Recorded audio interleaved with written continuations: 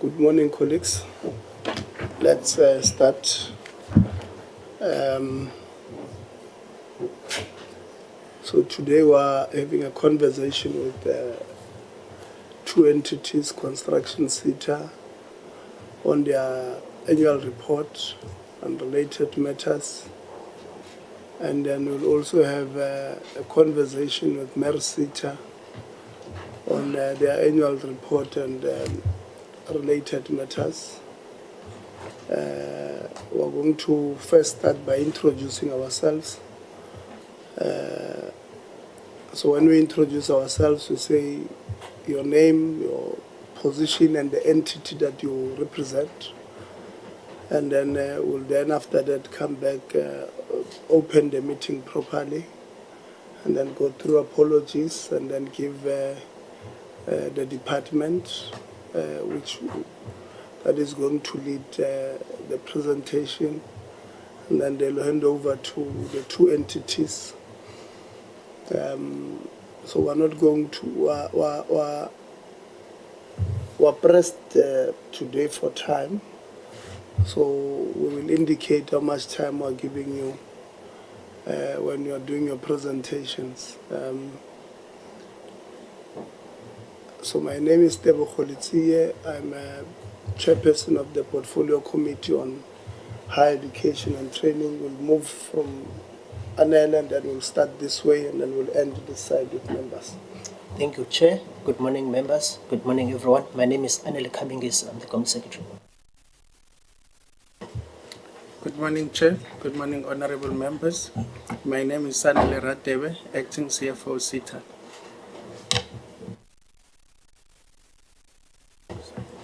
Good morning, Chair. Good morning, honorable members. My name is Lebogang Pasha, Executive Manager for ETQ and Projects at Construction CETA. Good morning, Chair and honorable members. My name is Mlebogang Taje. I am the Executive responsible for strategic support at the CETA. Good morning, Chairperson, honorable members. Good morning. My name is Opangwani, the appointed administrator at CETA. Thank you very much. Good morning, Chairperson, members, and the colleagues. My name is Zamoga Kekuzwayo, Executive Officer, National Skills Authority. Thank you. Good morning, Honorable Chair. All protocol observed. My name is David Mabusela, Acting Deputy Director General, DHET. Good morning, honorable members. My name is Letabo Mamabulo, External Audit Specialist, CETA. Thank you. Good morning, honorable members. My name is Milao Mashale, Senior Manager, ICT, CETA. We did not hear you at all. Good morning, honorable members. Milao Mashale, Senior Manager for ICT for the CETA. Good morning, Chair. Good morning, honorable members. I am Rajesh Jock. I am the Corporate Services Executive at MERSETA. Morning, Chair. Good morning, members. My name is Ngati Sambande. I'm the Chief Financial Officer, MERSETA. Morning, Chair. Morning, honorable members. My name is Kumo Mzozoyana, ARC Chair, MERSETA. Good morning, Chair and everyone. My name is Naftali Mkhotsani, Acting CEO, MERSETA. Morning, Chair, honorable members. I'm Koos de Beer, the interim chairperson for the MERSETA. Good morning, Chair and honorable members. My name is Kolani Chayana. I'm the AA member representing organized labor. Thank you. Yeah, organized labor where? Representing NUMSA at MERSETA. Good morning, Chair, honorable members. My name is Unduduzo Kala. I'm a MERSETA AA member. Thank you. Morning, Chair. Morning, honorable members. I am Tebo Mwepi, Chief Information Officer and Acting Strategy and Research Executive at MERSETA. Good morning, Chair, honorable members. My name is Mthunzi Lubando, the Acting Chief Operations Officer at the MERSETA. Thank you. Good morning, Chair. Good morning, everybody. I'm Executive Secretary to Chairperson Tanya Kleinhans. Good morning, Chair, and honorable members and colleagues. My name is Kabelo Makitla. I'm a manager in the Office of the Auditor General. Morning, Chair. Morning, everyone. My name is Musa Malia. I assist in the CFO's office from MERSETA. Good morning, Chair. Good morning, members. My name is Pinky Moloto, specialist in the Office of the Company Secretary, MERSETA. Thank you.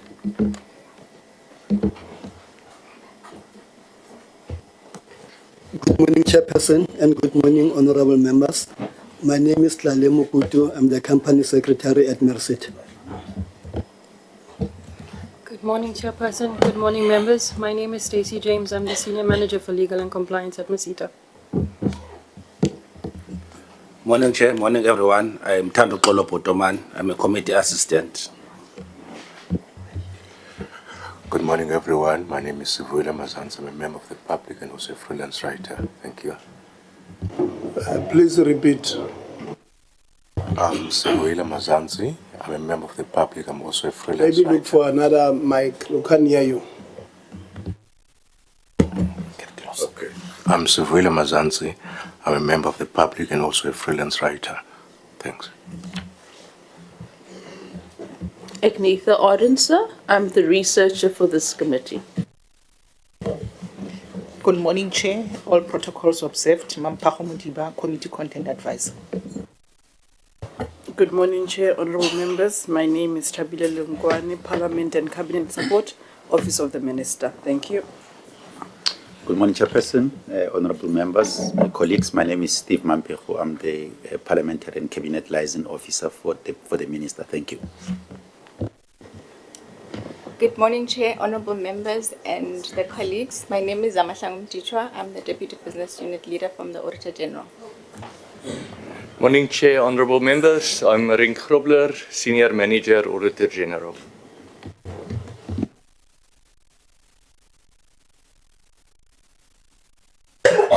Good morning, Chair. Good morning, honorable members. My name is Desmond Pungula from the Auditor General, Senior Manager.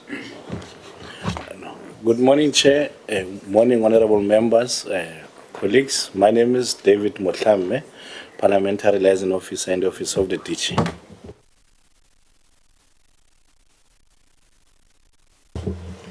Good morning, colleagues. All protocol observed. I'm Dalmain Christians, a member of the Portfolio Committee. Good morning, Chair. Good morning to everyone. My name is still Khawlatle. The surname is Khabo, and I'm a member of this committee. Thank you very much. Madume Modula Stulo Relitie le Malokwarona Committee le Baronga Baramba Pusho, Kalina Kina Sidukanelo Tepo Low, Kilokola Committee Education. Ke a leboha modulasetulo madume a akaretse ko hlomphe tulo tsa hao le tulo tsohle tse fapaneng. Lebitso la ka ke Karabo Lerato Khakgao, and I am a member of this committee. Sonda, introduce. Thanks, Chair. Greetings to everyone. My name is Sanele Zondo, a member of this committee.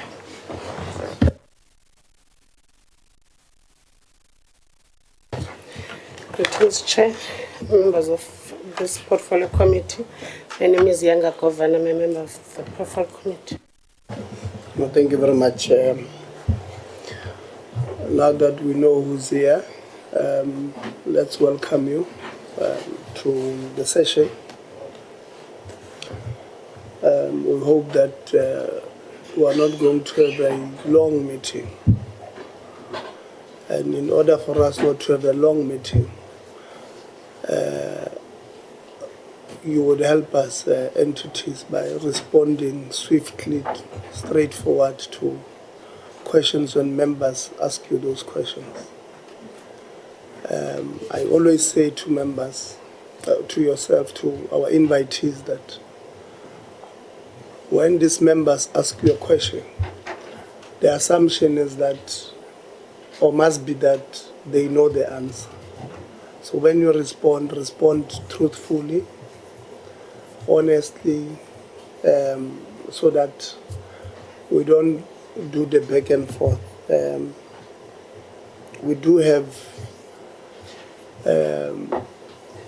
benefits of appearing in Parliament, but these benefits are limited.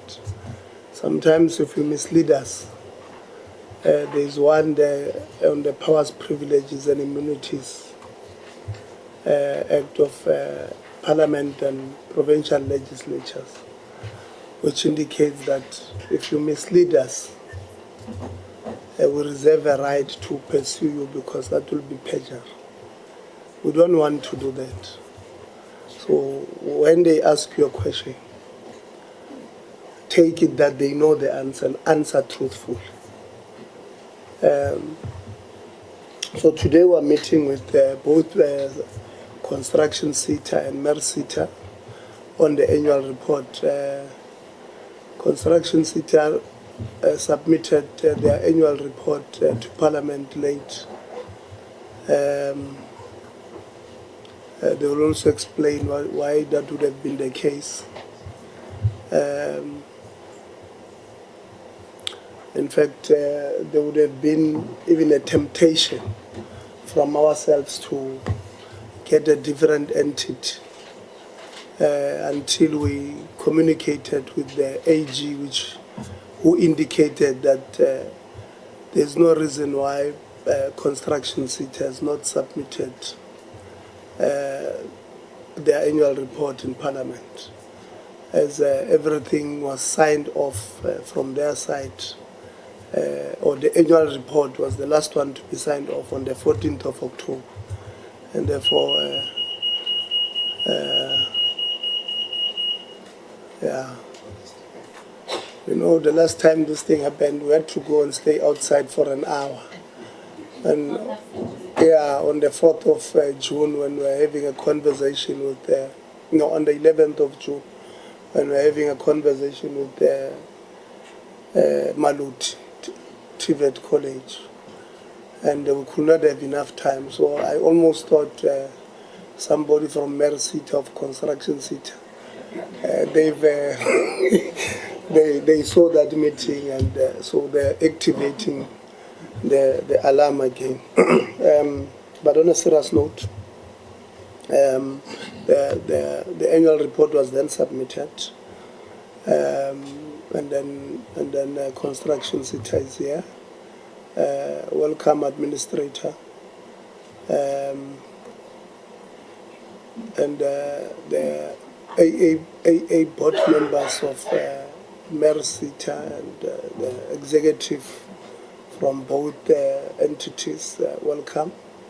Our people from the department, and the Mabusa electing the DG of Skills, welcome. Officials from the Minister's office and everybody, are all welcome, colleagues, welcome members. We do have a number of apologies. We have an apology of the Minister who's in on official work business in Switzerland. We have an apology of DM Kondo, who's also on official work business also overseas. We have an apology of the Deputy Minister, Tubengube, who's on official business in the Free State. We have apologies, or the apology of the Director General, Dr. Sishi, who we're told is has recovered now. We're told is in Ghana attending some conference. We have an apology of on members, from member side, Honorable Msezana, who says is on a party official business. We don't know what is that, but it's on a party official business. We have an apology of Honorable Gubani, who's likely to join us late because they are attending the portfolio committee on Home Affairs. They've got public hearings in Kailicha. We have, I'll note you, Honorable Khabo. We have, who else? or we have an apology of Honorable Souls, who's at the ad hoc committee, but said he will either start this side or start that side. But the apology is that he will either arrive and leave early or arrive late. Those are the only apologies that we have. Honorable Khabo, you have your hand up. No, thank you very much, Chair. In a normal circumstance, I would have not raised my hand when we are dealing with apologies. But I'm doing so because we're operating in an abnormal circumstance. I'm rising just to raise a concern on and around the continuous apologies that we are receiving from the DG. As an individual, it's an apology I don't accept. I think this is the 4th meeting, if not the 5th meeting. Other meetings, it was understandable that he was sick, but funny enough, you'd get an indication that the DG is sick, but when you look at other pictures in terms of outreach programs and visit of the minister, you'd see the DG there.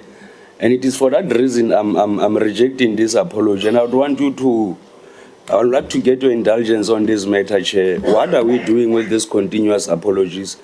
How do we then begin to hold the department accountable for entities that are reporting to the department when the department is forever absent? But thirdly, how do we then do our job as a committee that must deal with oversight? Part of this oversight, it speaks of the department taking us into confidence in terms of the relations that they are having with these entities that are reporting to the department. In most cases, we are unable to get the responses from both the department and the entities. And largely, there's no one that is being held accountable because the DG is forever on sick leave or whatever that is on. So it is for that reason, Chair, I'm raising. And I would like to echo the same sentiments that was once echoed. The DG must decide if he's a political head or an administrative head of this department. Because if it is an administrative head of this department, he will take full responsibilities of his core functions as a head of the department. And part of it is to make sure that the department is being managed and smoothly run. And in this situation, we're not getting that joy from the DG. It is for that reason that I would like to give us a clarity in terms of how are we managing this process moving forward. Now that it is not the first time, now that it's not the 3rd time, it's probably the 5th, if not the 6th time. With that being said, Chairperson, I would like to get your indulgence as I reject this apology. Thank you very much. Thank you, Honorable Law. No, thanks, Chair. I think Chair have been consistent. Even yesterday was consistent during my debate in Parliament. That what confronts us at this department is administrative flaws and mismanagement. And failure to have someone who's an accounting authority who should be here, as someone who should deal with administrative issues, who's a DG, it's not amount to undermine into the portfolio committee of Parliament, because all of the issues today, I can tell you today, we are going to raise issues that will need the DG to come and clarify and rectify, which we want to. So we are going to have a similar problem. We are going to forever be speaking and ticking some box, whereas we are confronted with serious problems in the country as this portfolio committee. So I also want to second the rejection of the apology, and I think we must further write a letter to the DG and note his undermining and his absence of the committee by virtue of undermining us, because last time when he was sick, we saw him doing an outreach program which was on Facebook, that was on social media platform, which could tell that there's serious undermining and not taking Parliament serious, because we are here not to want to make friendship, but we are here to make sure there's accountability, there's transparency. We are dealing with opacity in terms of the things that are confronting the country. So I want to reject that apology of the DG. Should be for the last meeting that he's not going to be absent in this meeting, Chair. Thanks. Thanks, Honorable Kaka. Thank you, Chairperson. 2 things. One, the DG is sick of this committee, but not sick of his optics within the department. So that's something that is very clear to observe. And that's something that I would like for us to, outside of the delegation, before us to engage on. My gripe has to do with the administrator of the construction CETA. And the gripe is not about him per se, but the fact that there's no executive authority available here as far as ministry is concerned. Because you would recall that the Democratic Alliance had raised concerns on the choice of administrators with the minister. And in the previous meeting that we had with the minister on his choice of administrators, we raised in detail part of the concerns that we have.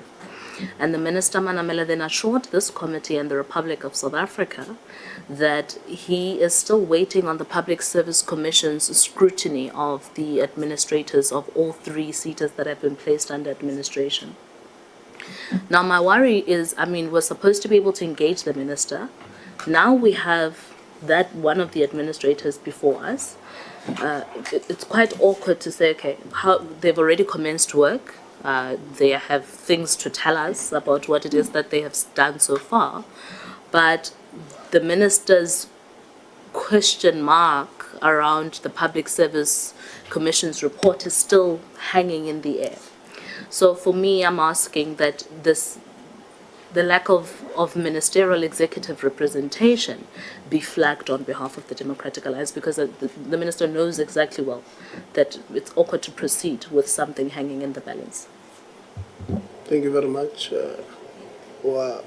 Others, are we fine now? Okay.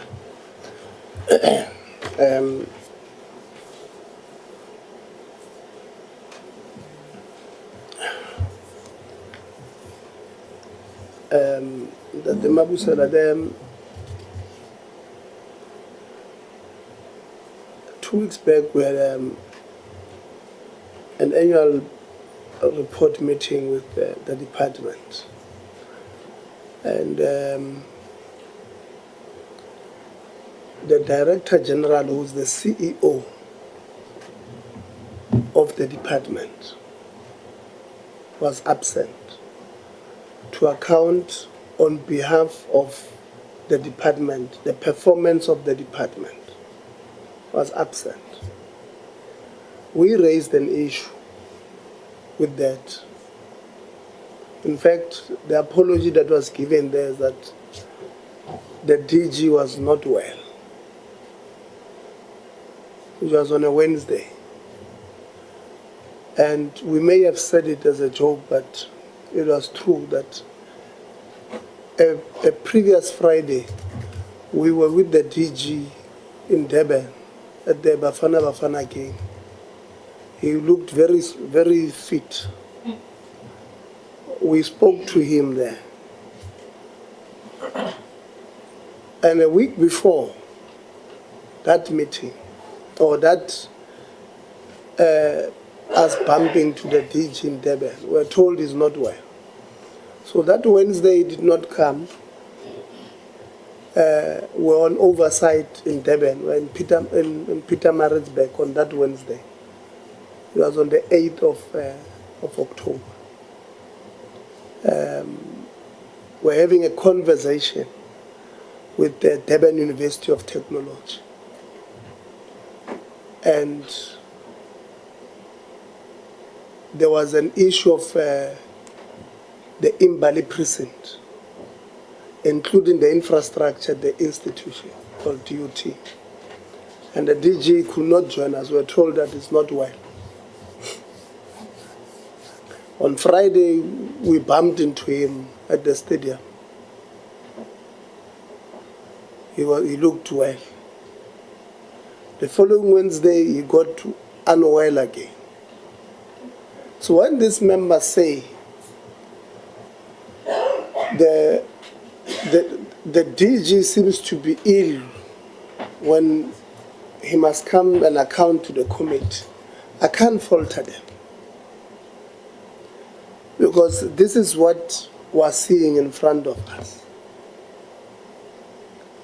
And it's a serious concern that even when we're dealing with the performance of your department, not entities, your department, you are not available.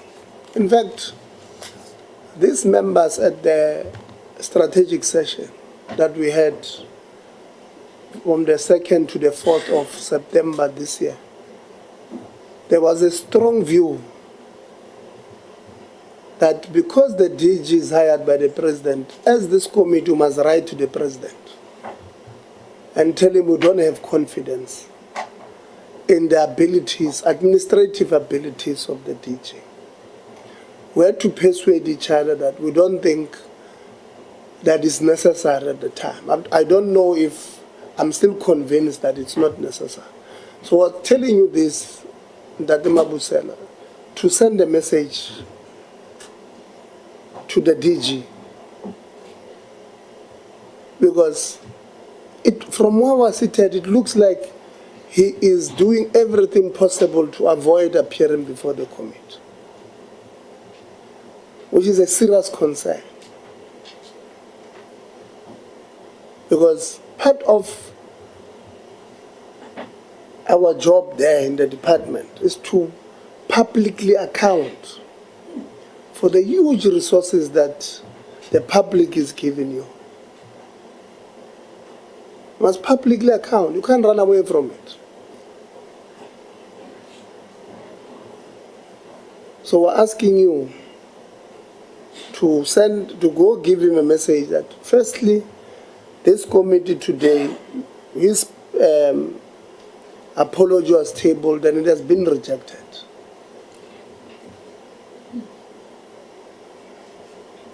And I've given you the reasons. Honorable Khakau is out, but it is true that the last time when we met with the minister, we had indicated that we was awaiting the Public Service Commission report, and it would have been nice to have a minister here so that when members ask him questions about the administration, is able to answer. But like I said, his apologies that he's on official work trip, which was long planned, I think, with the president, and unfortunately, you know, it would have been nice to have him here, but you know, he's unable to be here, not because he's sick or he's on official trip business to Switzerland, you know, on state business. So we will check. We'll write to him to give us the feedback from the Public Service Commission, and then we'll decide what we do after that, after receiving the response from the minister. Welcome, Honourable Member Souls. I had tabled your apology earlier on, so currently we're discussing apologies, where the apology of the DG has just been rejected. So before I give you Ndate Mabusela, last year we did interact with MERSETA. We had raised a number of issues with them. Amongst them, it was the operating business model of the CETA, which we felt it will be leaking state resources. It will be leaking resources because what they had explained to us was that they advertise a grant, people apply, and then they award. When they award a grant, that entity can claim sometimes 25%, sometimes 30%, depending on the type of a program they're dealing with, for just being appointed, 25%. So the practical example is you are awarded 100 million grant. So on the basis of just being appointed, it means you can claim for 25 million rands. And then the second tranche that you claim for is you then upload. They say to you, we want you to train 500. So you go recruit 500. Once they are uploaded on the system, another 25 million. This is what they said to us. This is not me. Another 50 million already paid. Work has not been done. The core business of a CETA is to skill, reskill, and upskill our people. So work has not been done. 50% of the money has been paid. This is what they said to us. And there's nothing wrong that this, skills development providers would have done. They have just been given 50 bar on the basis that they've uploaded. They've not lifted a finger on the core business of what the CETA is. And we raised a serious issue with that, because we then said,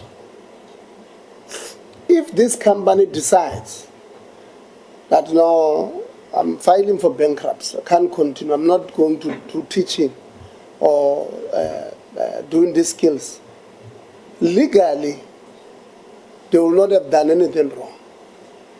They did not steal your money, you gave it to them on how your business model is. So in essence, it means they don't have to lift a finger. I can be a director of 50 companies. Every year I apply with 2 companies, and if you give me, I'm like, if you give me on both, I'm like, but if I get one, and people like that, it means their ethics might be questionable, their morals might be low. It means with this 50 million you have given me this year, I can go and buy some of your people there to award me. And I'm guaranteed every year I'm getting these things with a different company. And there's nothing you can do.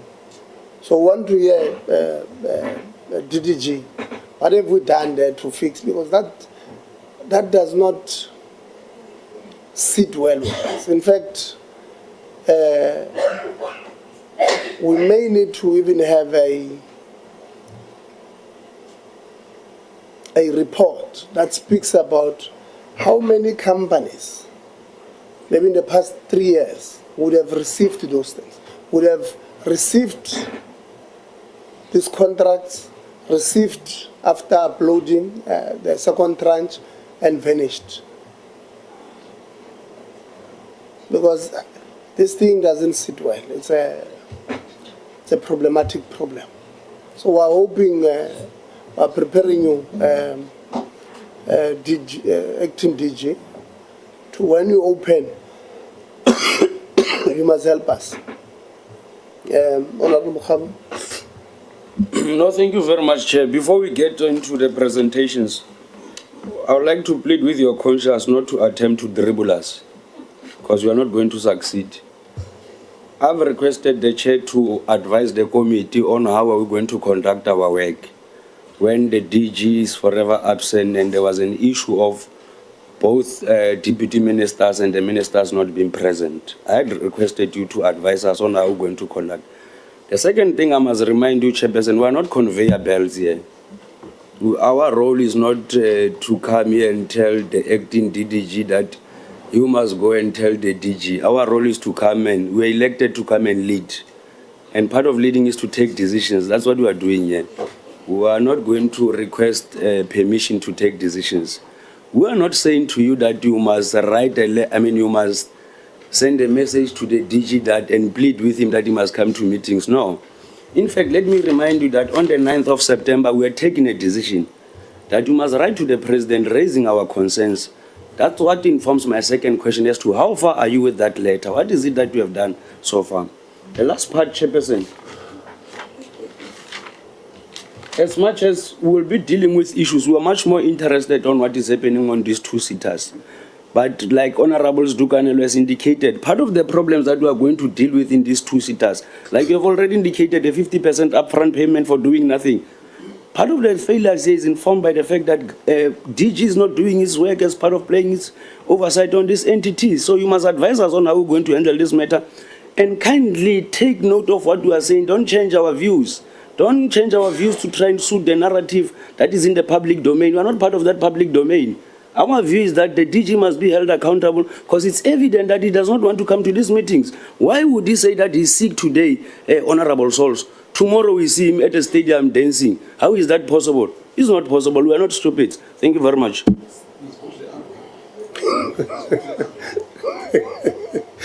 Yeah, no. I've not changed any narrative. I've indicated that I've actually added why it's problematic that the DG is not here, and indicated that he will be sick on Wednesday, fit on Friday, sick again on Wednesday. So his sickness is periodical. Maybe there's something that he takes on Tuesday that makes him sick on Wednesday. You know, I've done so. I've not defended that part. The issue of writing to the President, Honorable Khabo, was discussed in corridor at our strategic session from the 2nd to the 4th. In fact, we discussed it on the 4th, on our last day, and then we convinced each other that we rather write to the minister. Maybe we must write again to the minister to indicate our dissatisfaction with the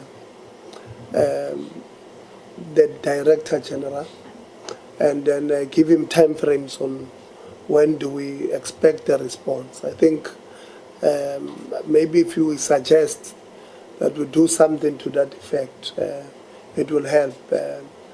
Yes, the committee must take decisions, and when you suggest, so when you want us to take a decision, let's suggest or let's do this.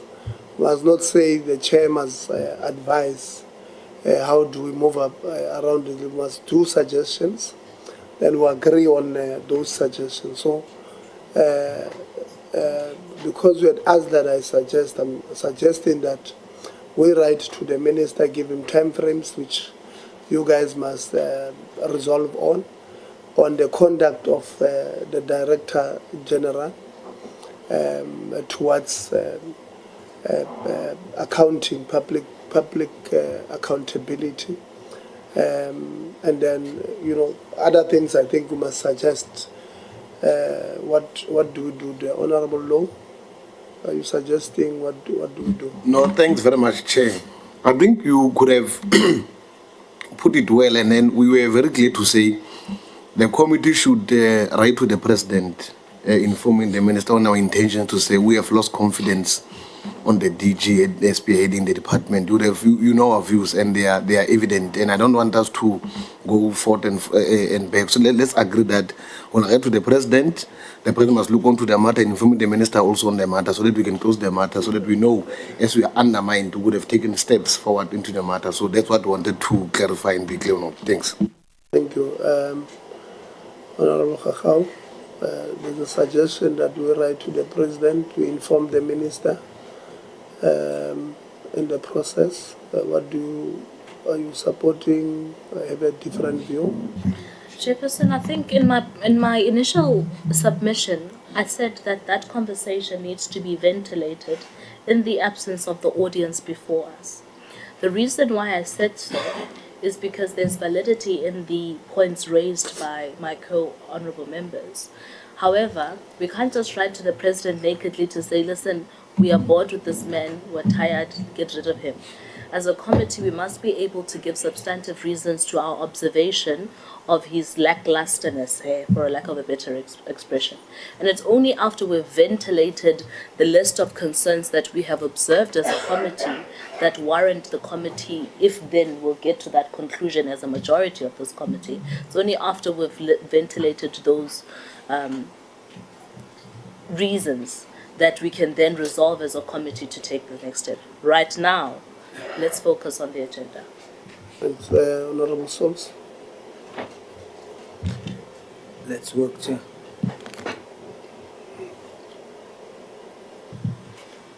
I'm saying let's work, please. Okay. Honorable Christians. Honorable Governor. You agree to what? Okay. Honorable Zondo. No, I think I support Honorable Khakau. Honorable Khabo.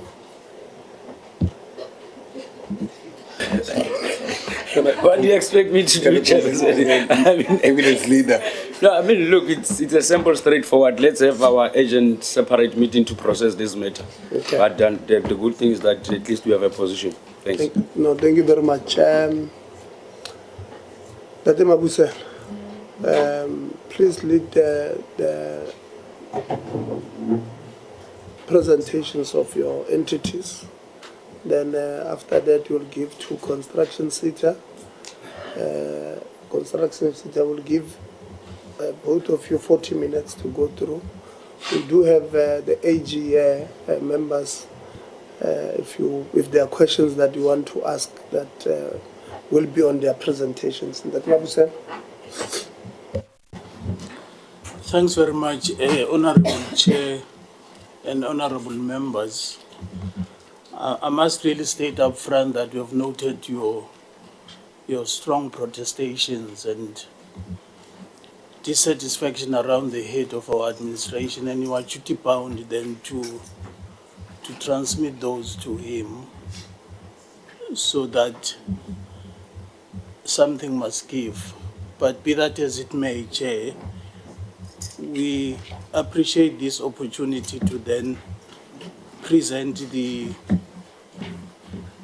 state of affairs with respect to annual financial statements, as well as the organizational performance for 24-25 for these two CETAs, construction CETA as well as MERSETA.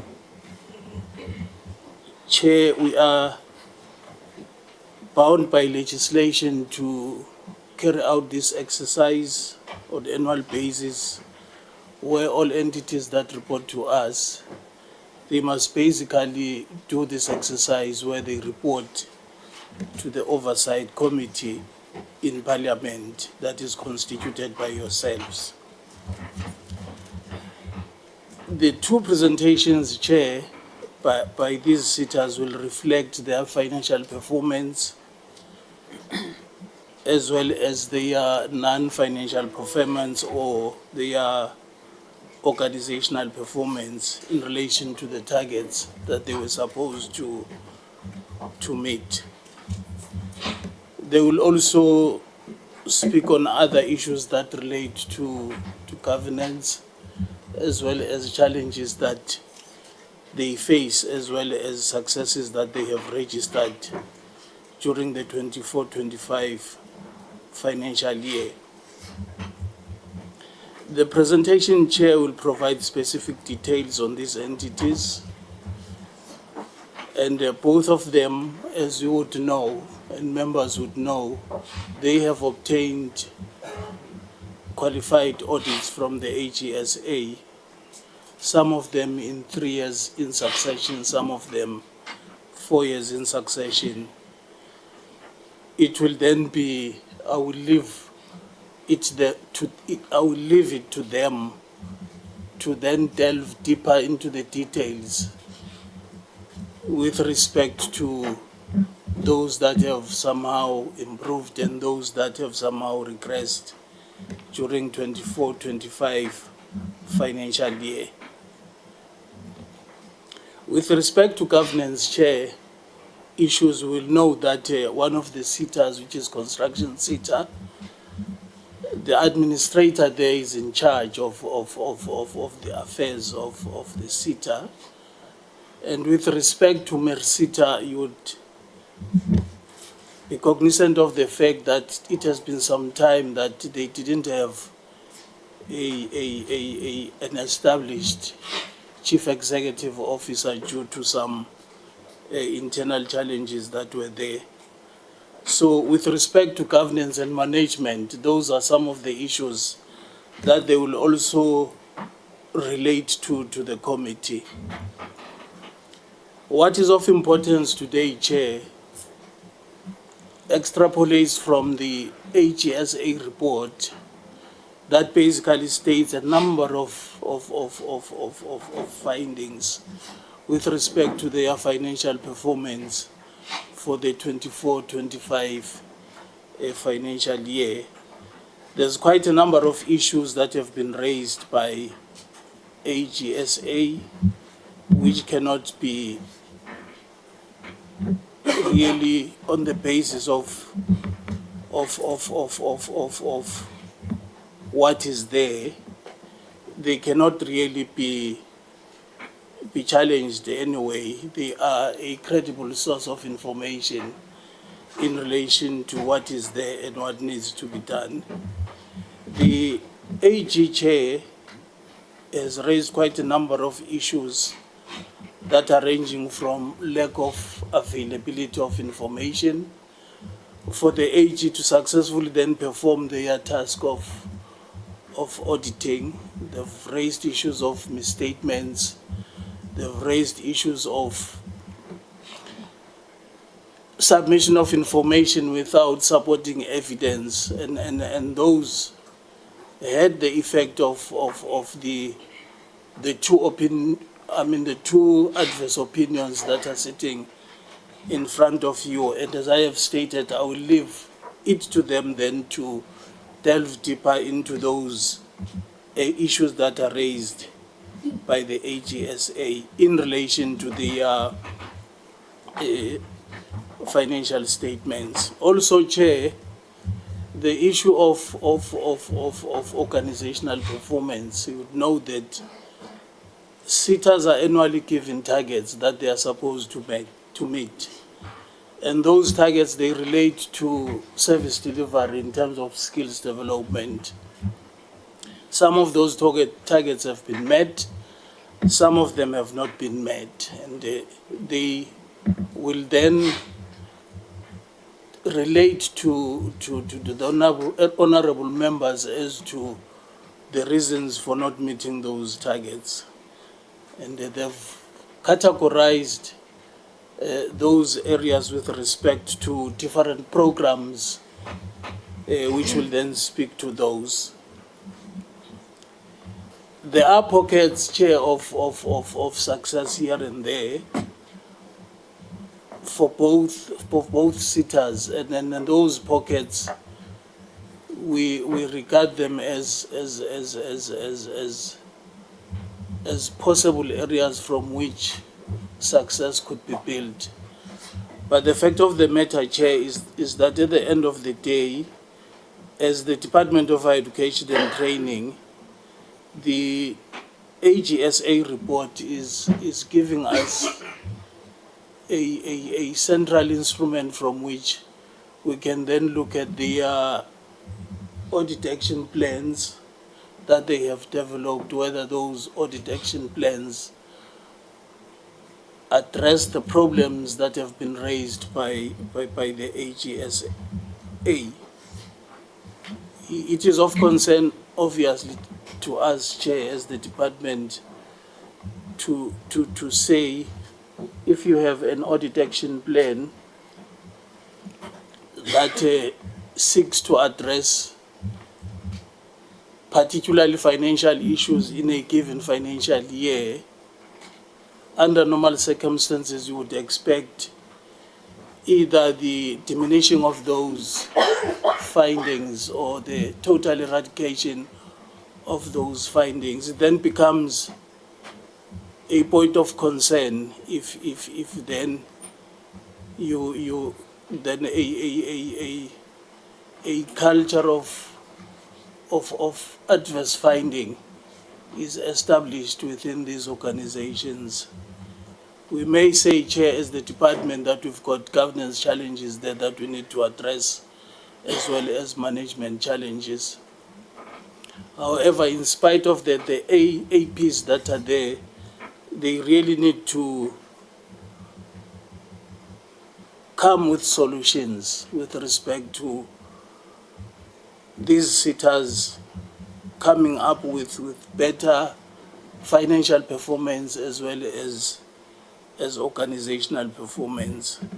Having said that, Chair, you also raised the issue of MERSETA, where you said you have engaged with MERSETA, particularly on matters that basically border on the challenges that I'm saying, where you indicated that the business operation model was promised to be given to yourselves and implemented, And as of now, would expect then them to also touch on that as to how far that business plan has been put into operation. And as you rightfully say, Chair, it's a central document that then regulates the movement of funds from the custodian of the funds to the SDPs in terms of thresholds, as well as the implementation plans there. And hopefully they will also touch on those issues. Now, having said all this, Chair, it will then be proper then to, through you, to then give over to the respective sitters then to basically then delve deeper into the issues that relate to their APPs as well as AFS. Thank you, Chair. Construction CETA, it's 10:02. We've got until 10:42. Good morning, Chairperson and honorable members. Good to see me, Kakao. Thank you very much. Thank you very much. Chairperson, I'm going to run through the presentation together with my team. I'll do the intro, then various sections of the presentation will be handled by myself. The colleague next to me, Metaje, will handle the overall corporate performance, and the acting CFO will take over on the issues around the finances. Then I'll come back and give a way forward on the number of key interventions that we're making. We have structured the presentation in this format that you will have the introduction, issues around the performance, focus more on the issues around the finance, especially on the issues around the report of the AG, the governance processes of the last financial year, and the report of the audit, their audit managers and the deputy business leader of AG is here as well. Then we'll give a way forward on a number of interventions that we propose. But I must also first start by apologizing for the report, as you have indicated, to be late. I think three key reasons that I want to advance. The first is that there was a to and froing between management and AG, and a bit of a disagreement here and there on the substantive and key issues that they did not necessarily agree on between management and AG. But towards the latter part of the engagement, the report was then subsequently approved. So we had to put together a report, do all the quality assurance and getting all the write-ups, especially the forwards that we put together, and do the quality assurance. On that note, Chairperson, we sincerely apologize for the report to be presented to Parliament late.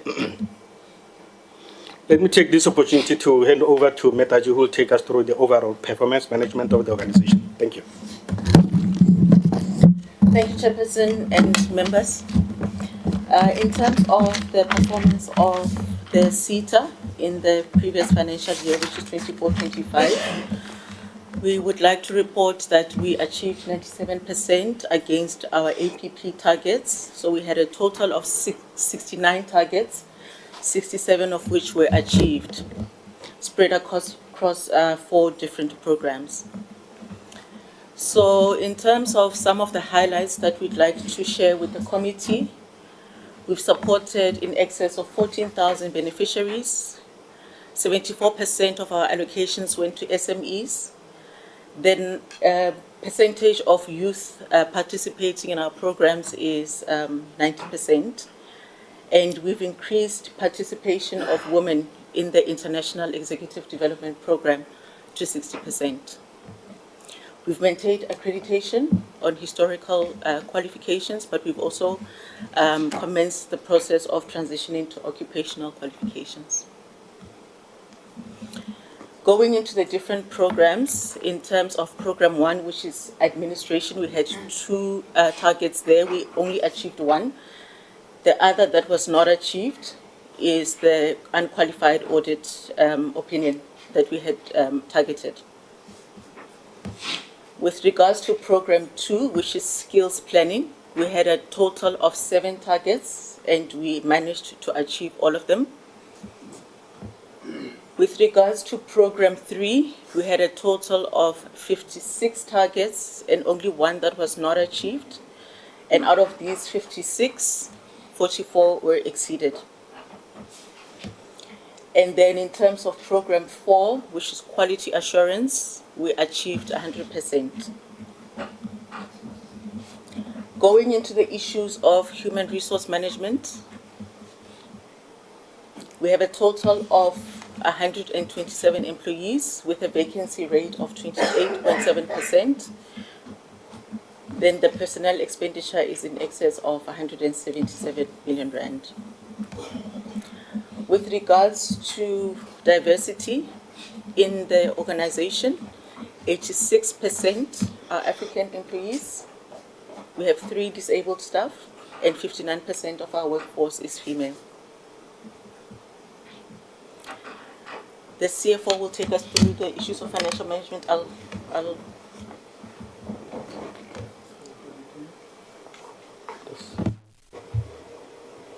Okay, thank you, Chair.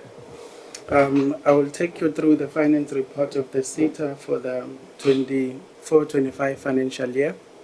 In terms of the summary, we have managed to register revenue of 876 million, which 782 of that was made from levies, which is our primary source of income.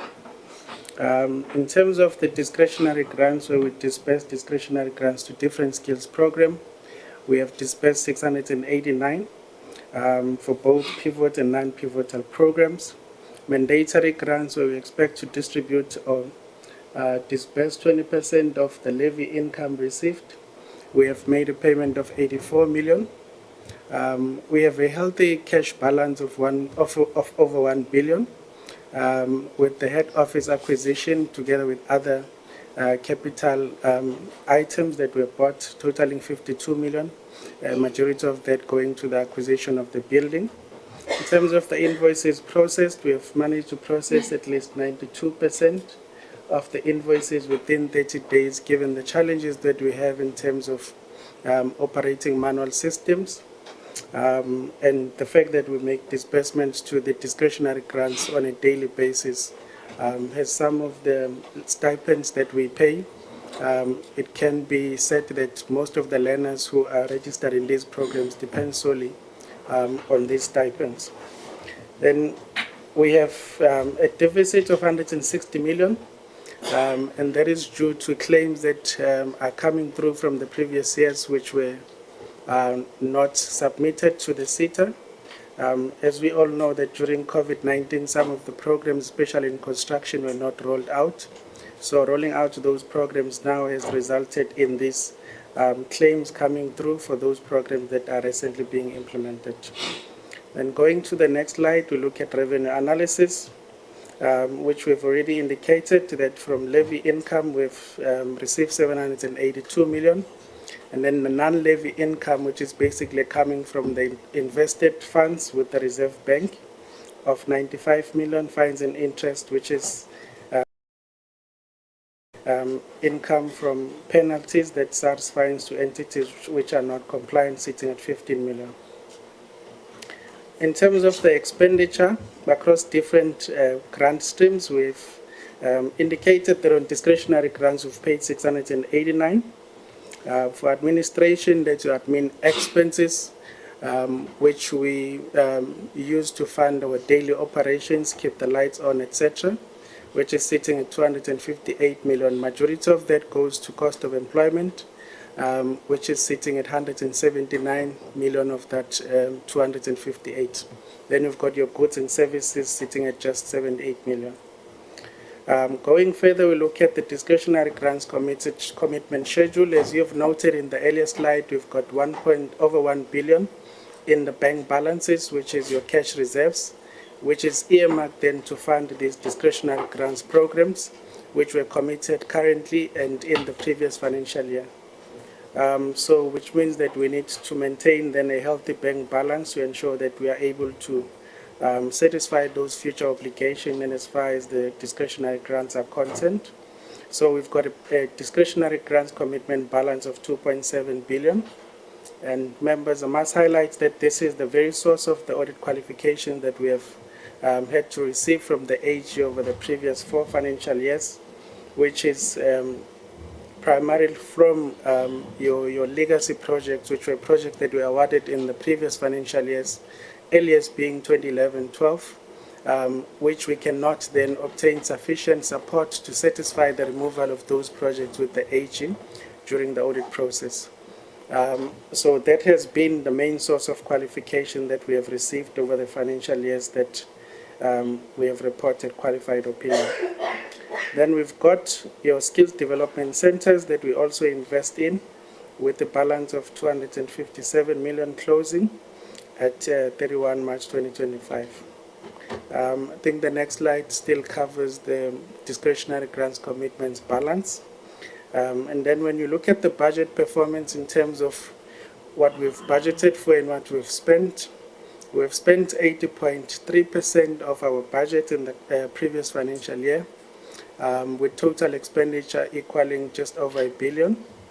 Then we have underspending of 254 million, which gives the total percentage of spending of 99.9%. In terms of the budget performance also on the next slide, I think it covers what we've already indicated with regards to the percentages of spending. On irregular expenditure, I think in the previous financial year, which was 23-24, there were no irregular expenditure incidents reported, and some of them were taken through the process in terms of the treasury regulations of assessment, etc., and some investigation.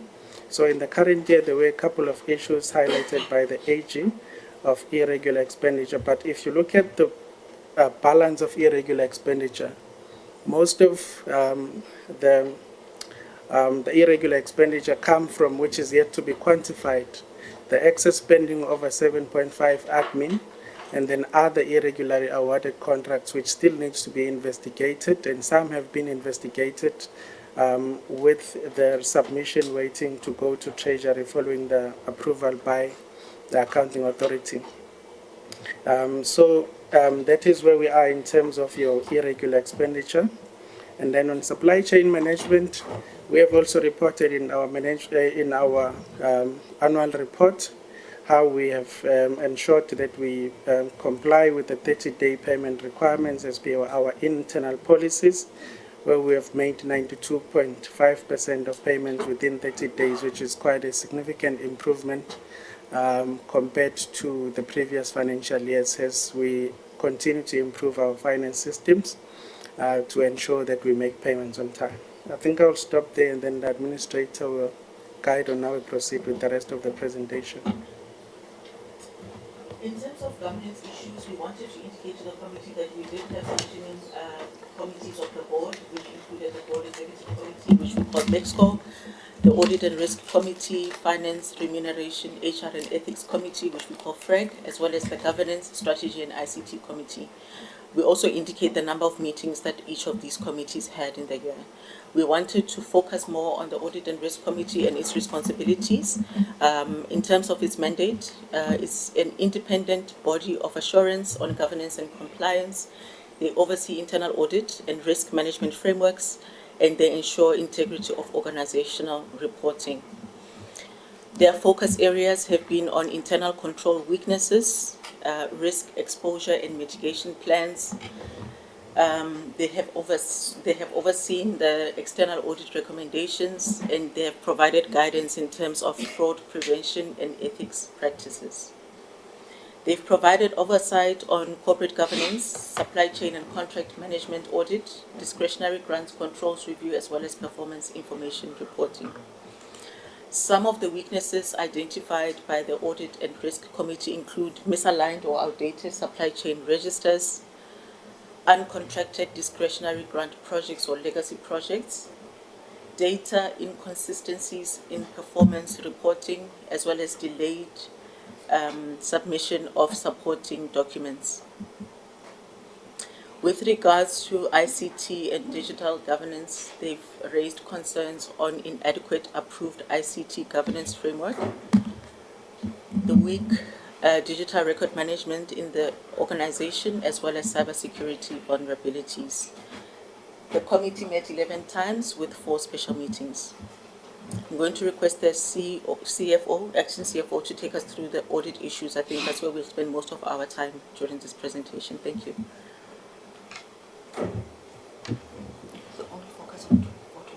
Okay, thank you. As you can see on the slide, we have had qualified audit opinions for the past 4 financial years, which are coming mainly from the discretionary grants commitments disclosure item that we have to include in our financial statements due to the requirement on CETA grant regulations. The main source of this qualification, when you look at the root causes, it's your discretionary grants commitments. Scope limitation is identified by the AG, which we have already indicated that it's due to these legacy projects that we have awarded in the past. And our biggest problem will then be linked to proper project management, where in the past some of these projects were awarded and there's no succession planning in terms of ensuring that whichever administration that comes after will have sufficient information to account for these discretionary grants projects. Hence, the current administration has failed repeatedly to ensure that these projects are then supported by sufficient appropriate audit evidence as required by the AGSA. So looking at other qualification areas, we look at your discretionary grants expense, where our biggest concern is it's due to the entities not submitting their invoices or claims on time, which then limits the ability of the organization to estimate the amount of claims that come from the actual work delivered in these projects. So the expectation from the AG is that we make a reliable estimate of the projects or the expenditure incurred on these projects and disclose that in our financial statements as your accruals, provisions, etc. Also affecting your payables, the issue of accruals that we have indicated, as well as provision. So in the current year, we had 5 qualification paragraphs, also irregular expenditure coming in due to the issues that we have already indicated of irregular, which are yet to be taken through and addressed using National Treasury regulations. So those are the root causes that we have identified and indicated as coming from the AGSA audit reports, which are yet to be addressed through proper audit action plans. Right. So we've tried to categorize different findings per section, which the majority, as you can see, come from the discretionary grants commitments, which is these legacy projects that we had committed on in the previous financial years, which means that at the current moment we are not able to provide sufficient appropriate audit evidence due to the fact that those are abandoned or dormant projects, where when you pursue those projects following up with the entities which they were awarded to, you do not get responses. So the majority, we are struggling to get the responses to support why the projects were awarded and deal with them accordingly in terms of ensuring that we do proper cancellations and ensure that the audit evidence in terms of the communication between ourselves and the AG is sufficient to prove that there has been a bilateral cancellation and it has been agreed upon by both parties. Next slide. So the next slide covers the number of findings that were raised, which in the current year have increased. In the previous year we had about 37 findings, and in the current year we had I think 55 findings that were raised, and all of them have been included in the post-audit action plan, which is aimed at addressing all of them with specific focus on the discretionary grants commitments. I'm not going to take you through these findings that have been raised by the AG because that's going to take a lot of time given the limitation on the time.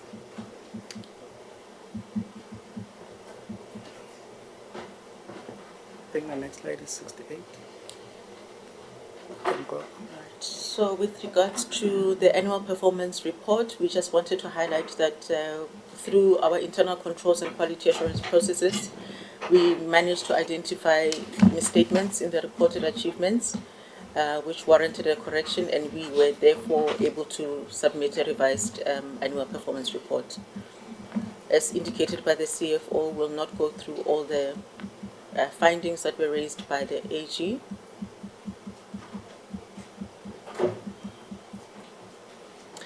So in essence, some of the main challenges that the CETA found itself in included non-compliance with the PFMA, the Skills Development Act, and the Skills Development Levies Act, absence of proper planning processes within the CETA in most of the disciplines, inadequate records management to support financial and non-financial data relevant in the preparation of the annual financial statements, poor transaction processing and reconciliation controls, non-compliance with supply chain processes, poor management of discretionary grant funding related specifically to special projects, historical inadequate management of closure and sweeps of inactive legacy projects, combined assurance oversight not adequately detecting these misstatements, vacant positions that are quite critical, lack of integrated automated systems in the organization, as well as fragmented operations or working in silos.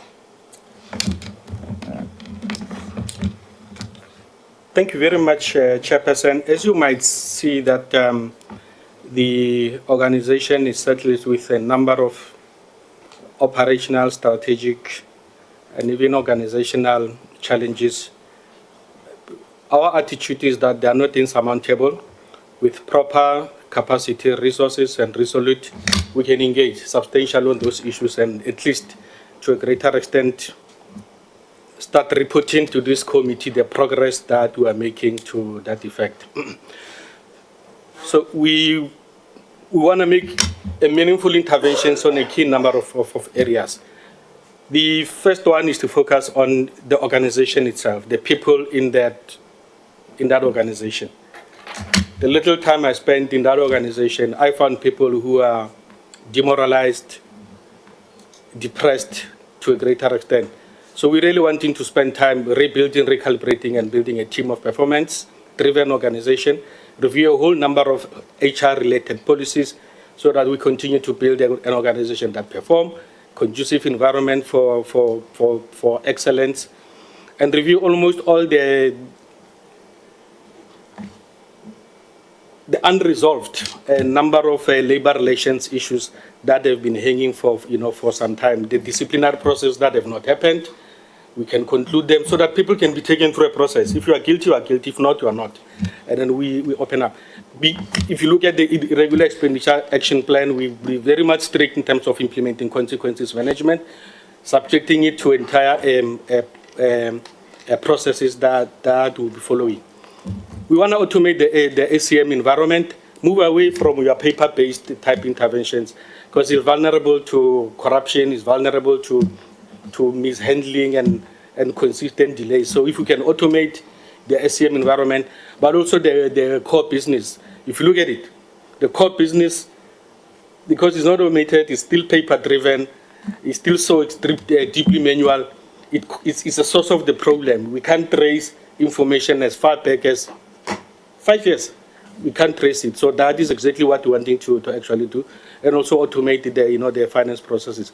Organizationally, we want to appoint key officials. You might have seen that the position of the CFO has been advertised, and at the right time, we'll advertise the position of the CEO and reconstitute the governance structures. I think it's part of my mandate to actually do that in terms of the Gazette, and appoint the board towards when the organization is fully stabilized. And at this level, we have also appointed the Audit and Risk Committee, which is assuming functioning starting in fact next week. Key also is to make sure that stakeholders that are part of our mandate are content. At least over the past 3 weeks or so, we've been going out, meeting with almost all the key strategic stakeholders, labor, the built environment sector. The reception, I can put it, Chairperson, it has been relatively good. So we've put together a 90-day turnaround plan, which has got the plans and action dates on key issues that we need to achieve. Go to the next slide. The first item on our audit action, on our 90-day plan of action is to really develop a comprehensive audit action plan, and in partnership with AG, at least we have now found each other. We are working together to put together an audit action plan that has all actionable plan of activities to deal decisively with all the major findings, so that we can have a proper response and a proper implementation of the recommendations of the Auditor General, including investigations on areas that the Auditor General has said we need to investigate. By the way, as well, that there are a number of forensics that are existing in the organization. Without fail, we are going to implement them. The Tuja report, Bowman, Gilfian, Kobodo, which else? I can't remember. So they warrant meaningful, decisive intervention. We will be doing that. Because if you look at those reports, they are not necessarily saying blah, blah, blah must be punished. They also provide reforms, institutional reforms, and suggestions of what type of internal controls we'll be doing. An era characterized by doing a forensic for the sake of forensic is over. We'll be taking forensic and taking them to action immediately. We're reviewing the entire strategic planning organization to make sure that the organizational targets make sense, are in line with our operational plans, targets are consistent with the national policies, but as well as they can be strictly aligned to the budget and resources that we have. We're intending to review the entire risk profile of the organization, the number of key strategic risks that are strategic risks, that are operational risks. There's been a mixture and a conflation of those key risks. Project monitoring and implementation strategy. We want to spend time on developing a plan. Around that, the plan will be developed to make sure that project monitoring and governance, especially at the regional level, where critical, valid project information is resident, is collected, is based, so that when the impact of the program from a monitoring and evaluation point of view, it's being developed, credibility of the information, it's reliable, but also for audit purposes per se. We also want to advance the revenue enhancement strategy. We've developed a framework that will advance our revenue enhancement strategy, because if you look at the funding model, it's ideally we should be collecting about $1 billion chairperson, consistent with the economic stature of the construction in the sector. But part of it is to engage potential levy payers that want to leave our sector. So over the past couple of weeks, I've been engaging with the MBSA, which is the Master Builder Association of South Africa, the CETA, CIDB, BBCE, BUSA, almost all the organizations that represent the construction industry, so that they must not leave this CETA and go to other CETAs. So far, the appetite is there for meaningful strategic engagement, so that we retain them at this CETA. We want to develop a finance strategy, digitization, as I've already indicated, stakeholder management strategy, we'll be developing that, and quite an enhanced network engagement of all the key strategic stakeholders, an organizational redesign fit for purpose, and as well as filling up of almost all the critical positions. And focus more on the management of the well-being of the colleagues, deal more with the nature of starting to acknowledge colleagues that this is a working environment, they need to be conducive, deal more with your labor relations environment. It's you can't function in an area where management and labor and organized labor, they are not in sync on almost issues. There will be contradictions. There will be areas of collaborations and management. So that is the whole plan that we put in together. We are committed, Chairperson, to strengthening governance. We are going to be doing that without fail. We're going to be resolute. We acknowledge all the findings. We have engaged with AG a couple of times. We've engaged with the team in terms of the comprehensive plan of action on what we could be doing. We have got very limited time. I mean, I landed almost like a month ago. Already we are putting together a comprehensive plan. We have a target to saying almost all the findings by the new financial year ring. We want to engage and clear them. Want to reinforce the culture of corrective action, consequences management, accountability and responsibility. as well as strengthening areas of irresponsibility. There are people who are responsible in that organization who will be emphasizing on accountability and yeah.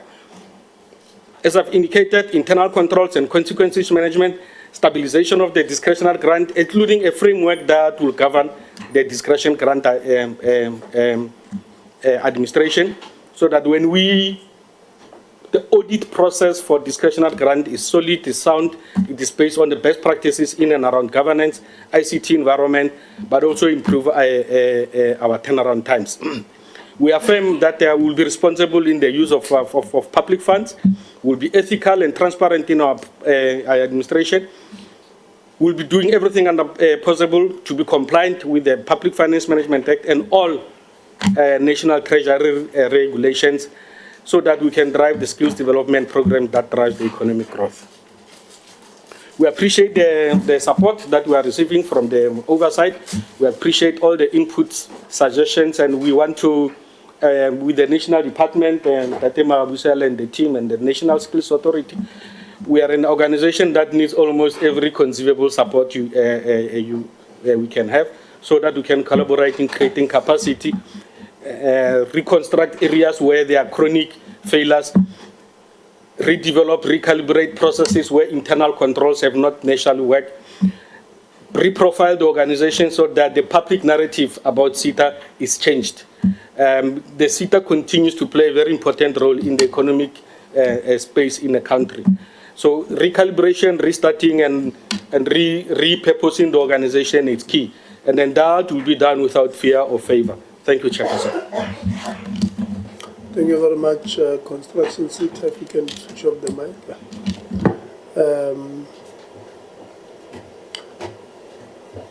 It's 10:32. You're coming here. Yes. If you can swap seats. No, it's not.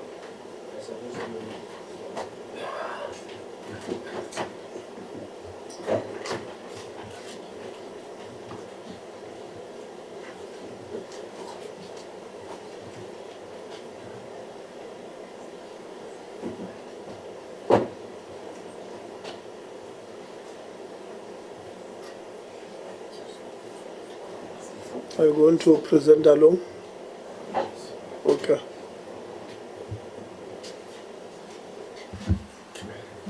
It's 10:33, 40 minutes, it's 11:30. Thank you. Good morning once more, Chair and honorable members. On behalf of MERSETA, I'm going to do the presentation that we've obviously sent through,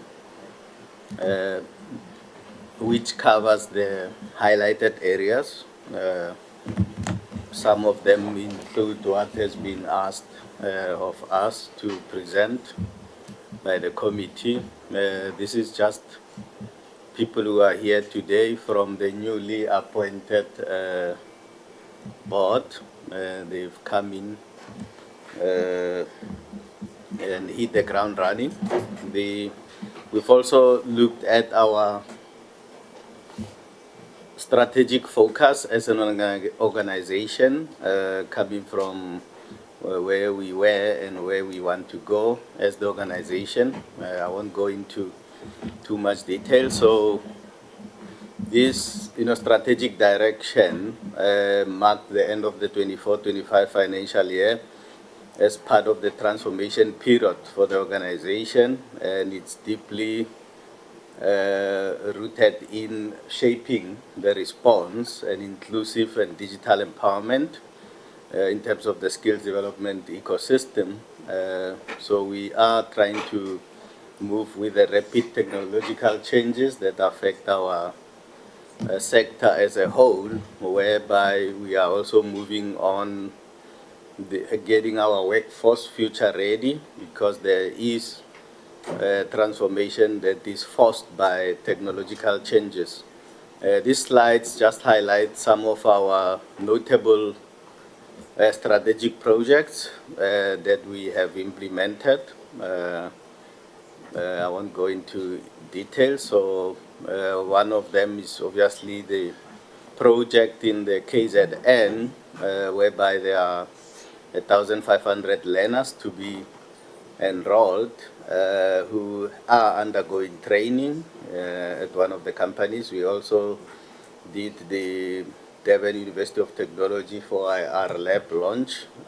So these are just part of the highlights of the key projects and strategic projects that we as a CETA are communicating and therefore showcasing. So this includes some of the solar photovoltaic programs that we are running with the TVET sector. Now, on the performance of the organization, starting from the financial year 2020-21, we were coming from a performance of 31%, and in 21-22 we went down to 26%, and in 22-23 we then started the upward trajectory in terms of the performance of the organization, whereby we moved to 47%, and in 23-24 we then moved to 61%. So the last financial year we then ended at 63%. So this slide is obviously showing our 5-year trends of moving up the organizational performance. This slide then talks to the number of learners that we've supported over the 2020-25 period, whereby we had over 123,000 learners supported, and this includes 77,000 unemployed individuals, 20,000 employed, coming from diverse training interventions, which includes learnerships, apprenticeships, and bursaries, and so on. And we also, in the 5-year period, enrolled 14,000 apprentices that we were able to record, and almost 11,500 did complete the artisan programs. So there were 5,500 employers that were assisting us in these various partnerships to implement our strategic and learning programs. We had multiple projects with TVET colleges, and similarly with higher education institutions and community education and training colleges. So this marks the number of those various projects that we had. So here we are showing program 3, improvement from financial year 23-24, where we were at 54%, and in 24-25 we are at 56% of program 3 achievement. And on the right side, the diagram shows the beneficiaries of learners in program 3, the totals against a target. So we've got 34,962 against a target of 33,000 in terms of the learners, ranging from employed, unemployed, artisan programs, and RPL, recognition of prior learning, and some entrepreneurial skills that learners were trained on. This slide talks about the summary of reasons of deviation. So if we start with the workplace-based learning interventions and internships, we did not meet the targets. There were insufficient industry uptake for hosting these learners on learnerships and internships. There was also lower registration and completion rates from TVET and HEI wheel learners. There's also finding employer reluctance and underestimated baseline and limited placement opportunities. So going forward, we would want to strengthen the industry partnerships and the advocacy on an ongoing basis. And we also want to ensure that in this financial year, we issue the funding agreements, memorandum of agreement, so that they can assist us to meet these targets. We also want to continue with learner support and advocacy on an ongoing basis, and create a platform where learners can be able to speak to us directly. Around skills programs, there were insufficient numbers for successful completions, and we want to, going forward, strengthen the learner support during the training and also increase the stakeholder engagement on an ongoing basis. On learnerships and artisan programs, there were a couple of employer withdrawals and learner dropouts, delays in contracting or funding. At times we would issue a funding, agreement to the entities, and they would take time to respond back, so we may contract them so that we can then enable the implementation.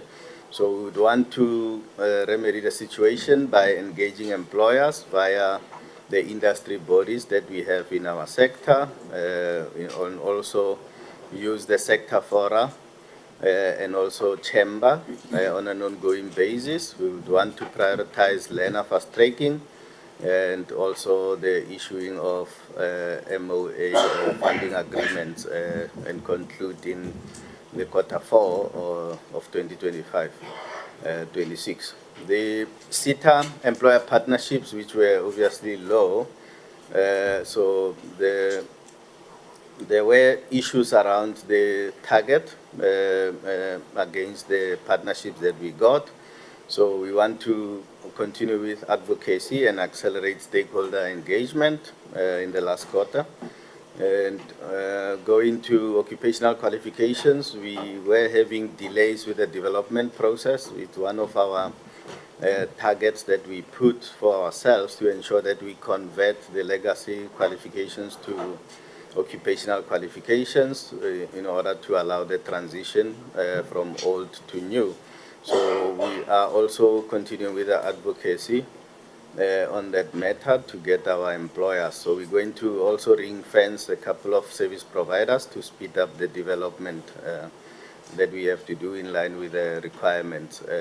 There were indicators on CET, Community Education and Training Colleges, that didn't come through.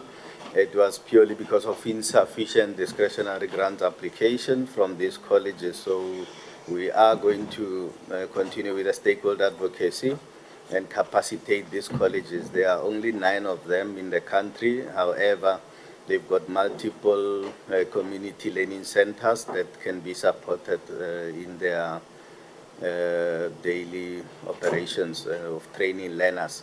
So we are obviously going to get these colleges guided on the requirements to access funding from MERSETA. And the last one also talks to the community education and training learners accessing adult education training programs. So we also saying we're going to engage them to ensure that we get them on board to assist us. So this slide talks to the biggest issue that we are facing around transition from pre-2009 historically registered qualifications or legacy qualifications to the newly registered occupational qualifications. So this affects the learner-related 21 learner-related indicators and also partnerships indicators. So we have seen a slowdown in new learner registration on indicators relating to learnerships. There's also reduced work integrated enrollments and completions from the TVETs and the HEIs.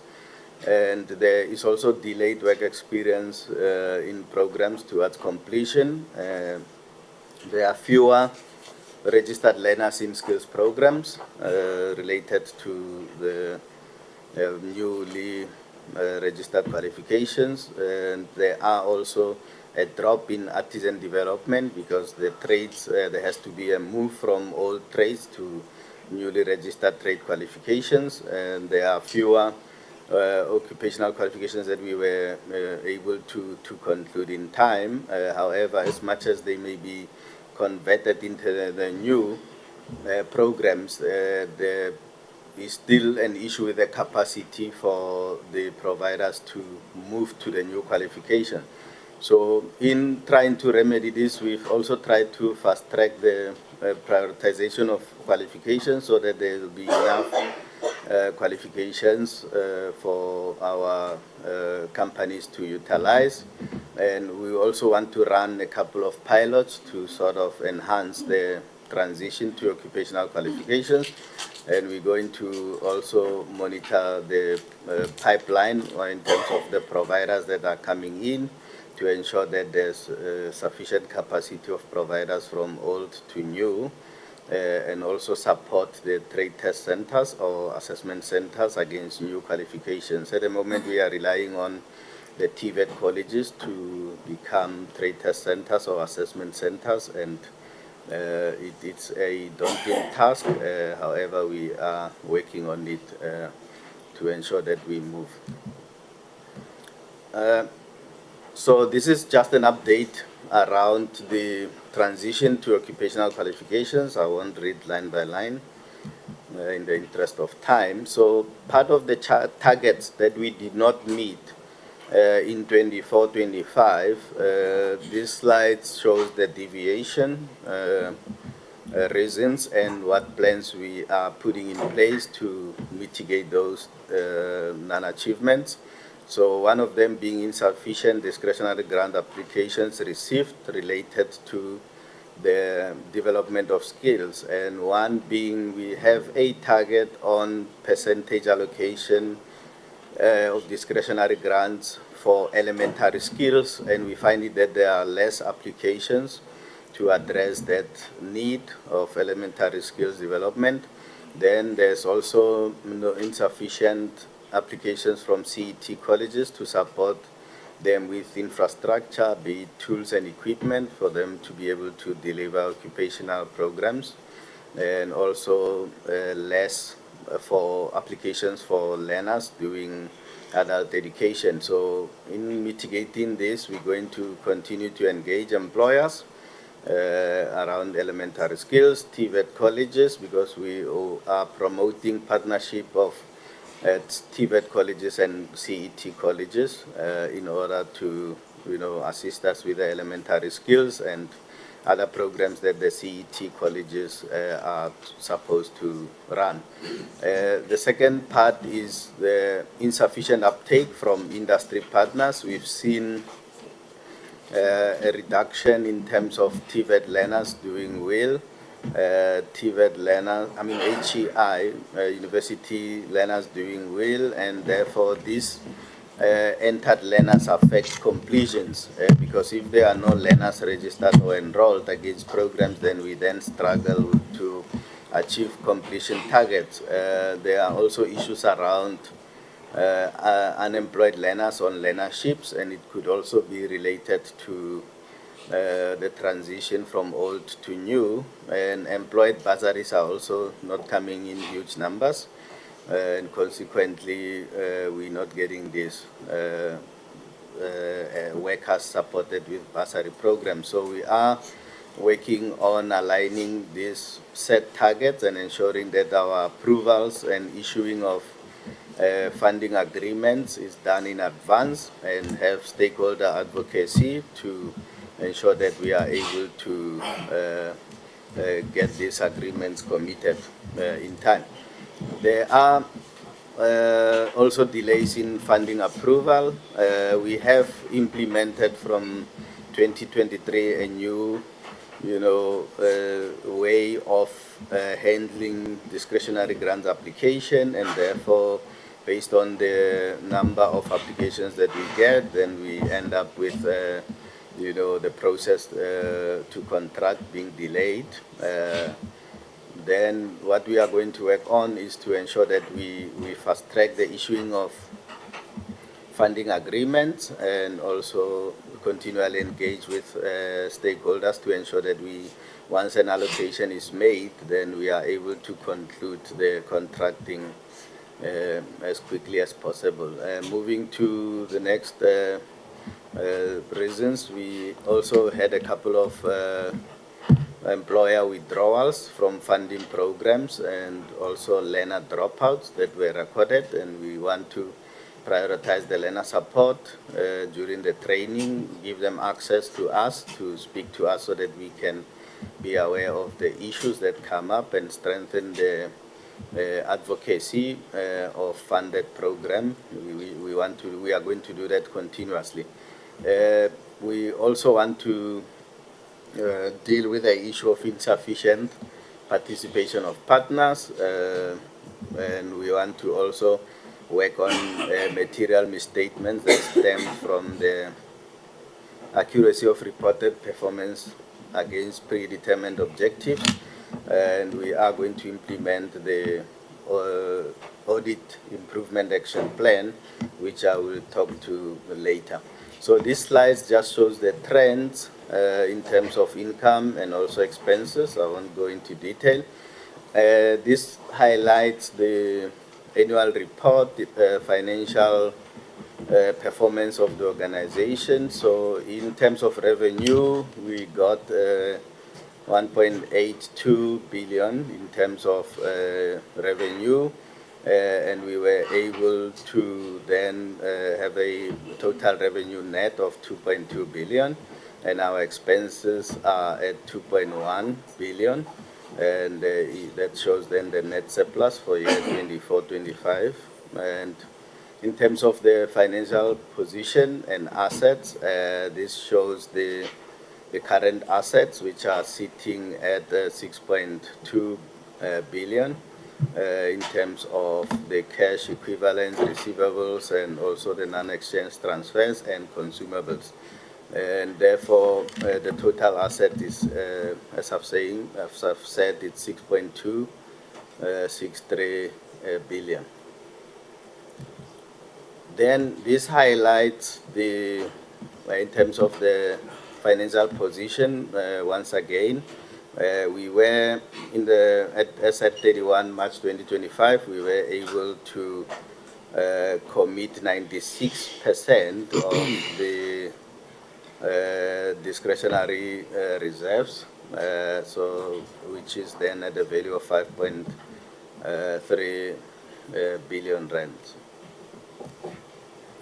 Then the irregular expenditure, as recorded, is sitting at 3.2 million, and this is reported for various contracts, which include overruns as outlined from Metrofile, where they are holding our off-site storage, and also the Mpumalanga Regional Office. We have a independent service provider for the accommodation, and this then, gives you all the irregular expenditure as at the end of the financial year that we have reported in terms of the PFMA, and it shows that particular balance, which then gives an overview of total irregular expenditure.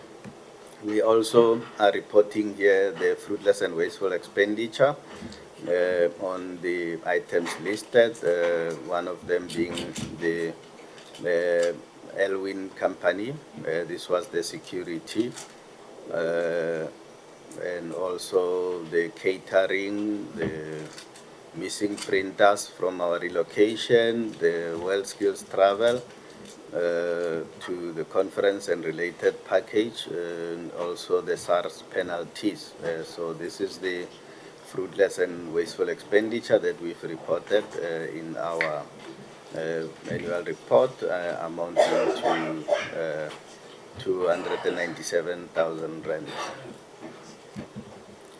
Then the net, the commitment and the surplus, this slide then gives you the net cash surplus of 5.3 based on the commitment, and also the surplus is at a value of 202 million, and we intend to use this for special projects that will assist us with critical skills, especially in a case where we struggle with particular targets, and we want to then have strategic focus projects to address that.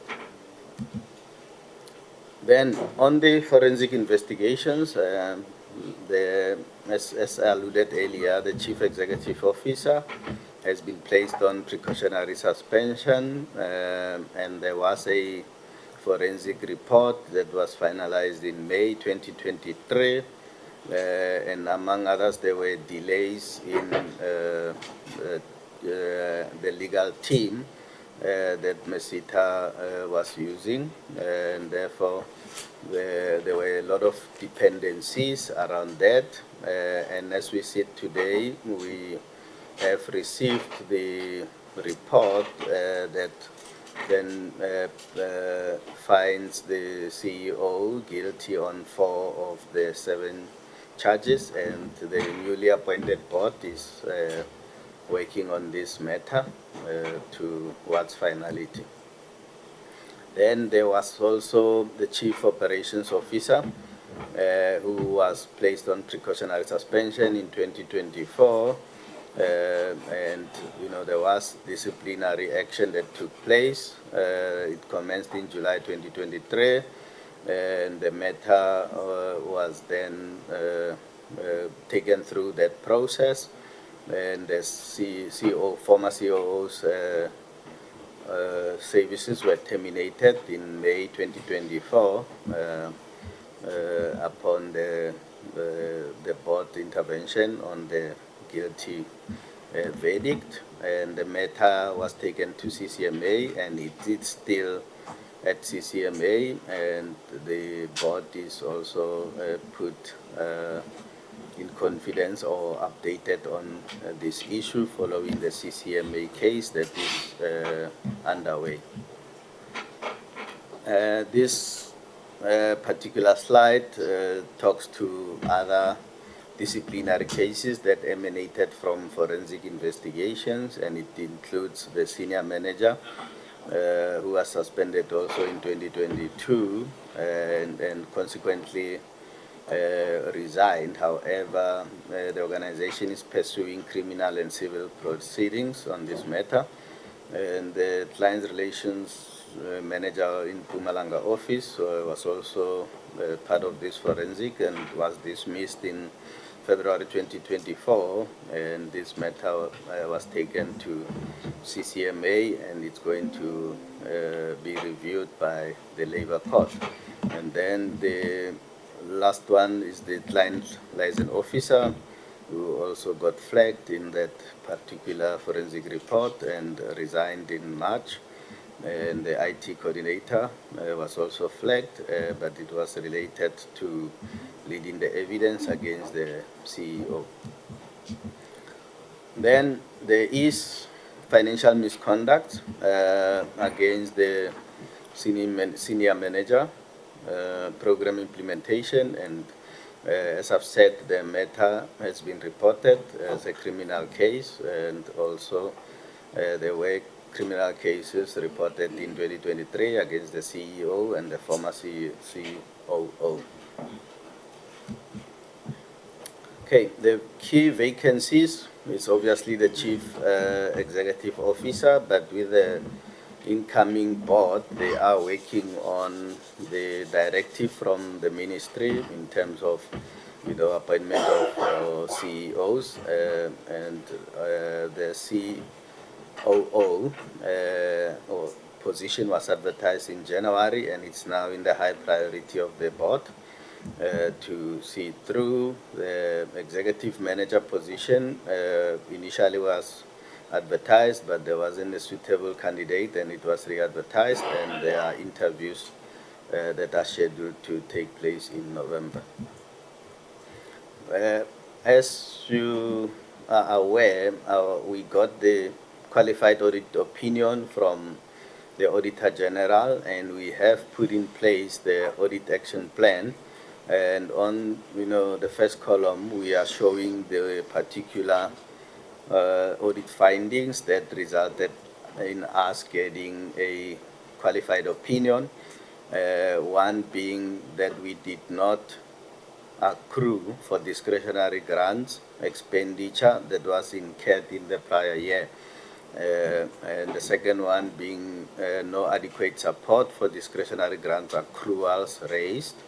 And also third one being accruals relating to prior year raised in the current year, which resulted in overstatement of this discretionary grants expenditure and accruals. The fourth being the discretionary grant expenditure recorded in the incorrect financial period, and the deliverables relate to previous years, and the related expense was incorrectly recognized in the current financial year. So we have engaged on the root causes in terms of the result of the findings, and we've then put in the action plan, which includes the aligning the registration, standard operating procedures to, and also checklist in line with the workplace-based regulations. We are carrying on with the training of staff against the revised standard operating procedures, and we are going to also have training sessions with the stakeholders to ensure that they understand the workplace-based learning regulations. We are also ensuring that we define the roles of various staff within the organization, and we are also working on automation of payments processing to ensure that the accruals can be raised in time. And the management and validation of SOPs is also the key aspect that we are putting in place to ensure that our action plan is effective and addresses the real issues that have been identified.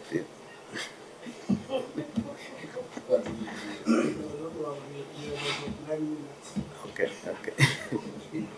Yeah, I thought my time is up. Okay, thank you. So we developing validation checklist and templates and accrual reporting, because accrual issues have been our biggest pain point as an organization, and we want to also implement, or we are implementing funding agreements management, SOP, to have monthly status reporting process, which we have started, and we are going to revise the grant criteria going forward. So on this fourth column, we're just showing the progress of what we've done. We've also put in the validation by management, and we have internal audit to also assist us with testing the effectiveness of our audit action plan. And the next slide is also on the audit action plan, where the fifth finding was prior year qualifications. So obviously, in dealing with the 24-25 audit, we had to look at the 3 previous years, which were the 2 previous years which were qualified, that is 22-23 and 23-24. So there were also issues coming from those prior years that were, in the opinion of AG, were not resolved due to the insufficient control measures, and we have put in a review of all these findings to ensure that all the journals are corrected, and they will be concluded by the 31st of October. We've created, checklist for accruals. We are updating the SOPs, as I've said, to ensure that we have effective controls on this aspect. The sixth finding was the subsequent rebuttal of write-offs by service providers based on third-party confirmation affecting completeness of discretionary grant accruals and related discretionary grant expenditure. And the seventh one was the finding on no appropriate supporting evidence to confirm the existence of discretionary grant employer grants receivables. And lastly, the finding was on employer receivables not accrued for in accordance with the recognition and measurement criteria in line with the GRAP 104 requirements. So we have identified there's a root cause identified around that, and we have developed a memorandum of agreement, monitoring and closeout procedure to ensure that the MOAs that have run out of time are closed properly so that there is no disagreements with the funded parties. And we are also, implementing a project management training to enhance our project management function. And this includes the project management steering committee that is being put in place to report on progress. And we've also appointed the legal practitioners to assist us to enforce some of the clauses that are in the memorandum of agreement to exit contracts where tranches are paid and no delivery, and this will include the recovery of some of the funds paid. And I think maybe speaking on what the opening remark that you made, Chair, we have revised our model from the previous one, taking into consideration what the committee has raised, and in this financial year 25-26, the new agreements, funding agreements will change from the first tranche payment of 21 to 25% on submission of project implementation plan, and 25% was on learners being registered. So we're going to, we have changed the model for the new MOAs to be issued in 25-26, and I'm sure it will come out in detail later. Chair, just wanted to touch on it.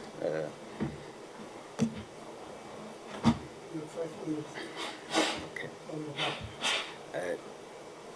Yeah, maybe just to finalize on this matter.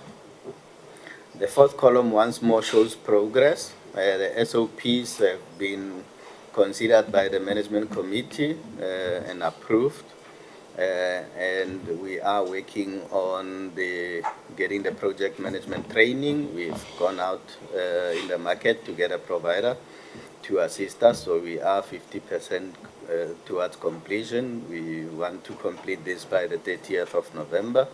And as I've said, the project management steering committee is implemented, and there is monthly scheduled meeting taking place, and we are obviously, as I've said, revising the templates for 25-25 to ensure that the tranche payments deal with the problem that has been highlighted. Thank you, Chair. Well, thank you very much. Before you close, go to slide 27. I need, how many board members are here from MERSETA? 4. Oh. And all of them, sorry? Oh, 3. Yes, 3 board members. Oh, you've got 3 board members? Yes. And all of them are returning or new members? Two new members, Chair, and myself returning. You are returning? Yeah. Okay, go to slide 27. Yeah. Board members, I want you to answer. I'm going to give 2 members, but I want you to answer. Because, okay, maybe let's start with yourself there. You just say your name and then explain to us here. What is, you'll start as number 1, number 2, and then Menier will be number 3. What is your understanding of the situation with the COO? No, Menier will be number last. I want those new board members to start first.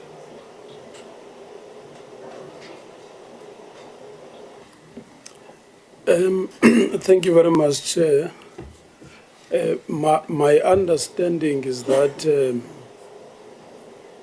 the COO was dismissed by MERSETA, and she took the case to the CCMA, and she won the case, and the CETA appealed, the verdict from the CCMA. We are now awaiting the further, finalization of the matter from the CCMA chair. Thank you. Okay, and then is that your understanding? Thank you, Chair. That would be the same understanding that I also have to say the case is currently still in a CCMA context. Thank you. Manier, what is your understanding? And I want you to listen now to his understanding. What is That is my understanding as well, Chair. I was part of the committees in the last term, and therefore, at this stage, one need to understand that the CEO case and the COO case are entwined in a certain way, that issues can arise from one or the other. The one that's concluded now, we're in the process of doing that. This process is still in the CCMA, and unfortunately, we didn't conclude that. It's maybe worthwhile to mention that for 5 or 6 times in a row, it was postponed by the COO herself and a team for one other reason, but the process is still going. And I wish we could comment more deeply on this, but this is still a pending case going, and we don't want to talk too much on that. Okay. Thank you, Chair. Acting CEO, read what is your reasoning there. Read again what is your reasoning. Okay. The employee was placed on precautionary suspension 5 October 2022, pending the finalization of the investigation. The disciplinary hearing commenced July 2023 after various exchanges of documents and consultation with witnesses. The employer closed the case in October 2023. The employee defense was concluded in January 2024 upon receipt of the chairperson's finding. The MERSETA implemented sanction of dismissal. The COO's services were terminated on 10 May 2024. The employee launched an urgent application to the Labour Court, and the application was struck off the roll with cost for lack of agency. The former employee submitted an unfair suspension and unfair dismissal dispute to CCMA. The matter was scheduled for arbitration in September 2024, November 2024, February 2025, July 2025. The last sitting, September 2025. Yeah. No. Hold on. What is different from what you've just said to what is the understanding of your board members? Okay, the first 2 new board members, I think they said the original matter was handled by CCMA, which perhaps is not according to what has really transpired. They were appointed in beginning of October, so I would assume that they haven't really got to the crux of the issues. So in correcting perhaps their understanding is to say there was a hearing. No, we'll get to that part. Okay. So let's look at the list. But the other board member says he agrees with them. That's what it said there. Says he agrees with their understanding, which is No, you see, I'm highlighting this because there's three things that are happening here. One, the presentation that you are giving us, you know very well is not true. You are, I don't know what to call it, but you are not telling the truth. That is number one. Number two, there's a slide, I think it's this one, or the following one, where you say on the advert, or slide 30, where you say on the adverts, yeah, the adverts, COO, the post was advertised in January 2025, and short lists that has been done will be shared with the new incoming board.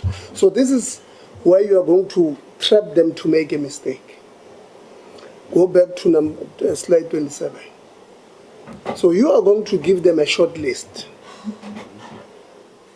To shortlist this thing when they are under the impression that the internal process of MERSETA dismiss the CEO. In fact, your line 1, 2, 3, 4, what is that? Bullet 4. You know very well it's not true. Because we spoke to you about it last year. Maybe I must remind you, and in the process, board members, you must listen to here, because you see, this is what angers me about our officials. You will give these board members wrong information for them to take a wrong decision on what you know is not true here. You say, upon receipt of the chairperson's findings, MERSETA implemented the sanction of dismissal. But maybe that's true. Maybe it's not necessarily false. But that's not the fact. The fact is that chairperson's findings found the COO not guilty on all charges, you know. Yes. It found her not guilty of all charges. That's what your own process produced. In fact, it was produced by a judge or a very senior legal person who sometimes acts as a judge, gave you 50 pages of a report. We ventilated on this last year. Now when you come here and say, upon receipt of the chairperson's file, you are not only misleading us, you are misleading these board members. And I'm interested to know, because they have an idea of this. There's a case in the CCMA doing this, but they don't know the full fact. So I'm interested to know what was the brief that you were given by this management to yourself, because clearly from where I'm seated, if both of you believe that the former COO went to CCMA, won against you, that has not happened. It's not true. So if that's your understanding, you have been fed lies by somebody. You have been fed lies. Because what has happened after the chairperson that the CETA procured and paid for, the findings come and say not guilty on all charges. That's what it says. 50 pages. What happens? There's a very irregular system that they then create there, which says the chairperson of the HRRC can then review by him or herself a decision of a judge or of a senior legal person. And we ask them, what is the expertise, legal expertise of this chairperson of HRRC? I don't know, it's an HR person. So their expertise in human resource. They are reviewing by their own a decision by an independent legal person who sometimes acts as a judge. I want you to understand, I'm painting a picture for you. So I can review with my standard 4 law. I can review a decision of the Constitutional Court and say, no, I'm setting it aside because I've got powers to do so. So this is what happened. This thing was reviewed internally. And we have asked them, if you want to review, that's all good and well, but the review according to Labor Relations Act, which is a standard that says if you want to set aside a report, follow the legal prescript, not these ones, MERSETA. They reviewed themselves. So I wanted you to have that background, because members are going to ask you questions. And I'm giving you this because I want to protect you, new board members, from committing perjury, even though you might not be aware. So you might be forced to mislead us based on the information we've been given. So I'm giving you this background because, one, this point, bullet point, is highly misleading, and you know management that put together this presentation. It's not true. What I've just told you is the truth. We told you last year. The problem with you guys, you think we forget or we don't read. That's the big problem you have. And then you are now misleading board members on information that you know very well you must give them. And I've said it, they are going to ask you questions. You must know they know the answers. And if you are responding to one of them and you are not telling the truth, I'm going to come in. And I don't want to do that because I want them to ask questions freely. I don't want you to lie to them. Honorable Khakha, I know you want to be number one. No, that's not it. But that too works. Chair, the point you're on is a very important one. I'm very fond of bites that are more substantive than my barks. You just accused that their hands are present. Naftali. Yeah? That Naftali. Yeah. You just accused him now of deliberately presenting false information before us. So I want to confirm, before we move on to our engagements, I want to confirm if he is of that understanding too, that what he just submitted is true or not. And then after that, please afford me a second bite of where I'm going with this. That's enough time. Okay. Let him answer first. Based on this presentation, we used bullet points, and obviously it doesn't detail everything. But what is correct to add to the bullet points is there was a disciplinary hearing, and from the disciplinary hearing, the COO was found not guilty. Okay, so the question she's asking is that what I've said, is it true or not? In terms of the proceedings and the outcome of the case, it's 100% correct. Okay, so answer her that way. Don't explain it again. We don't have time. Thank you, Chairperson. So if Ndate Mokhotsane agrees that what you just said, which you've just said, which is practically lying, in the lack of a better expression, to you, if he agrees that indeed he did lie, I invoke and ask Chairperson that he must pay for that.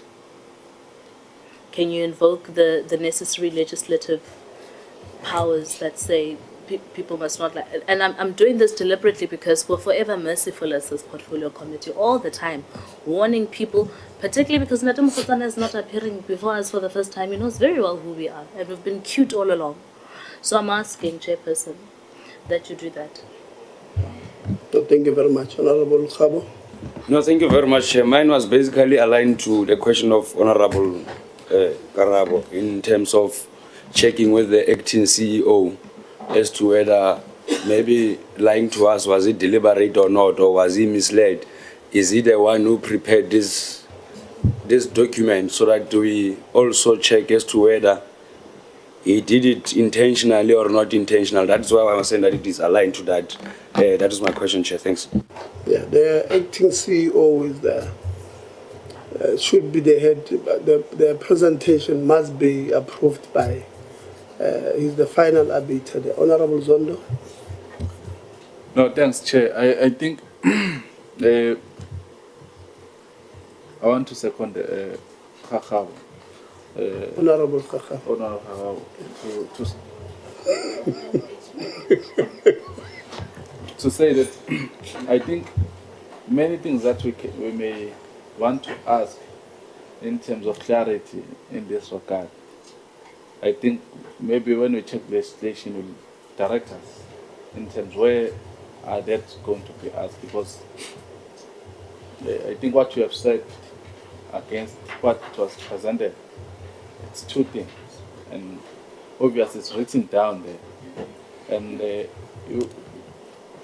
acting CEO was repeatedly not reading but saying it as like something that he knows.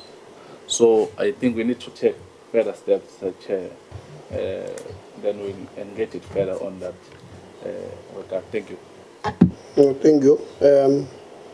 When we conclude, we'll make the recommendations at the end, and we'll take decisions. So I'm going to note you in this fashion: Honorable Kakao, Honorable Sols, Honorable Lonzi, Honorable Khabo, Honorable Zondo, Honorable Christians, Honorable Governor,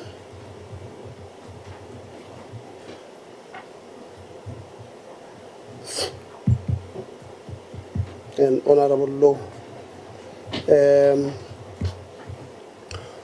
We do have to, at the end of our meeting, adopt a report that we must go, the BRRR report. We can't present it in Parliament if we have not processed, which includes this meeting.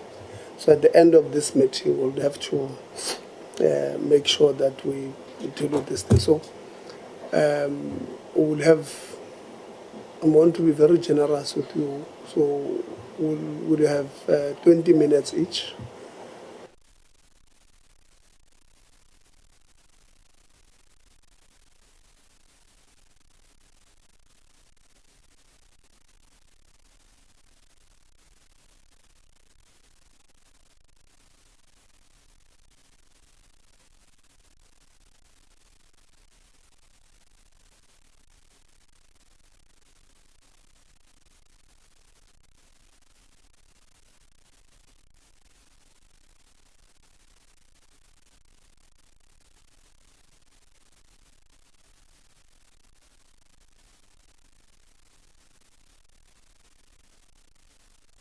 Yes. Ndatangwane, so you said that all the forensic reports that have been gathered along the years prior to your arrival as the administrator, that you're going to implement. So those forensic reports already pinpoint some of the culprits within the construction CETA. Do you confirm to this committee today, right now, that you will personally take the responsibility of laying criminal charges against those individuals?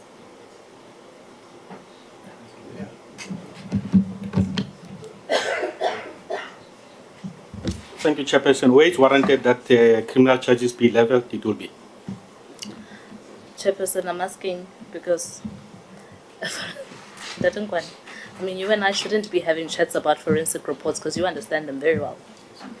So the point I'm making to you is, if a forensic report pinpoints to say Litsi is responsible for taking 5 rand to get kapoyati, there's no question of whether there's warrants. So be specific to say, yes, I, Obangwane, agree that I will take each and every of those forensic reports and the detailed and their findings and press charges as the administrator, as part of my job in clearing the system and detoxing it of corruption, that I will do so. Absolutely. I'll do all right, that. that's all I wanted. Thank you very much. Excellent.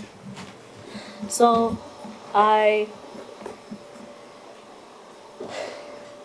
See, in Dr. Khatib, CFO, how long have you been in your position? 20 months. It's been 20 months. What were you doing before that? Finance manager. In the same place? In the same CETA which I joined in May 2023.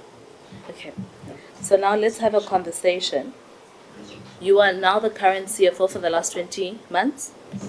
Before that, since 2023, you were the finance manager within the same CETA. Explain to us then why the Auditor General says they are unable to find proof of how money has been spent all along in those years. How did that pass your radar?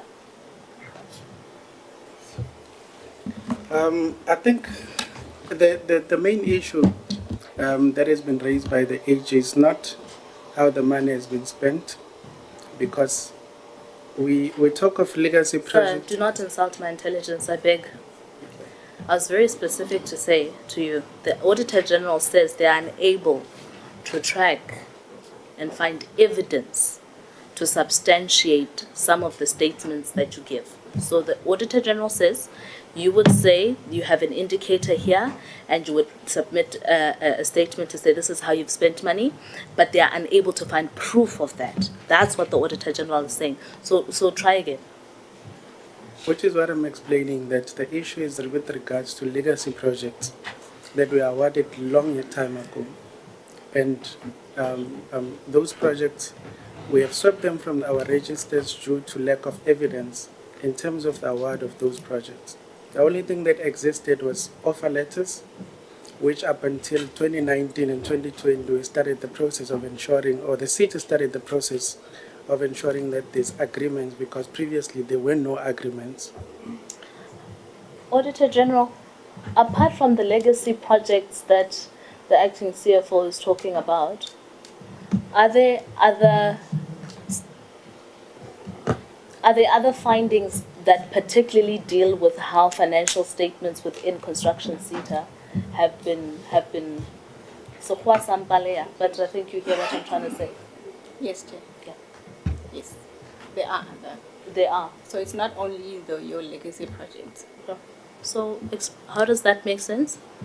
Yes, on the other part, it's your accruals, which I explained during the presentation, that we struggle with getting claims from the entities, and as a result, we cannot estimate how much is due to those entities. Chairperson, I asked very nicely that my intelligence not be insulted.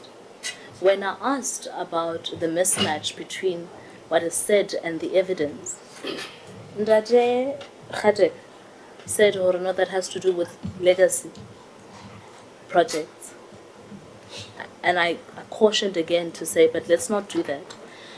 And then you proceeded to tell me about legacy projects. The Auditor General now says what you were saying is not the truth. So you're acting like a hakuma mate. I'm not hearing what you were saying. It's not right. The reason why I'm having this conversation with you is not because I'm trying to catch you out. It's because, in all honesty, if you were the financial officer in this construction CETA, for the years that you have been, and now you're at the helm of an institution that the AG has flagged to have qualified audit opinions for 4 years consecutively, it means you are part of the problem. Either because you don't know what you are doing, or that you do know what you're doing and do not care and should vacate the system. I'm hoping it is the former. That way we can engage and try to see how can we fix and correct and hold hands with the administrator if we will be able to get to that outcome. So for me, I am unable to understand. My primary question was, how did things escape your radar? Because if, as a financial officer, all the way to now being CFO, if your financial statements do not meet the standard of compliance that the Auditor General expects of you, is it because you deliberately don't want to get them right? You don't know how, your office does not know how to compile the things? What's up?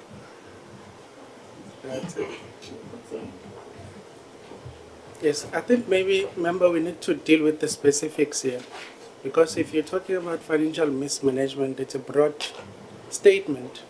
And as I've explained where the issues are coming from and the root causes for those issues. which AG can attest to in terms of what is the main reason for these issues being identified by them over the previous financial years. And I can attest to you that for the years I've been, in terms of the new DG awards that have been made, there has been no issues that have been identified. It's just specifically on the issues coming from the prior years. Administrator, I have a request for you to launch an investigation into the man that just responded now, the CFO. Internally, as part of your outrooting of weed within the system, I need you to hone in as a recommendation from myself on today's engagement. That's just an observation that I'm giving to you. You don't have to respond to it. Ndade Pasha. So there was a 2020 artisan project with 15 million rands that has been concurrently flagged by the Auditor General because there's no evidence for the work. We know the history. Were you there in your position as the executive manager responsible for projects when that took place? No, member, I was not there. Where were you So in 2020? I've joined the CETA just over a year ago, so I wasn't there during that period. Before then, where were you?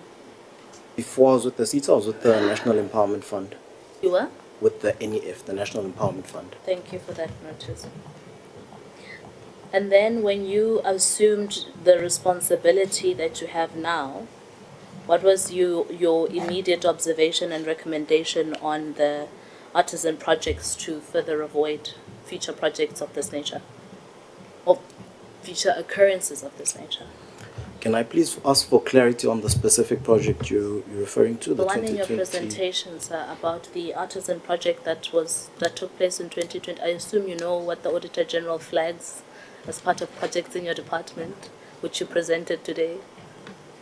Okay. I think there was an initial review when I did join, and the review was to look at the pre-existing problems within the system. I think, without referring to it specifically, one of the issues that we did pick up is that there were projects, some that were not substantiated with enough evidence, and some of the challenges that we've had looking at the organization again is we could not find evidence for some projects, and that was the biggest issue. So we've had to go back, we've had to try and find people who have failed ODs, so people who have moved around in terms of positions, and I think at the center of some of the issues leading to the findings that we have, repeat findings actually, with the AG, is a lack of evidence. So sometimes there's not enough documentation, there's not enough agreements to support some of those particular projects. Okay, so that's background we have already. So thank you for reiterating it. My question again to you is, you've seen all of that. What is your recommendation? What are you doing about it to make sure that we're not there in the future? Are you just folding your arms because there's a paper-based system? What's going on? So my recommendation has been isolating all of these projects. These are projects, some of them dating back when I joined and did my initial investigation to 2011. There is no way to rectify projects where nobody has evidence and so on.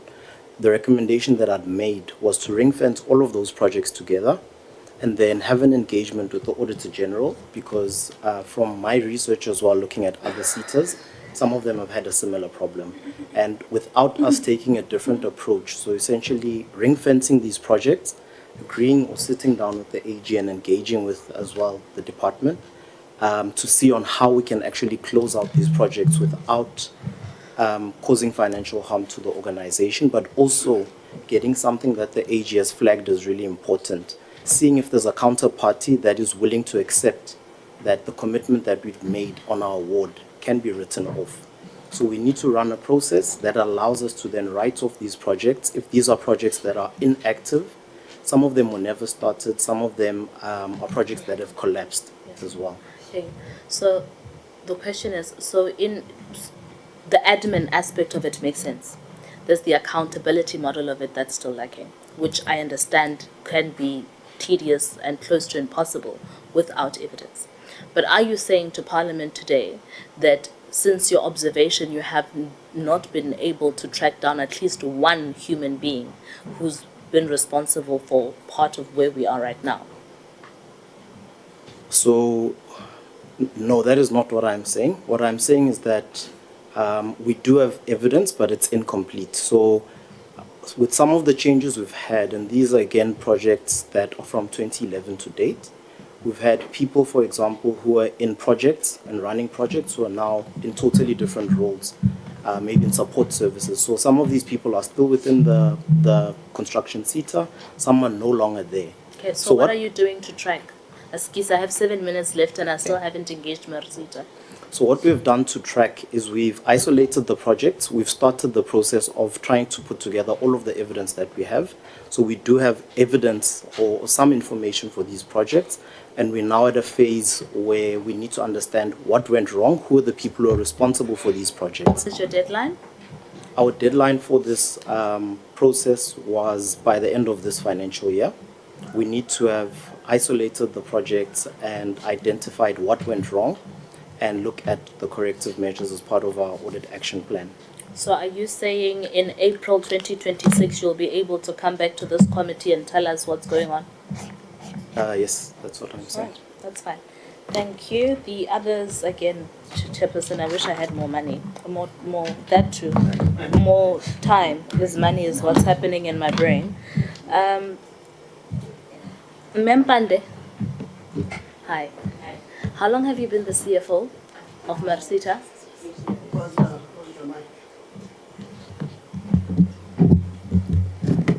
8 years. You have been the CFO for 8 years. Correct. For as long as Ntatesu Lembalo has been the DDG of Skills Development, since 2017, you have been the CFO of MERSETA. Since 1 May 2017. Okay. So, since 1 May 2017, I'm asking, I just want to get this correct. You have had how many consecutive audits? I think it's the last 2 or the last 3? The last 3. The last 3 financial years. What happened? The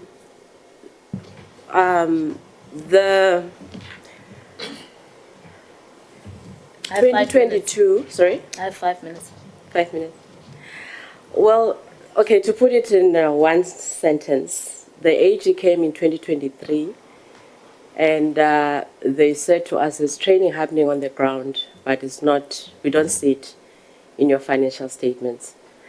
Basically, that was the first problem that we had. The accounting was not, did not reflect what was happening on the ground. Okay, how did that pass your radar? Why did it have to wait for the AG to see that for you to not see it? Like, what's going on? Surely you, agree as the CFO, you also have an internal risk team. That is, and then you have a group of subordinates, financial officers, and all of those people that are supposed to help you balance your documents, judge expenditure versus indicators versus work on the ground. Yeah. And so it is your job, ultimately, for you to report to the CEO on, okay, I have confidence in our financial muscle in the institution. You should know that before the Auditor General knows that. Yes. So for 8 years, what happened? And I'm asking for 8 years specifically because it is 8 years of your leadership, and the remaining half of it, which is the last 3 financial years, there's been a regression from an unqualified stellar performance to qualified opinions. So I'm trying to understand, where did you lose the goalpost?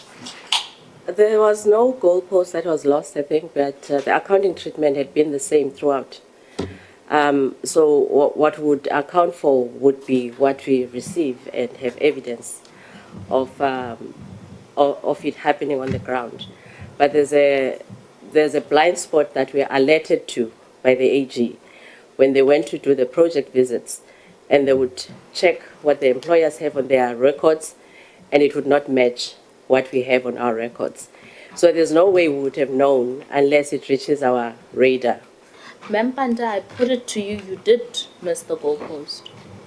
Particularly because you don't just move from an unqualified stellar opinion to a qualified one. The Auditor General says 3 things amongst other things. They say, 1, your financial records don't balance your grants and your transfers. 1. Number 2, you are overstating achievements of indicators. Number 3, audit action plans that have been put in place have not been adequately implemented. It's all about this issue. Because if you look at the accruals, that's the income statement, that's how they hit the income statement. But the other side of accruals will be those grants and transfers payables that you just referred to. The issue with the indicators is exactly, I think, what I was referring to, that, no, it's actually different when they talk about overstatement of indicators. It's not related to this issue. It's another issue, but the issue of stellar performance to a qualified audit was mainly due to the fact that we were not in touch in terms of the training that was happening on the ground. It's okay, CFO. Hold on a bit. CFO, so the question here is that you have been performing well. And in 2022, you then performed badly. What happened? The training. So for the last, since the CETAs have been in inception, there's an accounting treatment, a different accounting treatment that the AG had they had no issue with, because what we would record is just training that is visible to us. We have CLOs on the ground who report to us. So if it's not reported to us, we won't know how to report. But when they went to do project visits, they found that there were some learners on the ground. And they are right by saying, CFO, the fact that you don't know, I'm agreeing with them. The fact that training is happening and you don't know that training is happening is a problem. And we agree with them. So before, we did not have any mechanism to be able to detect whether how would account for training that is happening on the ground that has not yet been reported to us. Okay, so you are saying to us that you'll give a training and SDP money. Mm-hmm. No, that's not what I mean. May I so we give money, correct? And then they... No, you said no. No. This is what I want to say. It's not like we don't know the contract itself exists. So there's the issue of the tranches. Hold on. Yeah. Let's be on the same page. Yeah. So when you contract an SDP, it's because you had advertised for a DG, right? And when you have advertised for a DG, I come and I say, I'm going to do artisan training in electrical, in mechanical, in diesel mechanic. Let's say those three, right? So I give you, or you give this SDP a contract based on these three trades, right? So how can then you have any other trend that's happening that you don't know? Okay, I think it may have been the way I reflected it. Let me start. So we award the contract, we are aware on our commitment register. But before we make any accounting, there are different deliverables that the service provider must tick. So the first one is the easy one we are referring to, that we have a problem with, that when they sign, we give them the 25%. That's easy to account for because we are the ones initiating. Then the second one is when there's registration of learners. So in the past, they would register the learners, they would register them on our system, but there's still processes that we have internally to check whether the learners do exist, the learners meet different types of criteria we have internally. And before those processes are ticked, then we will not recognize those learners as registered, or depending on the different kinds of deliverables that we have. Then the third one would be, while you are busy with the training, tell us. Then the CLO will be expected to go and write a site visit report and come and tell us and say, we can confirm that 50% of training is happening. Before the CLO comes, before the CLO reports, we don't have visibility of what is happening. So when the AG would do the project visits, for example, they would find that some of these companies have learners on the ground. They have confirmed that they are registered on MERSETA, but we have still not finalized our internal processes to confirm the learners. Chairperson, can I? So we had a conversation about this before, about how CETAs don't have a system internally to track work that is being done on the ground versus service provider statements of whether what they're doing is true or not. We know that it is a known fact that you have not ever had that system because you just assumed that everybody worships Christ and means it for real, that they are honest, which in fact is a lie. Because even those who go to church, so that we know. My bone of contention here, Chairperson, is what we are flagging now has been a thing that since the inception of CETAs has been a problem. So it can't now appear to be a problem in the last 3 financial years, when the 3 financial years prior to that, you had unqualified audits. So I'm not taking that response altogether. And the reason why I'm even not buying it at all, Mempand, is because the Auditor General says, but every year you are able to track problems, you identify them, and there's an audit action plan. If you don't implement it, I don't know how you are expecting to be able to see something different. I have a minute left, Chairperson. I just want to make one remark. I still want more time. But my remark here is, Mr. Adams has been found guilty of 4 of 7 charges, right?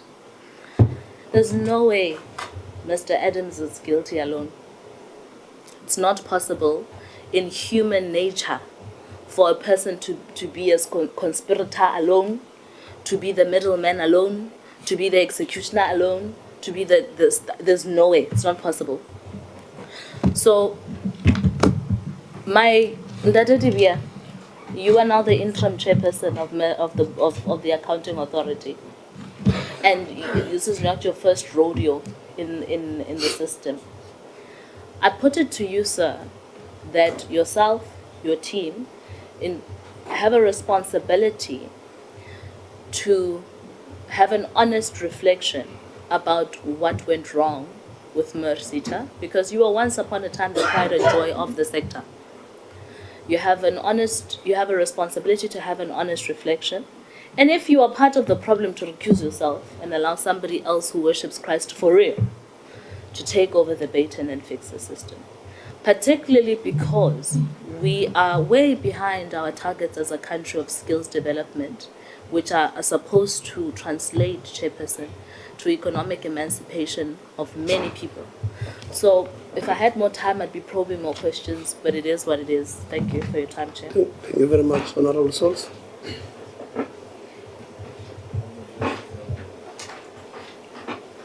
Don't forget to press the mic. No? You said 20 minutes. Yeah. Thank you very much, Chair, and greetings to everyone. You know, my colleague is talking about people who believes in Christ. Many people laugh at me when I say there's a shift, you know, a different spiritual shift in our country. And I think the committee serves as something of, if I think about Moses' story, when God says to him, take off your shoes, you are standing on holy ground. Then he throws down his staff and the staff turns into a snake. And it appears to me that our committees has become somewhat of holy ground. Because when we throw down our staff, all these snakes appear. And, you know, the difference between, and I'm not perfect. All of us has snakes. I'm one of those who believes in Christ with snakes. I've got a lot of snakes. All of us have snakes. But the difference is God says to Moses, Moses wants to run away from his snake. God says to him, face your snake. Take up your snake. And I think that's the exercise here. Let us accept our snakes, account for our snakes, and take up our snakes. And I'm hoping that's going to be the experience here. Is it Ms. Tache? Yes. Am I saying that correctly? Yes, you are. Ms. Tache, you presented on transformation. Everyone knows I am very concerned about that. Over 80% of African employees, and that's the only thing that you zoomed into. Who are you referring to when you say African? Can answer. Apologies, member, we should have also indicated the other races. We've got a total of 9 colored employees. We've got 2 white employees and we've got 1 Indian employee. So the races you just mentioned, they are not African? No, they are, so we've got black employees, which are your Africans, your colored and your Indian employees. So the African that will be reflected in the presentation are the Africans, the black Africans, not the colored blacks or the Indian blacks. Are coloreds and Indians and white people Africans? Yes, but in terms of the Employment Equity Act, what we call black would be your colored, your African, and your Indian employees. So coloreds are not African? No, they are African. Whites are not African? They are African. Indians are not African? They are African. Then you should have reported on Africans.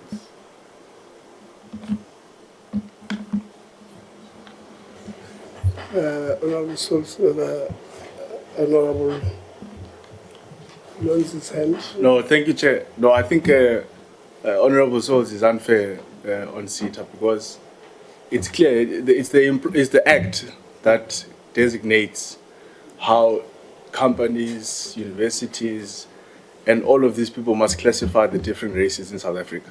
If Honorable Souls has a problem with how Africans, blacks, colors, and whites are classified, he certainly can't put that on the CETA. He must go and challenge it at a legislative point of view. He must go to Parliament and say, let's no longer have whites or blacks, but let's call everyone African. But to expect an entity at that level to now want to speak about who is African, I think, at least for a lawmaker, he should understand that certainly it's not within the purview of the CETA. Thanks, Chair. Okay.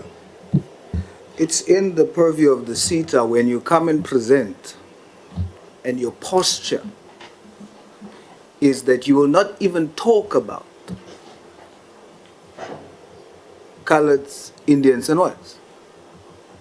The Act does not preclude you from not presenting about them.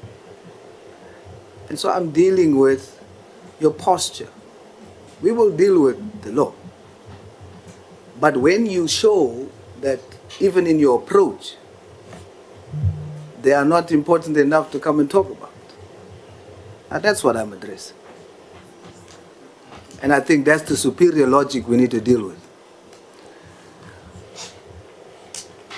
And the amounts, is that equivalent to the target for these race groups that you've just mentioned? You said white African is how much? 2. We said we had 2 white employees. Indian? 1. Got 1. 1 colored? 9. 9. Is that achieving your targets for those race groups in terms of the Act?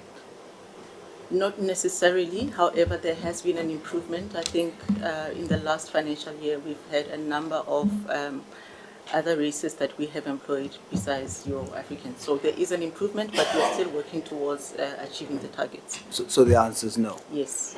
And that's the point. Even in line with the Act, there's a target given, the target is not achieved, and the bar is very low. So I'm dealing with the posture. Thank you, Mrs. Touch.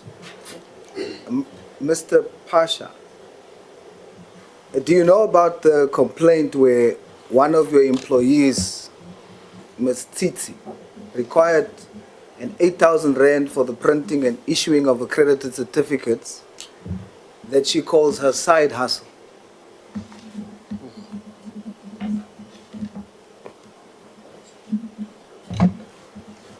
Yes, member, I'm aware of that.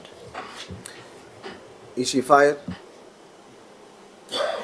No, member. In terms of our disciplinary code, the matter was reported and it was escalated to the office of the CEO, as he has ultimate responsibility for disciplinary matters, and the matter was then dealt with by the office of our CEO. There was a formal report done in August. Should by now not that have been dealt with?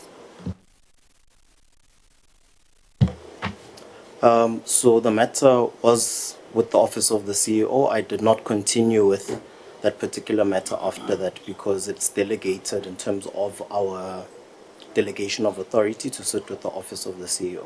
So I was not further involved with that particular matter after that. The reason why it's important is not just because of the person, it's because there are students participated in a program. They don't have certificates. A report has to be given to the National Skills Fund who funded the program. So this is not even about the one member. Do you understand that the delay in dealing with this matter is affecting people's lives? Therefore, the urgency. I think the administrator, because there's an administrator, must respond to that issue of consequence management, because they would have referred it to the office of the CEO, and maybe they take it up with the administrator to respond to you on that one. I will accept your guidance, Chair. I was just thinking the administrator just started, but you may. Thanks, Chairperson and Honorable So. Indeed, I'm quite familiar with the facts around that. I think the forensic report was completed about 2 weeks ago. I'm residing with the final version of the reports. We've just finalized last week the appointment of lawyers. We didn't have a panel of lawyers. So we went out to seek a panel of lawyers who are essentially going to be implementing the disciplinary processes, including, because this one has a criminal element, including the opening up of the case. But over and above that, systems alteration and changes to practice, and organizational redesign to avoid selling of this type of exercise. Thanks. Yeah. Noted on that internal process, but also a speedy action so that the students get their certificates. That's where the concern lies. And then you can still deal with Ms. Tsitsi and her side hustle. But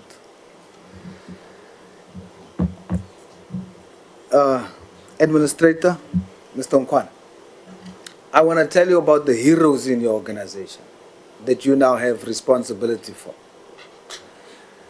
But tell me quickly, very concisely, do you think that placing a CETA under administration is a legal way for looting and victimizing whistleblowers? Very concisely.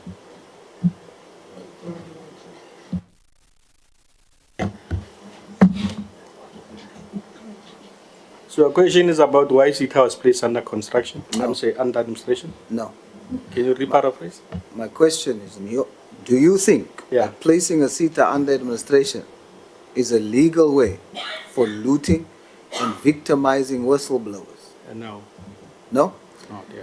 I want to tell you about heroes as you go into this process. Yeah. In CETA, there's members named Ms. Constance Matsapola.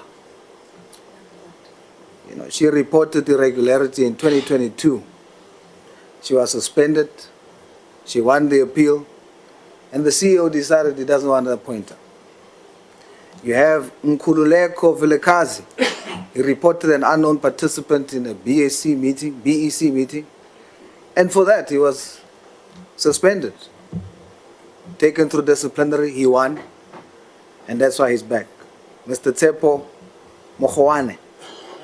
He is currently, apparently, allegedly at home with the intention of suspension, and this is because he refused to amend minutes in favor of a particular beneficiary. To Miso Mputi, who was suspended and is still fighting today, she went up until the public protector. No one is helping her. These are whistleblowers that are being victimized. These are the real heroes. CFO, do you know these staff members? Yes, I do. Mr. Pasha, do you know these staff members? Yes, I know of the names, ma'am. Is it true that Ms. Matsapola won her appeal, Mr. Pasha? That was what was reported to our EXCO, yes. I was not involved directly with the case, as disciplinary matters are handled by the Office of the CEO. You are sure you weren't involved in any way? So the matter was presented to our EXCO for us to consider the matter and how the matter should move forward. But the actual disciplinary matters, in terms of delegation, were being handled by the Office of our CEO. Was it brought to you as the EXCO after the appeal outcome? Yes, the appeal outcome was brought back to EXCO as the CEO had communicated that there was a finding of guilty, but the finding and what, for lack of better words, the consequence for it was an issue and something that needed to be discussed and tabled to EXCO because it didn't make sense. So why do you say you are not familiar, but it was appeal outcome and then brought to you? So you know exactly whether or not she won the appeal or not. But let me take it to Ms. Tache, and then I'm going to come back to you. Ms. Tache, is it true that you were part of the group that to vote whether Ms. Matsapola should be reinstated? Yes, I was. Who else was part of that process of voting whether she must return? I remember the CEO, the former CEO, Mr. Pasha was there, Mr. Khatebe was there. So the four of you. I think the board secretary was there as well, Mr. Dada. How did you vote? I voted for her to come back to work. Who voted for her not to come back? Everyone else voted for her not to come back to work. Who's everyone else that is here? Mr. Pasha, Mr. Sanele were there when they voted for her to not come back to work, but take the matter to the Labour Court. So here's an employee who's a whistleblower. She's suspended. She goes through the disciplinary process. She appeals. She wins. She also goes to the CCMA. She wins. She must be reinstated. It is decided by a group of people, despite the outcome, she must not be reinstated. You are the only one that sees reason for her to be reinstated. The rest feels a majority vote amongst yourselves is keeping this person currently. She's at home because majority decided they're not going to follow the outcome. Mr. Pasha, CFO, why?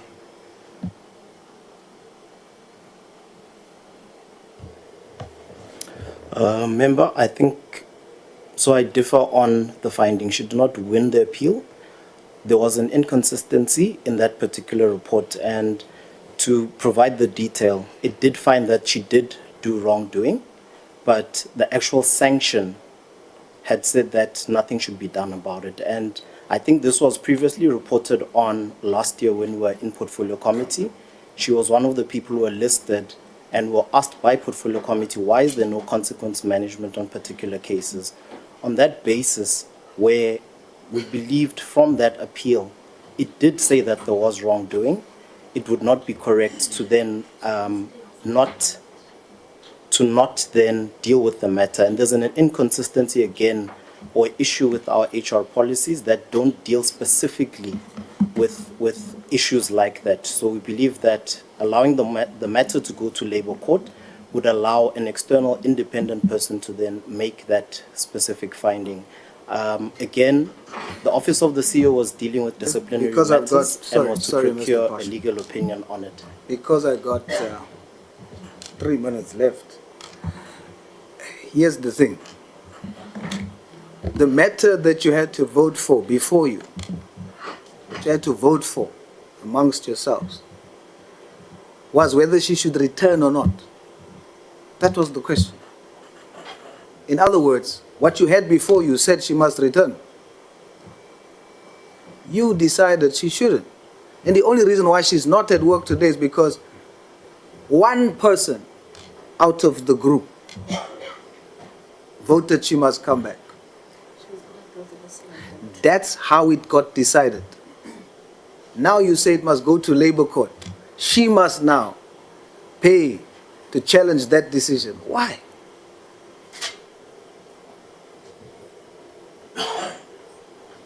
Now I put it to you that I've seen the report. And you're wrong. You, CFO, and others stood with the CEO. And there's reasons why.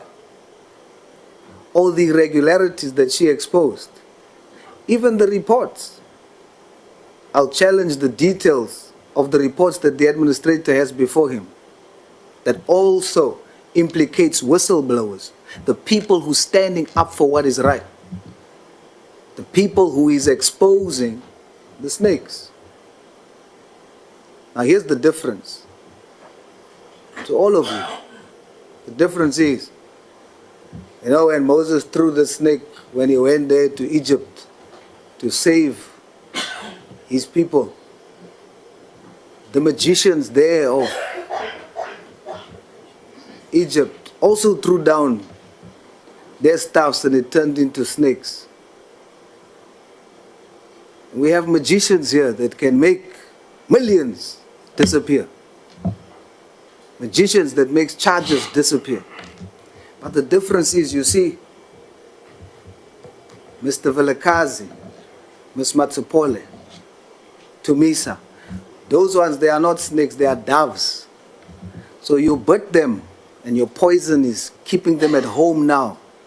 They don't have jobs just because they were doing the right thing.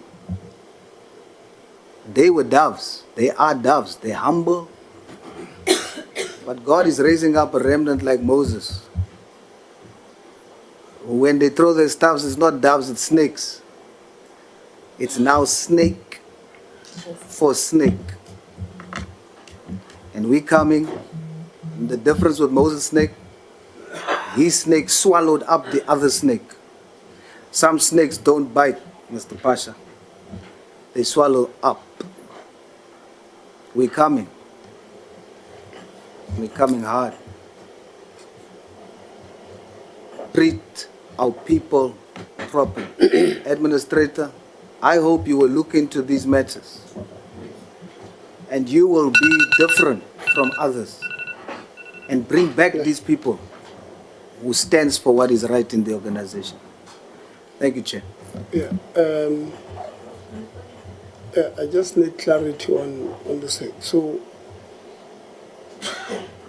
Mr. Pasha, you are saying the person was charged and they went through a DC. Can you take us through that, what happened, so that we are able to document this thing? So a person was charged, went through a DC, and then what? Take us through. I think, Chair, so that I don't mispresent it, when the matter was then tabled at EXCO, it related to an appeal of the finding of the DC. So you only get in at the appeal level? Yes, that is the matter that was presented to EXCO. HR, what happened? The employee was charged. She went through a disciplinary hearing. She was found guilty and she was dismissed. She then lodged an appeal where the dismissal was overturned. Hold on. So she logged an appeal against what? Against the guilty version and the sanction. And the sanction. Yes. And then what happened? The appeal hearing recommended that she be given a written warning, but that the sanction of dismissal was too harsh and that she should return to work. And not found guilty. She was found guilty. So the appeal finds her guilty. Yes, but they find the sanction to be too harsh because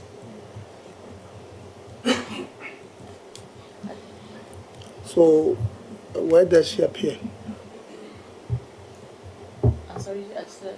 Where does she appeal? So MERSETA did not appeal the decision. They took it to HRRC. So yourselves? Oh, we appointed an independent appeal chairperson.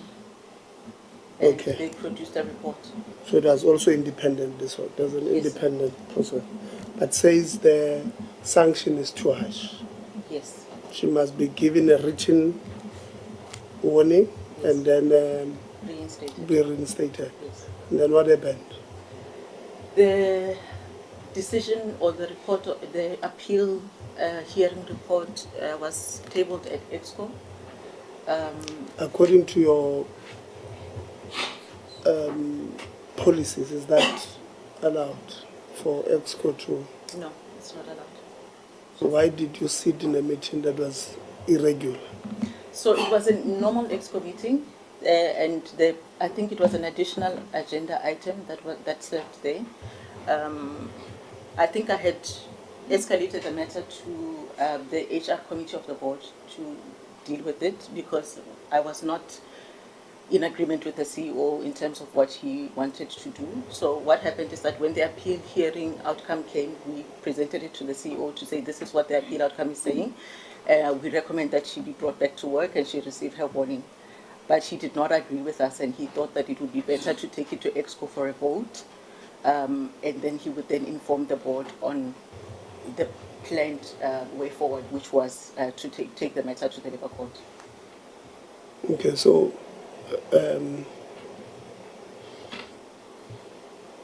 it was not supposed to go to EXCO. No, it wasn't. So the normal process was it must go to the board. Or what will be The only normal reason I took it to the board was because the CEO was refusing to reinstate her. So the normal process would have been you give to the CEO and he reinstates? Yes. Oh, okay. Okay. I'll give you Honorable Schultz. I want that this one, Honorable Kaka. Clarity for somebody. Yes, just clarity for me, just on two things. On what exactly was she guilty of, but then most importantly, I need your ears to help me here. In Honorable Saul's first question to Ndate Pasha on his involvement in this case and whether they know the case, he said that he was not involved. That was his first response. And then only after files came flying, he came back to say no, but then yes, at ESCO, after May had declared that they were in a meeting, then only did he admit. I need you to help me consult quickly for that, because if indeed his first response was a lie, again we have another case of a person disrespecting us. Yeah, I'll consult the hindsight, but I thought I had that he was involved at an appeal level, not at the beginning of the process. But I'll consult the hindsight. No problem. What is the name? Ms. Constance Matsapura. What was according to? I don't remember all the charges, but I remember that one of the charges had to do with her reporting irregularity to the board. She had reported it to her line manager. So the issue was that according to the Treasury regulations, it should have been reported to the board, but she reported it to her line manager. So that is part of the reason why the appeal chairperson was saying she did not intend to mislead anyone. She did report the matter, even though she did not report it to the board. She did report it to her line manager, and to dismiss her when the intention was to report is incorrect. So that's one of the key issues that the appeal chairperson had raised. So where you are saying to us, she was charged for reporting to a wrong person. That's the charge. That's one of the charges. What are the others? I don't remember what the others are, but you can find them. Yeah, let's find them before we conclude. Yeah, what's the issue of results? Chair, just my watch said 10 seconds left now, just so you know. But I know you are fair, so I trust your watch more. But, you know, it's just difficult because we've got 20 minutes. And so when you listen to, you decide what to engage and what not to. But I must really make this clear, Chair, that I said to Mr. Pasha, I disagree with the position because I've seen what they charged her for, I've seen the details, I've seen the reports, I've seen all of that. And how they're portraying her, just like with the others, is not correct. What Ms. Taje is saying is correct. And she was literally charged and is going through all of this. She's at home now, just for doing the right thing. You know, and what she actually did was, there was in 2022, during a BEC meeting, the chairperson, Mr. Lungisile Kuzana, he recalculated the burdens amounts. Yeah, is that also in the charges? No, this is what she did. I'm trying to show you what she actually did that got her into this mess. So this was in 2022? 2022. What she did was, the chairperson in the BEC, of the BEC, recalculated the bidder's amount. The bidder was Synergetic Consulting, so that it must go in his favor. Ms. Matsupola said this is irregular. It's wrong. She stood up against it. That was her mistake. And then now afterwards, Honorable Law, in reporting, order, and I think I'm going to sustain it because. But you asked me a question. No. Chair. Yeah. Chair. Yeah. I'm worried that if we are going to have to make follow-ups while there's a sequence of members who still like a question, it's going to create a problem to us. Let's agree. If you are not happy, we'll make follow-ups when we've dealt with all members. Okay. We've got an obligation to attend the house sitting, some of us, and deal with issues. Okay. Thanks. Honorable Lonzi. Chair, with respect, I want to find out if you can give someone else, then I come in after 20 minutes because there's someone who's trying to run away with my t-shirts. I've got elections at CBT. So I'm trying to fix a problem here, Chair. I apologize. I will come in after 20 or 40 minutes or so. Honorable Zondo. Honorable Zondo, are you covered? You can come in. All right, thanks. Thanks, Chair.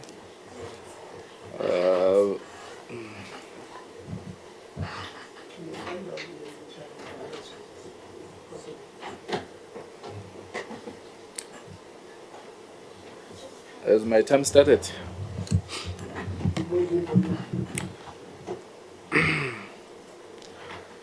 Okay. I want to check, Chair. I think on the presentation of CETA, the only slide that talk about human resource management, the percentage of vacancies is 28.7%. Then one wants to understand, because we are faced with the high rate of unemployment in South Africa, and when our entities are having this high rate of vacancies, then one wants to understand why is it that high.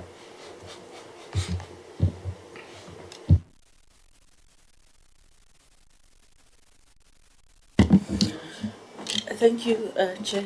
The reason we did not fill those positions was because we were busy with an OD project, and we wanted to first finalize the structure so that we could know exactly which positions we needed to fill. So there is a change in the structure that is going to happen, and we didn't want to fill those positions until that has been confirmed. Okay, maybe I summed up my question because I thought you'll give more details on your answer.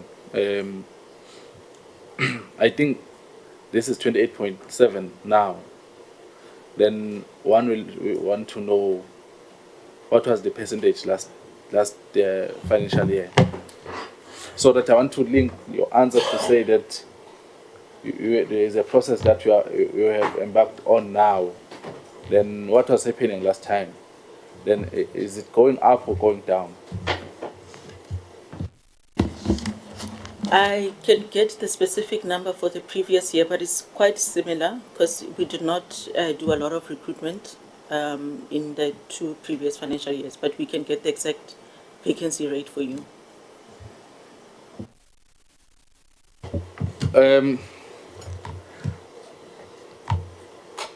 That means I will expect that I get that answer in those dates so that we'll know, because I think, Chair, it's not right that we have that vacancy, that high rate of vacancies, whereas there are many people who want these jobs.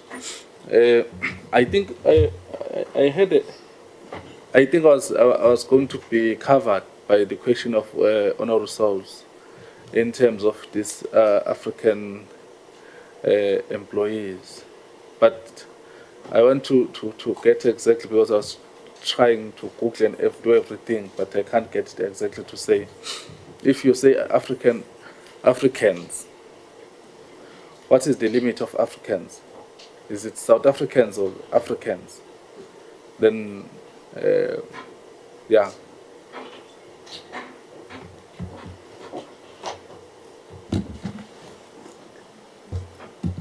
Are you asking if we have foreign nationals? Yes. Okay. We have one who is on a fixed term contract. I think better. Okay, so this one, why were they not included on the slide? We apologize for that, Chair. I think we just wanted to just provide highlights. Next time we'll include all that information. Okay, so but when Honorable Souls asked you, you said there's African, which is correct definition, and then you said Indians, colored and white, but you did not specify this one. Where you included, you had included him or her in the bracket, the 86% or number that you put there. Yeah, I think she was included, Chair, but we can double check that, but yes. Okay. No, thanks, Chair. I think let me rush on my time. I've tried to listen attentively to the questions of Honorable Kakao in terms of the AG's findings. But I was tempted in to search more about these findings. And I think I've covered on the answer to say why this previous projects affecting the current audit outcome. But when you check on the reports, you'll find that it's not only about those projects that are affecting but Honorable keep on asking the question, and the answer is saying that it is those projects that are affecting the current level. But when you go there, you find that there is there's a performance report that failed to align the report achievement with actual outcome for the several indicators under the program 3 due to insufficient and inappropriate evidence. Then I'm trying to understand now to say because they're saying it's because of those previous, only because of them. But now there is this indicator that's saying there's insufficiency, evidence, then I need to get the understanding, because also AG said that there is an adequate action plan that would going to tackle the challenge that the indicators that he find. There's ineffective financial reviews. Those all are the findings of the AG. Then when we are asking the question, Chair, when opening said that sometimes when we are asking questions, it's not because we don't know the answer. Sometimes we are reading your report, we are doing our own research on your reports. And when we are asking you, we need you to be honest with us so that we'll be able to get the solution on those things. But if you're refusing to answer us, then you have a problem. But I need to get answers. I can read more and explain them, the findings of the AG. But I need answers to tell me why are these findings and what are the steps, because AG is saying that the plan is not adequate. Okay, through you, Chair. I may not be able to respond to the question as far as the performance information is concerned, since it's a section that lies outside finance.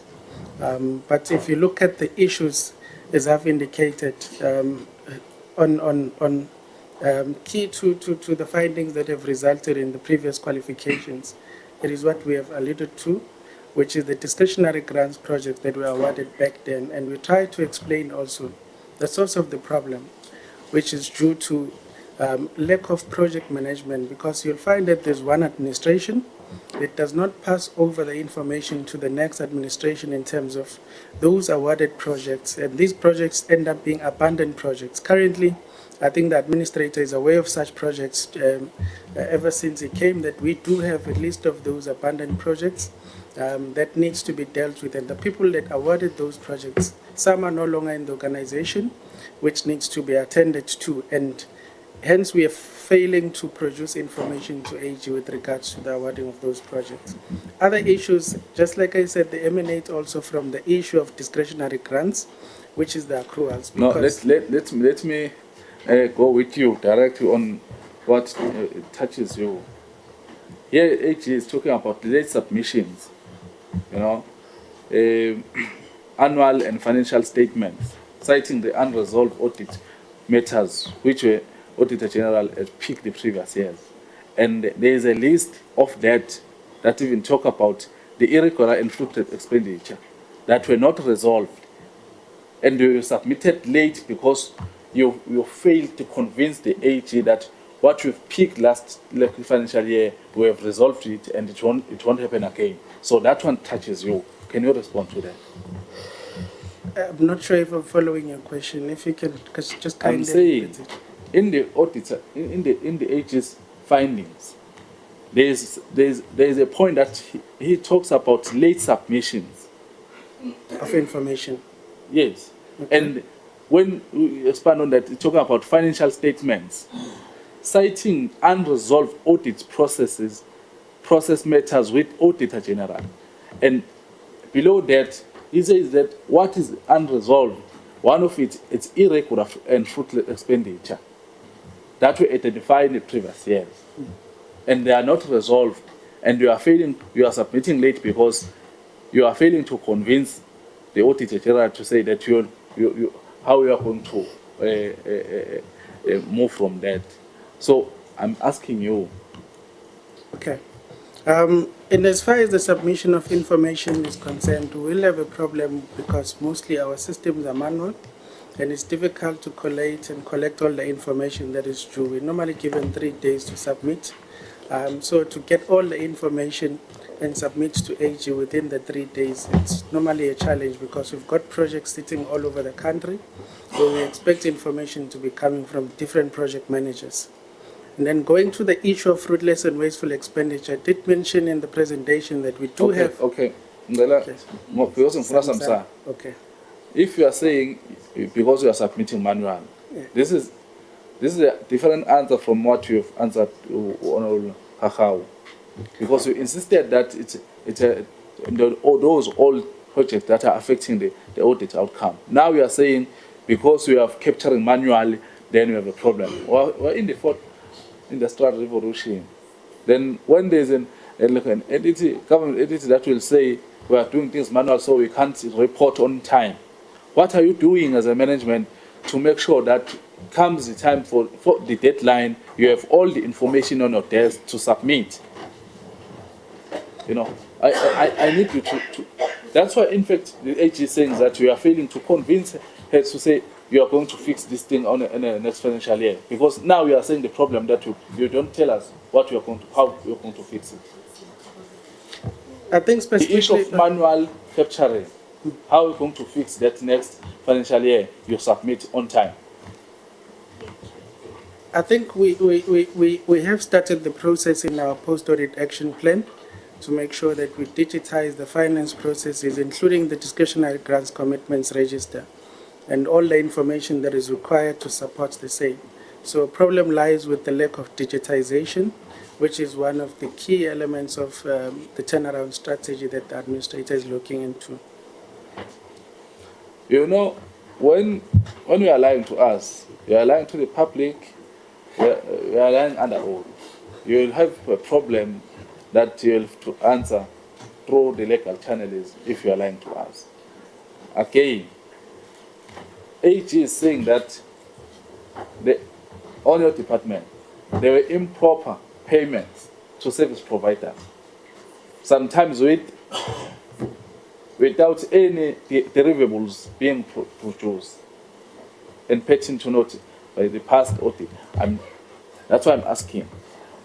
Auditor General have issued the audit outcome in the previous years, and he comes again, he finds those problems not addressed, and we are failing to convince her that we are going to address this, this is the plan. And we are coming to us and we are insisting that the audit outcome, because it doesn't come unqualified or clean audit because of the previous 2011 or something.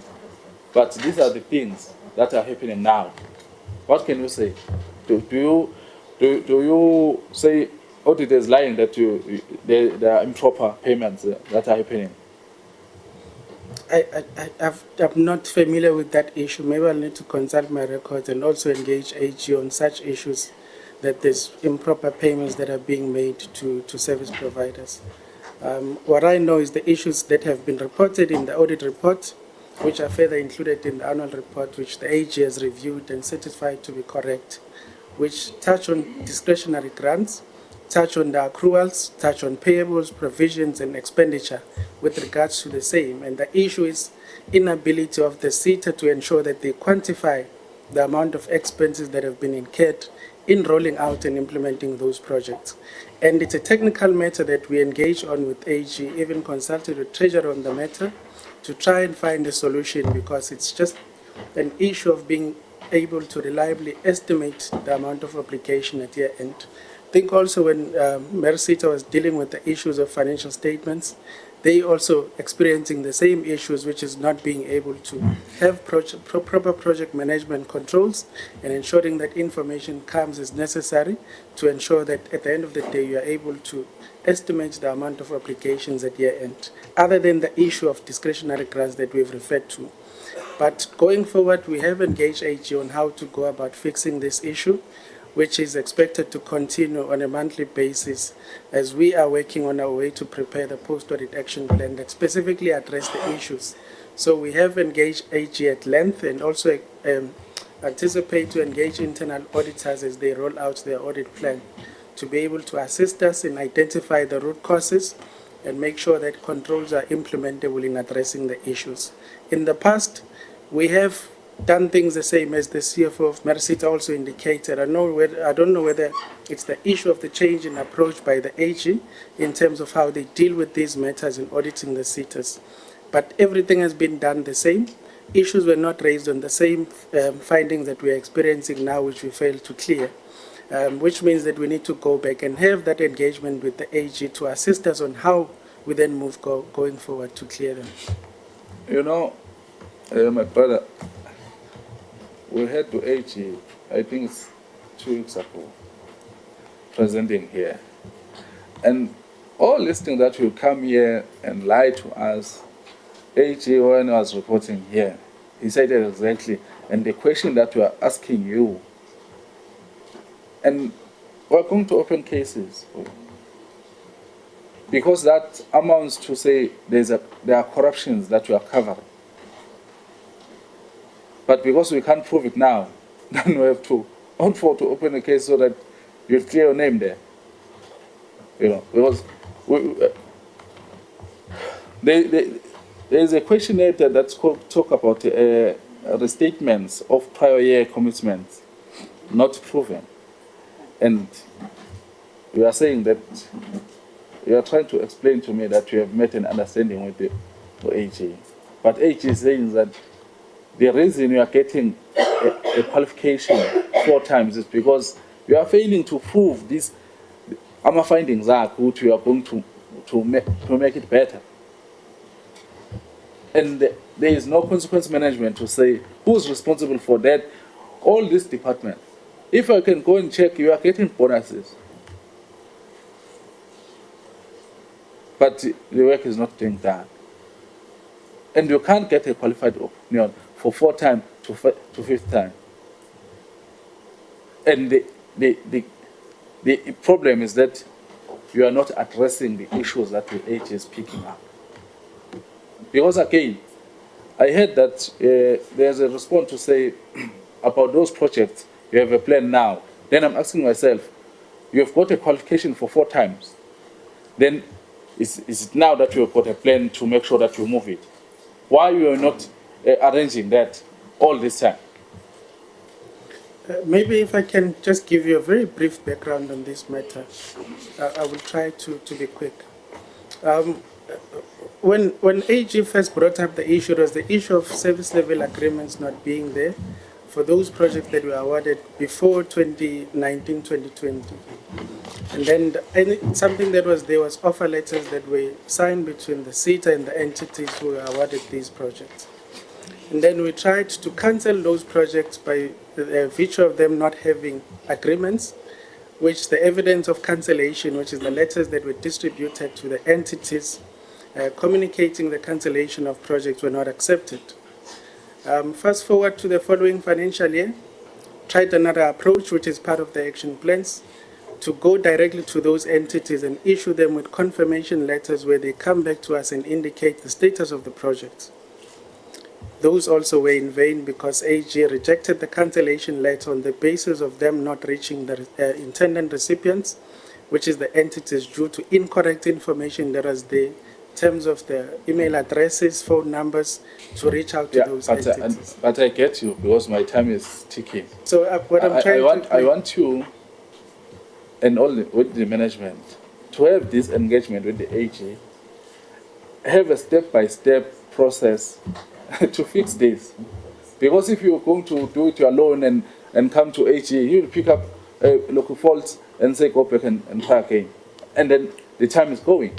At the end of the day, it will affect your audit opinion. So I want to move. I'm glad that AG is here so they can attest to that. We have been having engagements with them, only to find out that we do have those disagreements at the end of the audit, which are not clear. So if you're saying there are disagreements, this means even next financial year, you're going to be having this problem? It will depend on the appetite of AG and the engagements concerning these issues. Thanks. Let me move because I have to talk to MERSETA. MERSETA, I think AG has highlighted the persistent government issues, including challenges with financial reporting, compliance, and irregular expenditure. What can you say about that?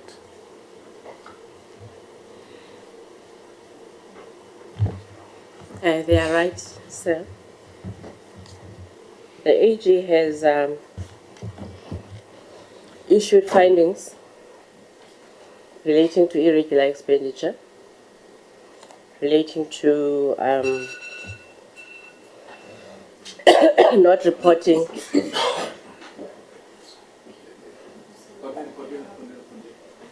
Sorry? Or continue, yes. Okay, I was saying, the AG has Their main findings with us are that Section 55, we are in contravention of Section 55 of the PFMA, where we are allowing irregular expenditure to happen. So that is correct. I'll start with the irregular expenditure. So the issue with irregular expenditure is a legacy issue. If you look at the last financial year, before the one we are reporting, the irregular expenditure was about 1.2 billion rands. It related to contracts that were not signed according to the delegation of authority. So that's why the disciplinary action was taken against the CEO, and partly, I think, some of the, I'm not sure about the COO charges, but she may have been part of that. So that was cleared. The main irregular expenditure that we are struggling with and that we are starting to get grips of is the issue of contract overruns. So we, as an entity, we have struggled in the last years to renew our contracts in time. And but if you look at this current year financial irregular expenditure, it's only 3 million. There's only one contract because we have put measures to ensure that there's timeous preparation of renewing or going out to the market to get new service providers. Last one, Chair. Last one, just last one. I think it's been spoken enough about this legal battles. But if you go to your statements, you'll find that legal fees in the 2022-2023 were 2.9 million. But now they are 15.9 million. Legal fees are 20 million actually. 20 million in this current financial year. 20 million. 20.9 million. Oh. And last year was 15 million. Yes, I meant to say that. Then Yeah. what can you say to that? Does it bother you? Well, it does. It doesn't just bother me, it also bothers the board. But those were all related Which to all board are you talking about? Well, this board. We have had an induction with them and we presented it to them, and they were concerned about the rising legal costs, and they did give us marching orders to take those costs down. But mostly they are related to disciplinary charges that were related to the COO versus CEO and other officials. That's the main driving part of our legal costs. Irregular expenditure is totally unrelated. Some of the contracts that were raised, for example, we had leased buildings and we tried to find alternative office accommodation. We couldn't find the accommodation, but there were contracts linked to those buildings. So as we extend the building, while we are trying to find accommodation, then the contracts must extend. Well, we extended the contracts because they were attached to those leased buildings. But we managed to get mostly out of those contracts. There's only one now that is running in the current, in this reported financial year, and we are hoping to report zero irregular expenditure for 25-26. So the second part that the AG is unhappy with is that we are not reporting according to GRAP, which were in contravention of Section 55 again. And it relates to the issues that Honorable Khachabo was talking about in terms of the accruals, grants, transfer payables, because it doesn't matter if we miss one thing on our financial statements, because GRAP is saying all our financial statements must be fair and they must present the true nature of our finances. So even if that's one thing which happens to be material in terms of our accruals, we need to get that right. We have been in conversations with the AG. We agree with the AG. We have called them and asked them to come and test all the internal controls that we have in place. Mhlengi has promised that they will come in November, Mhlengi, to come and test the internal control processes. We also agree that we have struggled with this process. It's again, it was one of those things that we did things the same way until we realized that what we were doing was not correct. Unfortunately, it's the AG who alerted us to it. We shouldn't have been the case, but when they alerted us to it, we tried to put systems in place to make sure that all the reporting is done correctly. So we are in the process of that. So you don't have internal audit. We do have internal audit. And why could they not pick this up? So we actually, the new internal auditor started in November last year, and it's the exact same reason that we actually changed them, because the previous internal auditors could not assist us, so we terminated. The contract was mutually terminated with the previous internal auditors, so we've got new internal auditors that are assisting us, and we are happy to report that. In fact, we had a report that came through yesterday where they're saying that there is improvement in our performance reporting, because if we don't get the performance reporting right, we will not get the accounting right. So the main issue with us is ensuring that our performance reporting is done correctly. Okay. Honorable Khabo. No, thank you very much, Chair. Thanks for the opportunity and thanks. Let me also welcome the presentations as they have been made. Chair, let me firstly start with the AG to get clarity. In one of their reflections of 2023-2024, they've made an indication that supporting evidence for reported achievements was not sufficient in relation to programs that are being implemented by the department. Can you clarify us as to what do you mean?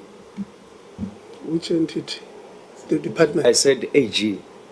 Yeah, but I'm asking them which entity? The department? I said that the AG must clarify us as to what do they mean when they say that the evidence that was presented was not aligned to what was given. For which entity? For the I'm department? saying they must clarify us what do they mean in detail. That's what I'm asking. They will ask you the same question. AG? Yes, Chair, I would read. I'm just asking, are we talking to the Department of Higher Education or are we talking construction? That's what I was trying to ask him to clarify. She's asking the department. He says for the department. Okay, so maybe if I can just paraphrase the question so I just get an indication if I understand the question. So the honourable member is asking that we've indicated that there's supporting documentation that we haven't. Maybe I just need clarity on the question. If you can just paraphrase the question so I just get it. They have indicated that. All right.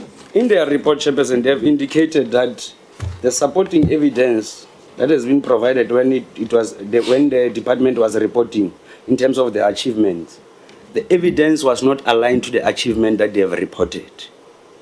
That's my question, Chairperson. What do they mean when they say that based on the evidence that they have received, it was not aligned to the achievement that was reported by the department?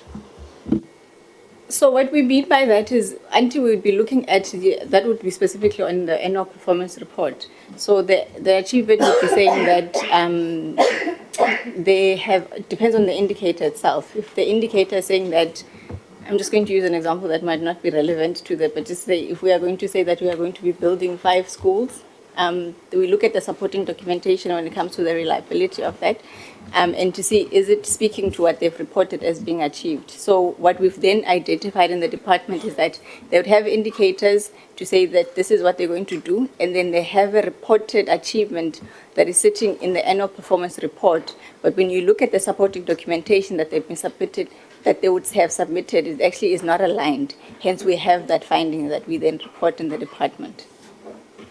That's what we mean. Are you confirming that somehow the department would submit misleading reports? I'm confirming that the supporting documentation that they would submit would not speak to what is being reported. No, thank you very much. Can we go to the second issue that is cutting across to most of the CETAs in terms of learner management system? In your report, you have indicated that the department have failed to implement this recommendation in prior years. Do I understand you correctly when you say that, or do I interpret the statement correctly when I say that you have basically long recommended that the department must develop an integrated learner management system, and they have dismally been failing or refusing to do that? Honourable Member, it has been a number of years that we've reported the issue of a need for an integrated system. So what we reported in this year when we were speaking on just the portfolio outcomes is that there is not much progress in the implementation of that recommendation. So we're not really where we want to be, because we're still picking up a lot of the issues that speak to the inefficiencies in the system as a result of the lack of integration in the system. No, thank you very much, AG. Just wanted to prove something in terms of the department failing to fulfill its core function of managing the department, including other entities. Can I go to the department? My first question would be linked to the very same learner integrated information management system. In the previous committee meetings, we were informed that MICT has developed a system of that nature that will allow all SETAs to manage information. How far are you with implementing that system, department?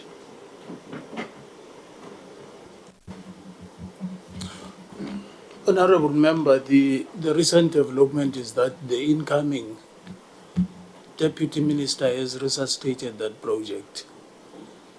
The challenge that is there is that currently you've got numerous SETAs that are implementing their own systems. Now, so it's only now that the minister is resuscitating it? Is that what you are saying? Is resuscitating the integration of the system. So basically you are confirming that the recommendation to develop that integrated system, in a way, it has not been implemented. Now that you are saying that the minister is only now that is resuscitating that integration process. I'm simply saying there was an attempt to actually integrate the various systems. But then that attempt did not bear any results. That is why she is now resuscitating the project. What were the reasons for it not to bear results? Because, like I said, MICT has developed a system, and there was enough evidence presented before the committee that this system is working, to an extent that you as a department made a commitment. Why are you saying the integration was a bit problematic? You see, the problem, Honourable Member, is that you've got different accounting authorities and different SETAs. And they are currently, and they've been using their own systems. Now the question arises to say, if you develop an integrated system, where is that system going to be based? That's the key thing. I will make an example. So that's the reason why, no, I will not want you to abuse me. Is that what you are saying, that that's the reason why the system of integration could not be implemented, because of each and every SETA is having its own separate independent system? That's the hurdle that must be overcome. Thank you very much, DDG. Can I, let me go to the other part that I want to get clarity on. Who was responsible for that process of integration of the system? It should be the DG as well as the DDG skills development. The DG for skills development, who is it? It's Mr. Mvalo. So the DG and the DG, Mr. Sishi and Mr. Mvalo, who's the DDG for skills development, are the ones who are supposed to oversee the implementation of this process. Look, Mr. Mvalo is the coordinating factor because he is in charge of SETAs. The DG comes into play because he is responsible for overall MIS system of the department. No, thank you very much. Let me stop you there. Mr. Mvalo, who is responsible for all SETAs, is it the very same Mr. Mvalo who is an administrator in one of the SETAs? Yes. Okay. why did you place the 3 seaters under administration? Now that the very same person who was supposed to oversee all of these seaters is now being seconded to one of the seaters that has failed under his watch. It's a very onerous question to ask in the sense that you had an incoming minister, and obviously an incoming minister has to exercise, his prerogative. He has to, in terms of PAJA, of course, he has to look at how the system operates before he takes decisions. No, let me stop you. You did that with the last minister, you're not going to do it again. You like throwing politicians under the bus. I'm asking you. You have just confirmed that Mr. Mvalo is the one who was responsible for overseeing all sitters. And under his watch, 3 of the sitters were then subjected or were placed under administration. And in your own submission now, you are then saying to us that it's because of the minister had to exercise his powers. Are you saying that these are problems that has always been there, but unfortunately the previous minister could not exercise her powers?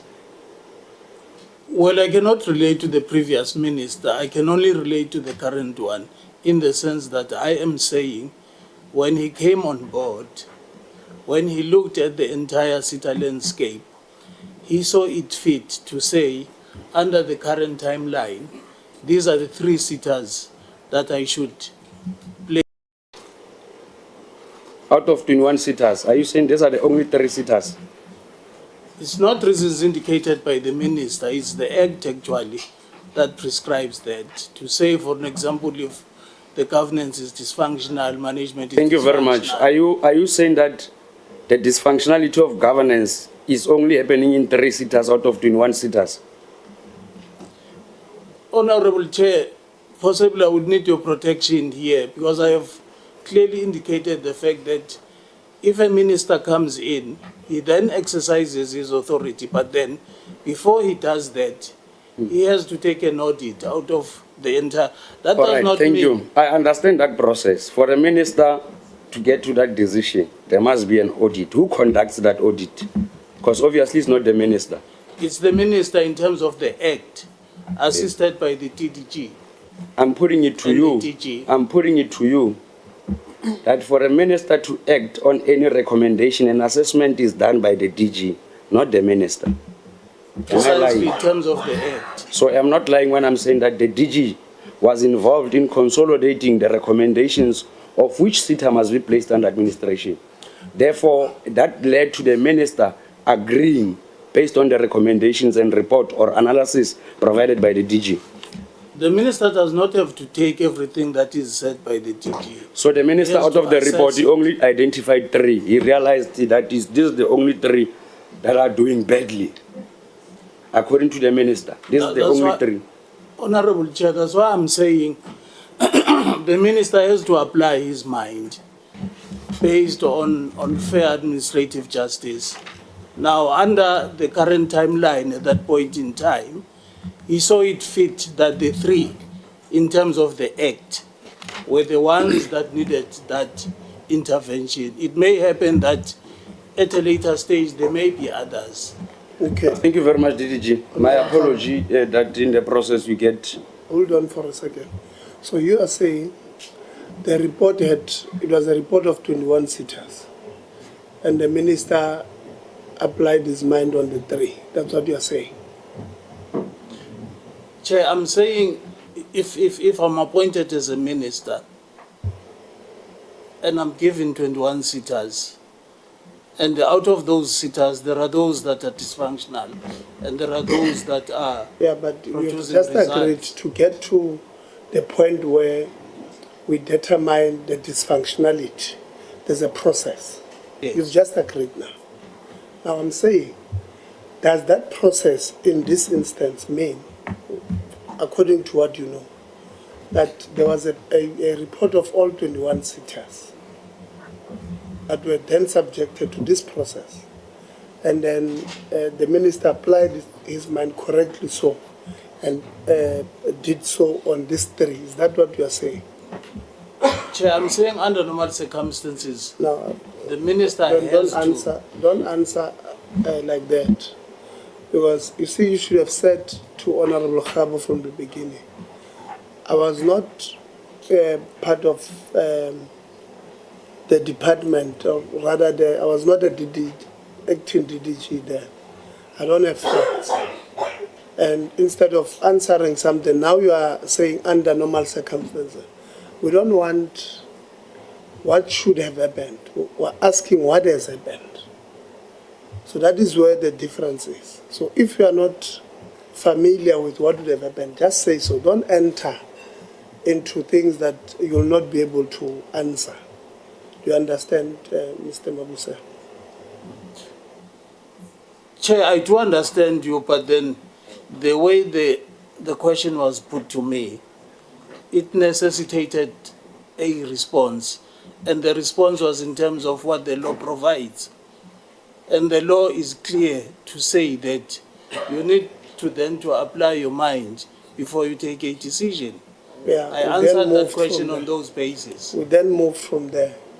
The question is, are you saying the minister applied his mind only on, in fact, you went further to speak about the governance dysfunctionality, and he asked, are you saying that governance dysfunctionality were only on these three? So now that is a specific question. No, I'm not saying that, Chair. I am saying there's a timeline of 21 sitters.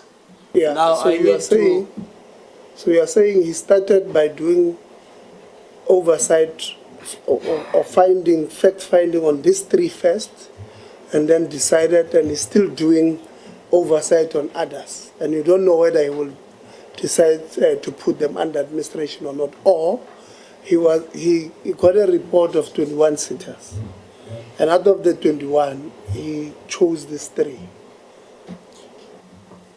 Chair, under normal circumstances. No, it can't be under normal circumstances. That is why I'm telling you, don't answer things.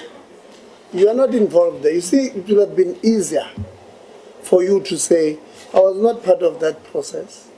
It's easier to send these questions to the department or the minister. It's easier to say so. Don't answer something.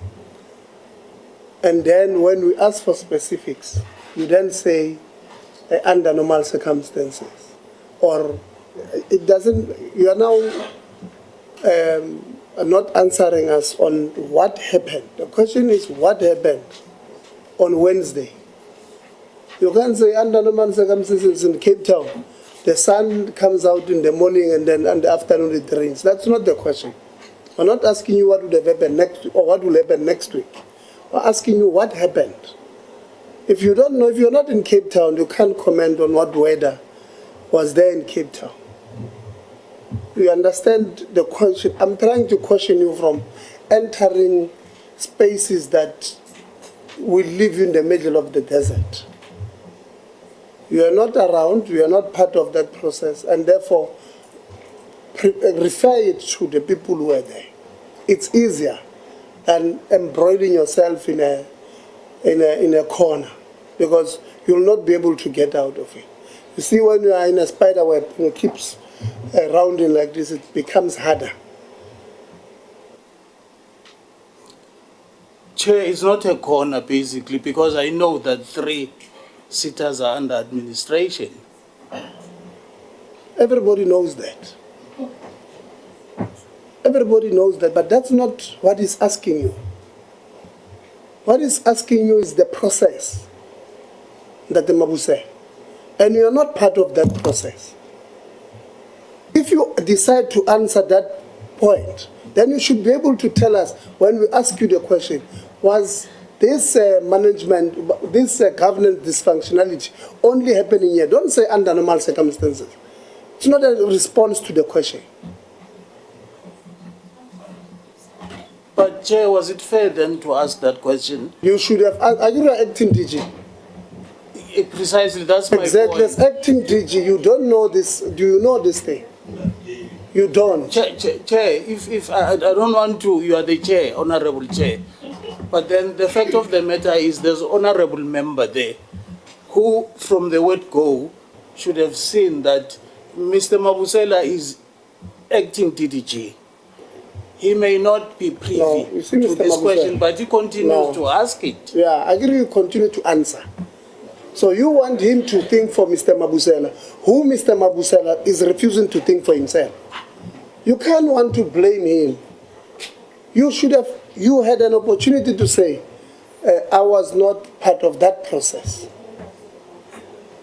Now you are saying to me, I'm answering because I've been asked by a member. So if I can ask you now, what is my child doing at school as we speak? You're going to answer because I've asked you.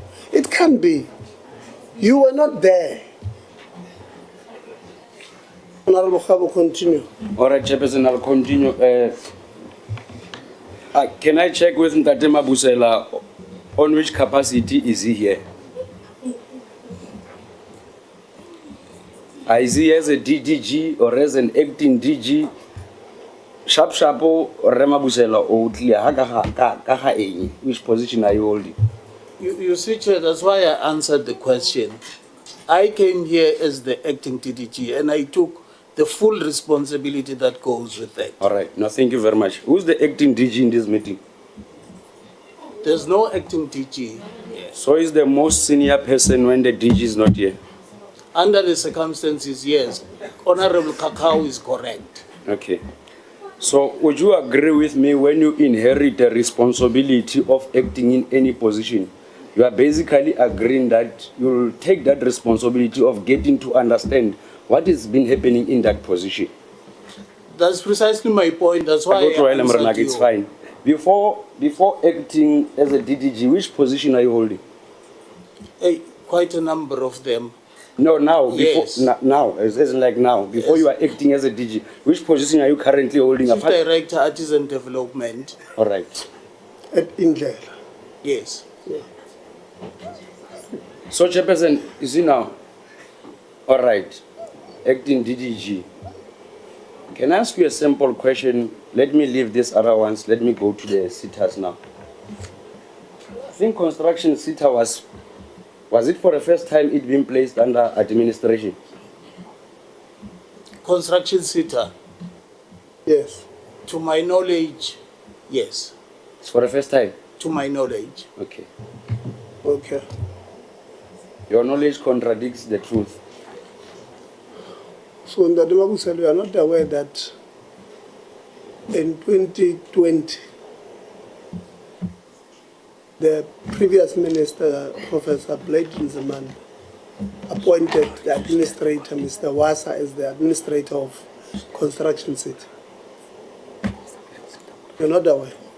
Chair, that's why I qualified my answer to say to my knowledge. No, but I'm asking. I didn't say yes. I said to my knowledge. It was the first instance that I know that. Department. No, but in another function, Chair. Yeah. And you didn't know that Construction City was under administration? The department is huge, Chair, as you would know. Yeah. Yes. I'm asking you. Okay. You did not know? I've said yes. To my knowledge, there was only just one instance where Construction City was placed under administration. And which this is was current. this year? Yes. This was this year? Yeah, which is current. Okay. You are aware that, Mabusal, that you are acting DDG of skills development, meaning that you have a responsibility to abreast yourself with all the developments across, including all these 21 CETAs, knowing all 315 board members, so that tomorrow we don't ask you that you've got a board member of one of the CETAs arrested and you don't come here and say, hey, the CETAs are too many. You've got, you know how many council board members do you have? Because if we're going to have that, then we're going to have a problem. It's acting now after Mbalo left. When were you appointed? Chair, maybe it's 3 weeks now. 3 weeks. And yeah, and the really department is huge. Very huge. And under normal circumstances, you're quite correct. It's a huge portfolio. And basically, I strongly believe that I've been in that space, and on a scale of 1:10, I would behold my own up to 7 out of 10. Okay. The remaining information that you are relating to, that relates to other issues, as we are putting it, Chair, to say I still have to abreast myself to them. It's true. Including knowing that the CETA was under administration, not for the first time in 2020. Precisely. Okay. No, Chairperson, ba re go mekamekana le mogolo ke go ipatlela madimabe. Ka Setswana ra re ga o ka ipega thaba e tlhotsa e tla go wela. So ke ne ke re, let me apologize go tsenya on the spot in terms of asking you questions that you are not really abreast with. I just then realized that it's only 3 weeks. But my thinking was that even if it's 3 weeks, a day before, now that you are preparing for a meeting, you would have found a way of collecting information so that you can prepare yourself for the meeting. But basically, there was no any pun intended on you, my apologies. No offense taken, Honorable Chair. Let me give you a brief, Amaranaka, so that you don't request the chairperson to intervene. Let me go to construction CETA. Ntate Oba. Okay. Can I just check with you, before you were appointed as an administrator, where were you, or your latest or your last area of employment? Thank you very much. I was the acting executive director, human settlements in the city of Joburg. From when till when? I was acting that position from January until I left now. But my substantive position in the city of Joburg, I worked in an organization called the Johannesburg Development Agency as the executive manager for planning and development facilitation. Within the public sector, how many years of experience do you have? Yeah, more than 20 years in public service, to be honest. In senior management in particular? Senior management started in 2008 as being a chief director and above.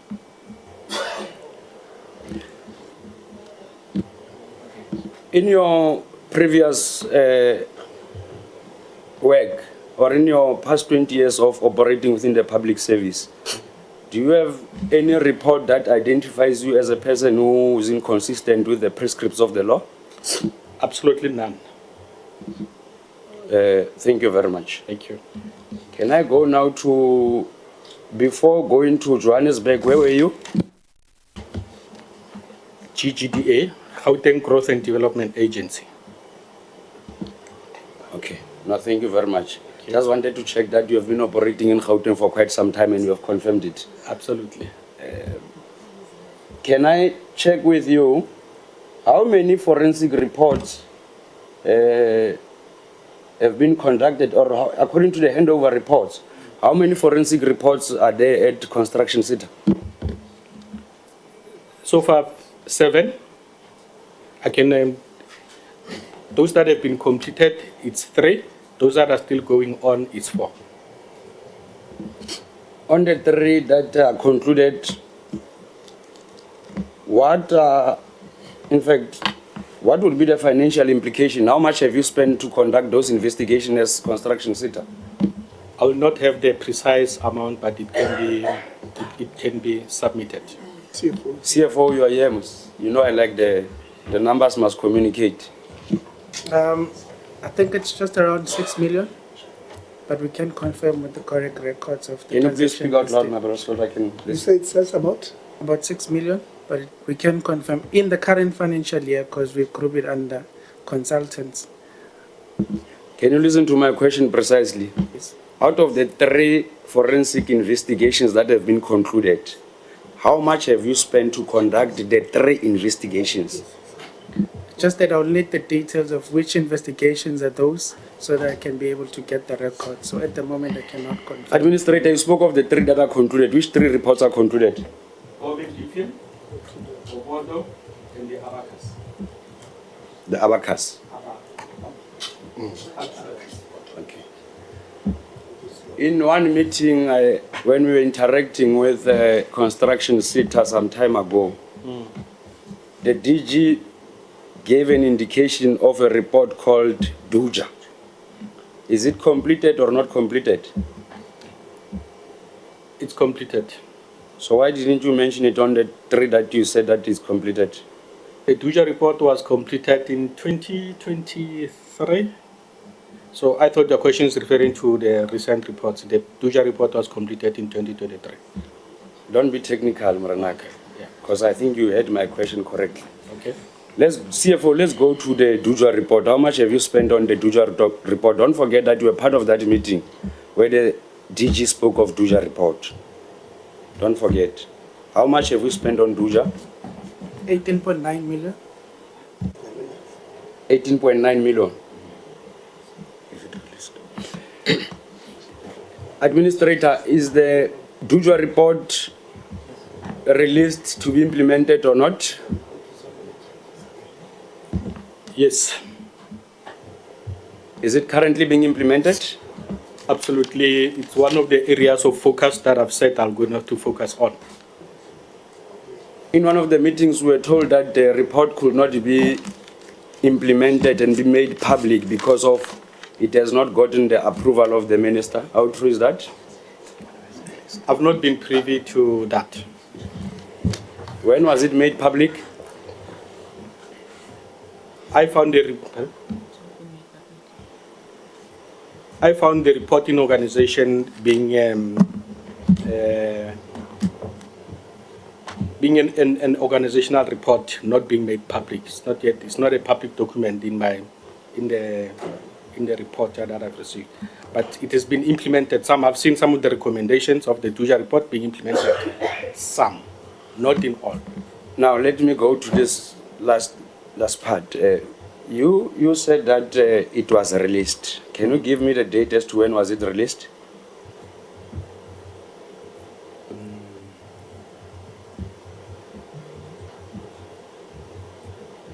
I'm pretty much uncertain on the date when it was received, but part of the handover is a report that was forming part of the submission as a report that has been released. Then according to you, who released the report? The administration that's left, both the AA and the CEO. So, okay, let's go to the report, the DUJA report in particular. The DG said that the DUJA report is sitting with the minister's office. That's why it could not be implemented. And you are saying that it's being implemented. Do I understand you correctly? When you say that part of the DUJA report is currently being implemented. Yes. Is it currently implemented under your leadership or before you came to the CETA? I've seen disciplinary processes that were based. Okay. Was it implemented before your appointment or is being currently implemented during your appointment? It's currently being implemented during my appointment. It is also being currently implemented prior. So, as a sitting administrator, the DG told us that the report could not be implemented. And you are currently saying that it is being implemented. In fact, it was implemented even before your appointment. Absolutely. So in a way, the DG was not telling the truth. I'll not comment on that one. All right. Let me go to Ms. Taj. What is your position? Executive Manager, Strategic Support. Executive? Manager, Strategic Support. Strategic Support. Yes. Strategic Support. For how long were you appointed on that position of Manager Strategic Support? From January 2022. January 2022. For how long have you been with Construction CETA? From January 2022. January 2022. Can you explain to me what is your role, or basically in summary, what strategic executive support? So I look after 4 different departments, starting with human resources, ICT, planning, reporting, and strategy. And the last one is communications and marketing. Okay. Honorable Sauls earlier on spoke of Mayor Constance, who has been victimized for some time, according to his views.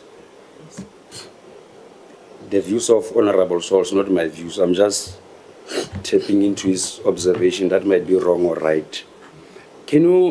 What is happening there? Do you have a whistleblower policy in construction city? We do. Do you have a whistleblower policy? Yes, we do. Can we go to the issue of Mayor Constance? There was an issue of CCMA, there was an issue of whistleblower in the process. You know, you are appearing on news almost every week, Mos. You are contesting the president in terms of media appearance, construction CETA. So this is what was alleged. So that's why I'm asking you, can you clarify this process of CCMA and Mayor Constance? What is happening? Apparently there were issues of her being a whistleblower. Jiggy CCMA says that, well, now you are not telling the truth, you are not a whistleblower. Can you tell us what is happening there? Okay, I think there's 2 issues that you're raising. The issue of the whistleblower was not taken to the CCMA by Ms. Matsapula, it was taken by Ms. Tumisho Mputi. So I'm not sure which one you want me to deal with. My apology for the names. I agree with you. Pirima kwa itsola go botaunga ke tlhela me ina mang ke sa khone wa tlhaloganya. A re bue ka Metumisho ge now that you have related to the issue of CCMA. I asked 2 questions. The issue of whistleblower policy and the second issue was the CCMA story and linking it to the whistleblower arrangement. So with regards to Ms. Mputi, she was charged with a number of charges that were related to contravention of the supply chain management policy. She then produced a protected disclosure that she had submitted to the Audit and Risk Committee chairperson. I think this was back in 2018. I could be corrected on the dates.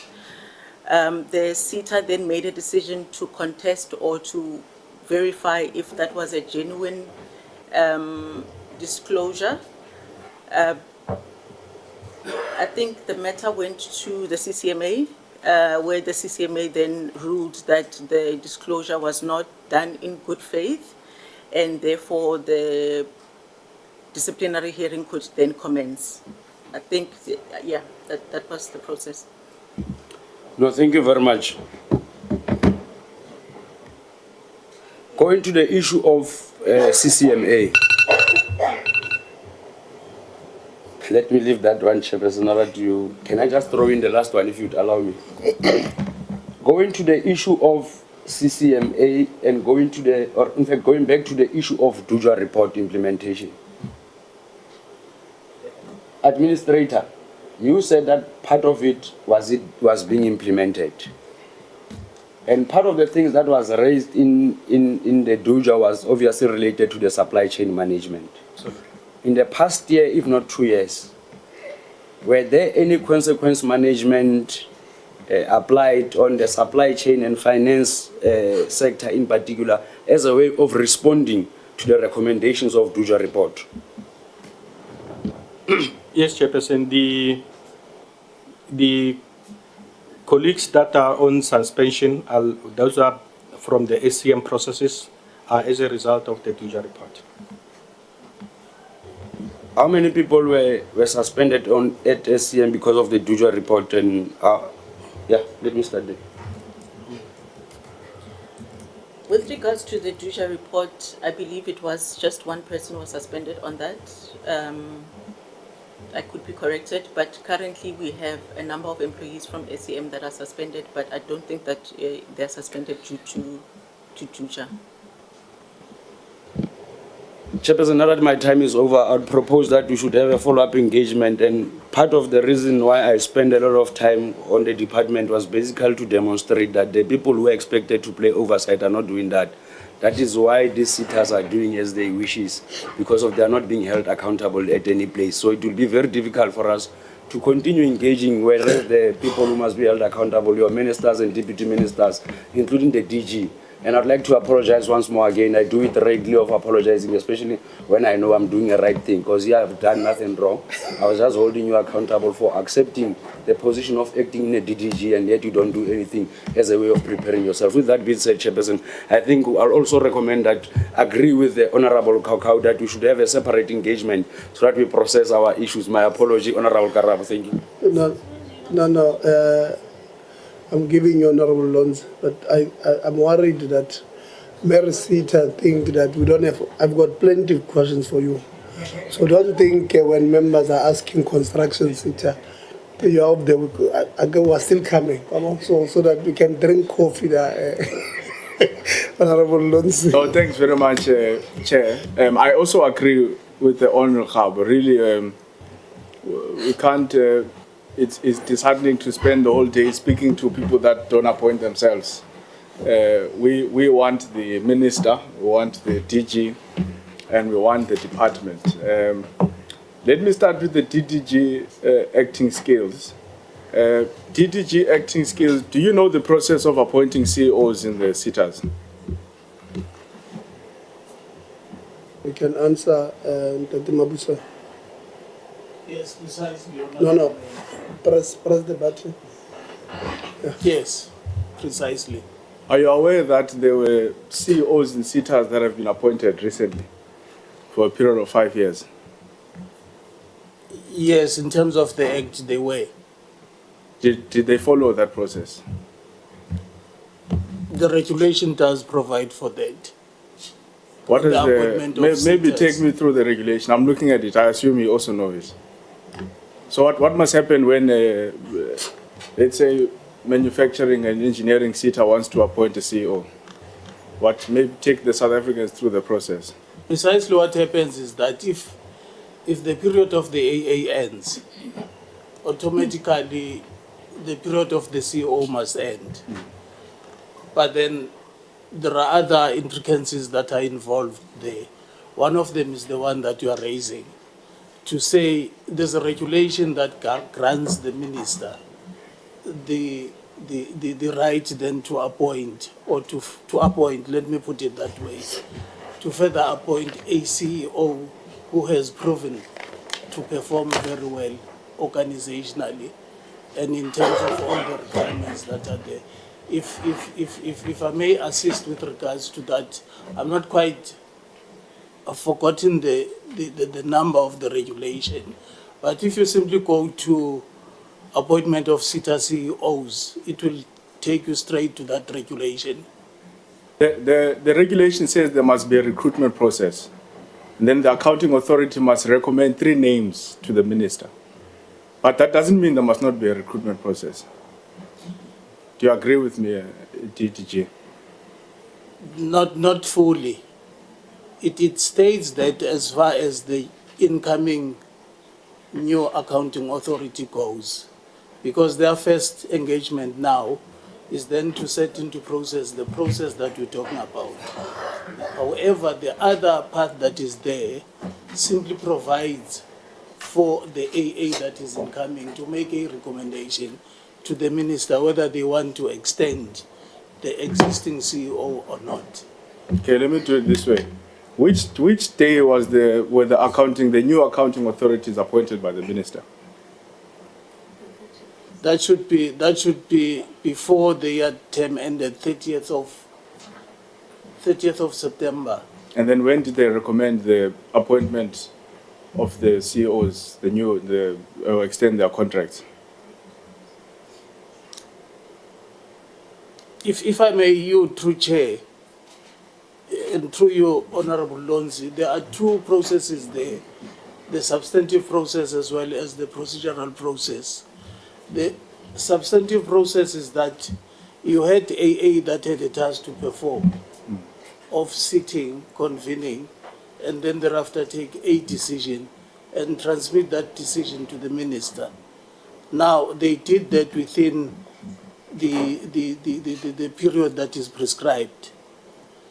Now, as to the procedural part thereof now to say when did the minister then sign off the recommendation, it is another matter. But then the key thing is that the incoming accounting authority set before the expiry of the time of the CEOs. DDG, the accounting authorities are new, we agree. They are just appointed now. Yes. And then these accounting authorities then make a recommendation to the minister, probably not having even set more than 1 or 2 meetings at most, to say that we want to appoint this CEO for an additional period of 5 years. There was no recruitment process, there was no advert, there was no shortlisting process, there was no selection committee, but 3 names. In fact, even worse, in some of them, they only recommended 1 name, and the minister then appointed those people as CEO for a period of 5 years. No, that's why, Honorable Lonzi, I'm creating these 3 paths so that you may understand how the process went by. The minister actually issued a first memo to the AAs, which was not interpreted correctly. But then a second one, which was explaining exactly what is supposed to happen. This is what I'm explaining, to say the contract ended. And now, but in terms of legislation, the incoming AAs did have the latitude then to then recommend the reappointment of sitters who had performed. That is in terms of the Act. But in the instance where there is no recommendation, they were then to submit names. And the recommendation. DDG, can I read this? Can I read this to you? The minister is responsible to appoint a CEO for respective CETA based on the 3 names recommended by the accounting authority in accordance with this constitution. 2, the accounting authority of a respective CETA must, I'm not sure about the parts you are telling me, that's a very operative word, must. A, follow a recruitment process. B, place a national advertisement to invite candidates to apply for the position. C, have a shortlisting process by which selected candidates can be interviewed. D, have a selection committee to select candidates to be interviewed. And E, which is what we are talking about, make a recommendation of 3 suitable candidates from which any one can be appointed by the minister after consultation with the cabinet and irrespective of the placement of a name in the list. Are you aware of what I'm reading here? Yeah, that holds, but only as far as when the AA has not recommended the extension of the currency owed for another 5-year term. That then which section here speaks about giving the AA powers to extend the term of a CEO for an additional 5 years without following this process that I've read out from you? That is in the Act. That's the regulation. That's the regulation of the Act. Which one is it? So that I can go to it. Yeah, it's the one that I'm saying. I've just forgotten the number. But if you can simply scroll. I'm scrolling here. I can't see it. You will find it. I'm scrolling here. I can't find it. But it's certainly there. So you agree with me? So maybe let's establish this. That's why we need the minister here. Because you are saying this, so you are telling me there's some other section that you forgot. So in a way, you agree with me that this process I'm reading out to you now was not followed. A separate process was followed. No, I'm not forgetting a section. I'm just forgetting the number of the regulation. Okay, let me make it easier step by step. The accounting authority of a respective CETA must follow a recruitment process. Was a recruitment process followed in the appointment of these current CEOs? Honorable Lonzi, that's why I'm saying to you, there are new AAs that are incoming. This is precisely the process that they must follow. In the instance I'm talking about the CEOs that have now been appointed for an additional 5 years. I'm asking a very straightforward question. Was a recruitment process followed? It couldn't be followed. Okay, so the recruitment process was not followed? For the extension, because there's a regulation. That's fine. there was no national advert to invite candidates to apply for the position. Was there? I assume there wasn't, was it? There will be an advert that will invite CEOs. Was there a national advert to invite candidates for the current positions of the CEOs which have now been appointed for an additional 5 years? Is there such an advert? It's still coming. So these ones who have been appointed for 5 years, there was no advert for their appointment. It's an extension in terms of the So regulation. their extension, there was no advert. It doesn't need an advert. It simply needs There was no shortlisting process. Performance. Well, you are telling me about the legislation that you can't even tell me. Yeah, let's do this. The question there is that I want you to clarify. There was no advert. You are saying it's still coming. For those that were not extended. That's what I'm saying. Yeah, the question was, there are other CEOs who have been extended. So he's asking for those. What about those? So these ones were extended. That's where the questions are. He's saying there was no advert. Just answer yes, there was no advert. Because if you are saying it's still coming, then that's where, because you almost lost me now. That it's still coming for what? No, I think we're not on the same page with. Yeah, let's be on the same page. No, I Honorable fully, Lonzi, through what you, I'm Chair, s- if I can just interject. DDG, I don't want to, I think I'll spend my whole 20 minutes on this question. Can you take us to the regulation that allows for an extension of 5 years in the Skills Development Act? I'm willing to waste my time and wait for you to research for Yeah, it. if you can allow me to do that, I will do it. There are other members of the department, I'm sure they can fast track this process. Yeah, maybe in the meantime, ask the team to help you get it, whereas he continues with other questions. Is it possible that that you can ask somebody that the Kuza next to you, because he's the head of NSA, he should have it. Get it for him, and whilst we continue with other questions. No, it's okay, Chair, but the fact of the matter, Chair, that regulation is there, and that's the regulation that informed. I think the DDG should just share the regulation. No, it's okay. In that regard. Yeah. No, let's do this. I mean, we're not talking about a decision that was taken 10 years ago. We're talking about a decision that was taken now. In fact, it should be in your emails. Because the letter that the minister would have sent to the AAs would have quoted that particular regulations. So the DDG should just open his emails and check it. It shouldn't take that long. Now we're saying, please take us to that particular section. You see, Chair, that the regulation that I'm referring to. And please read it for us.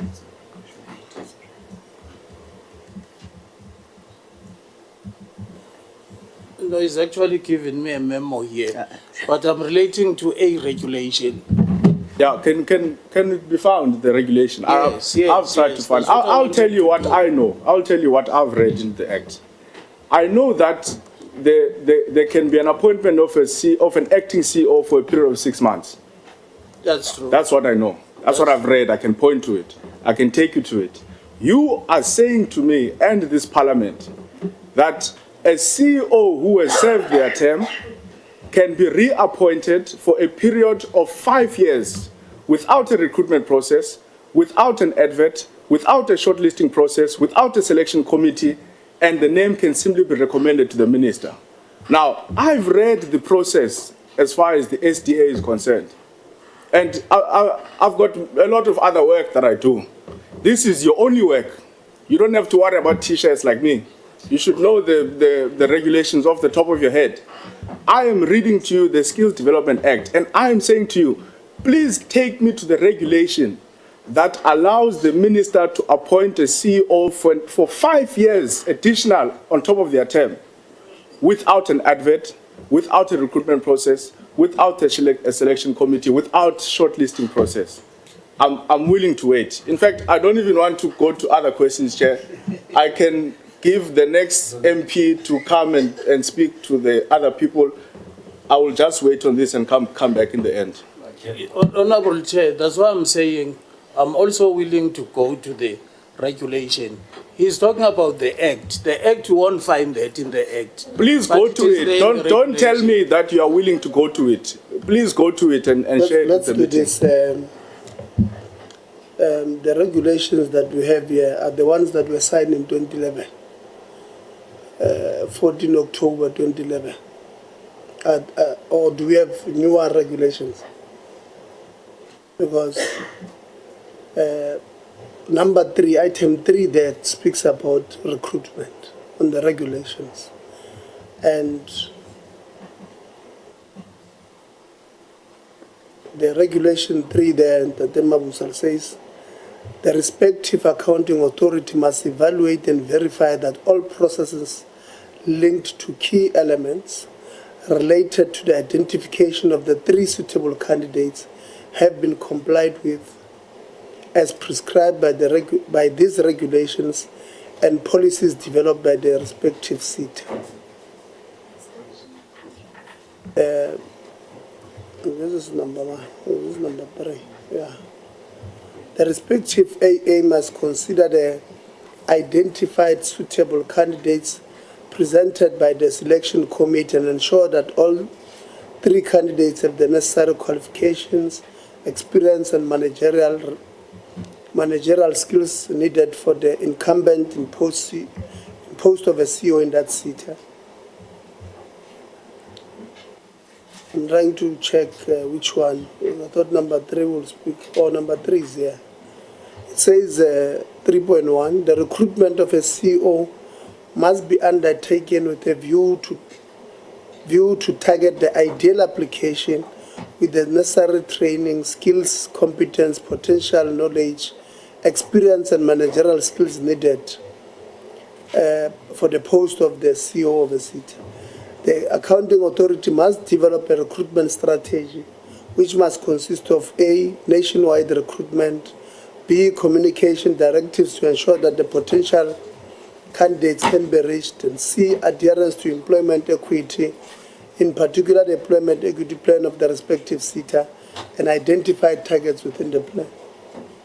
Then the method of recruitment, which is 4.1, the method of recruitment used must not discriminate against prospective candidates and should be advertised nationwide. 2, the AA must publish an advertisement complying with the statutory prescript.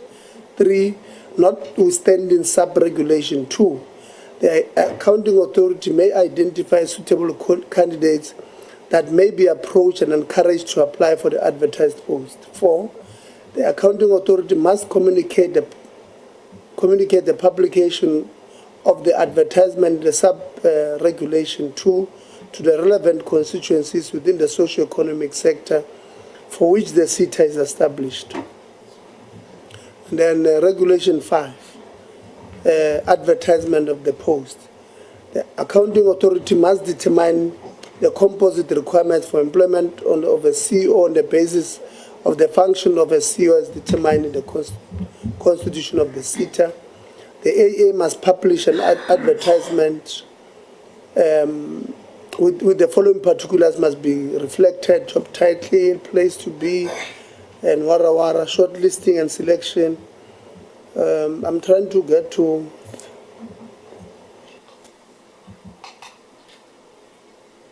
condition of service, on the regulation. Are these the last regulations? Yes, Chair, they are the latest. So where is this? Maybe, Chair, to make this shorter, can you respond precisely to yourselves with respect to this regulation exactly? No. Sorry? I'm saying the standard procedure here is that if that information cannot be given at that point in time, Yeah, let's hear first the point. Yeah.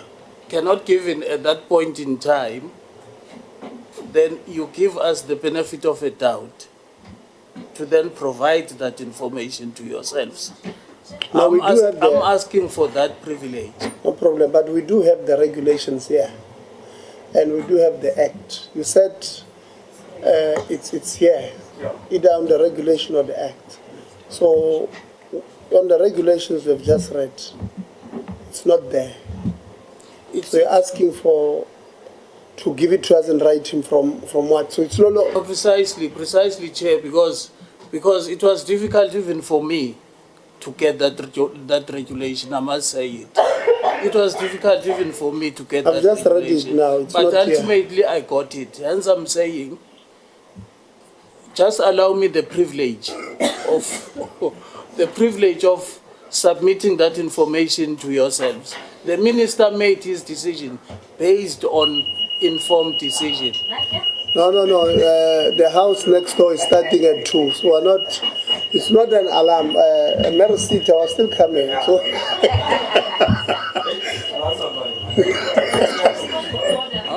Yeah, point of order.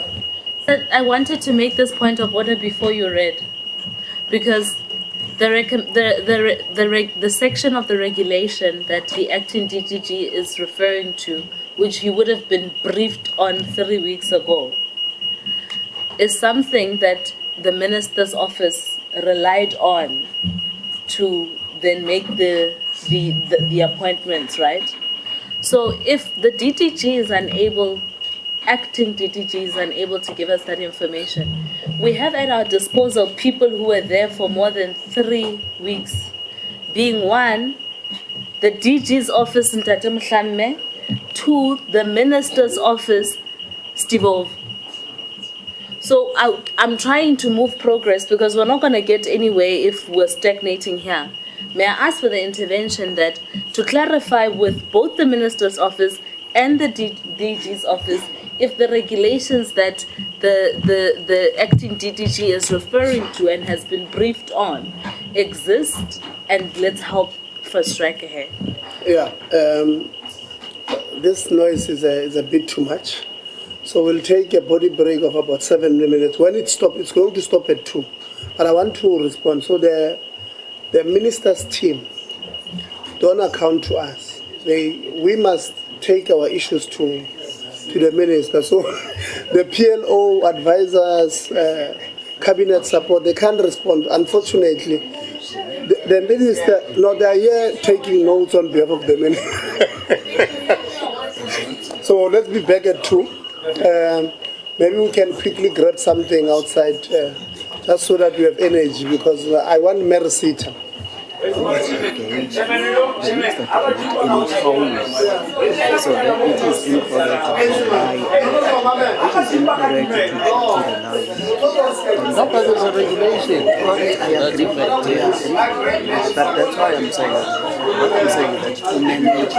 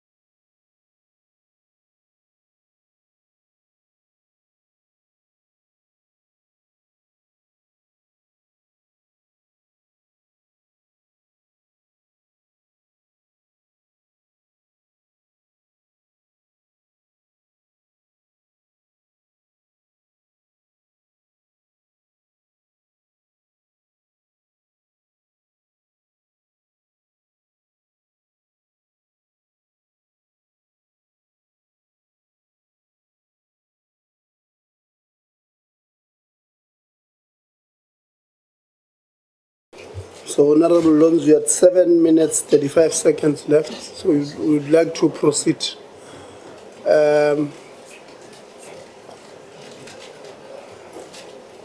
laptop is frozen here. I don't know what to do. Even mine.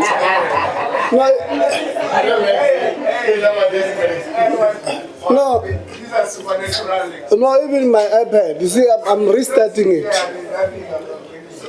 No, I think we made a mistake by leaving them.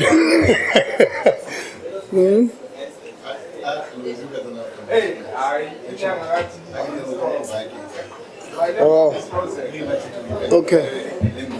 Yeah. He's a duty whip in the house, so he asked that we give him the time and then, yeah, we'll come back. Yeah. Cabo, ora ke mora.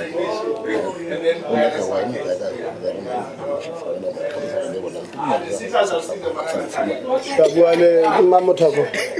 Mabusi.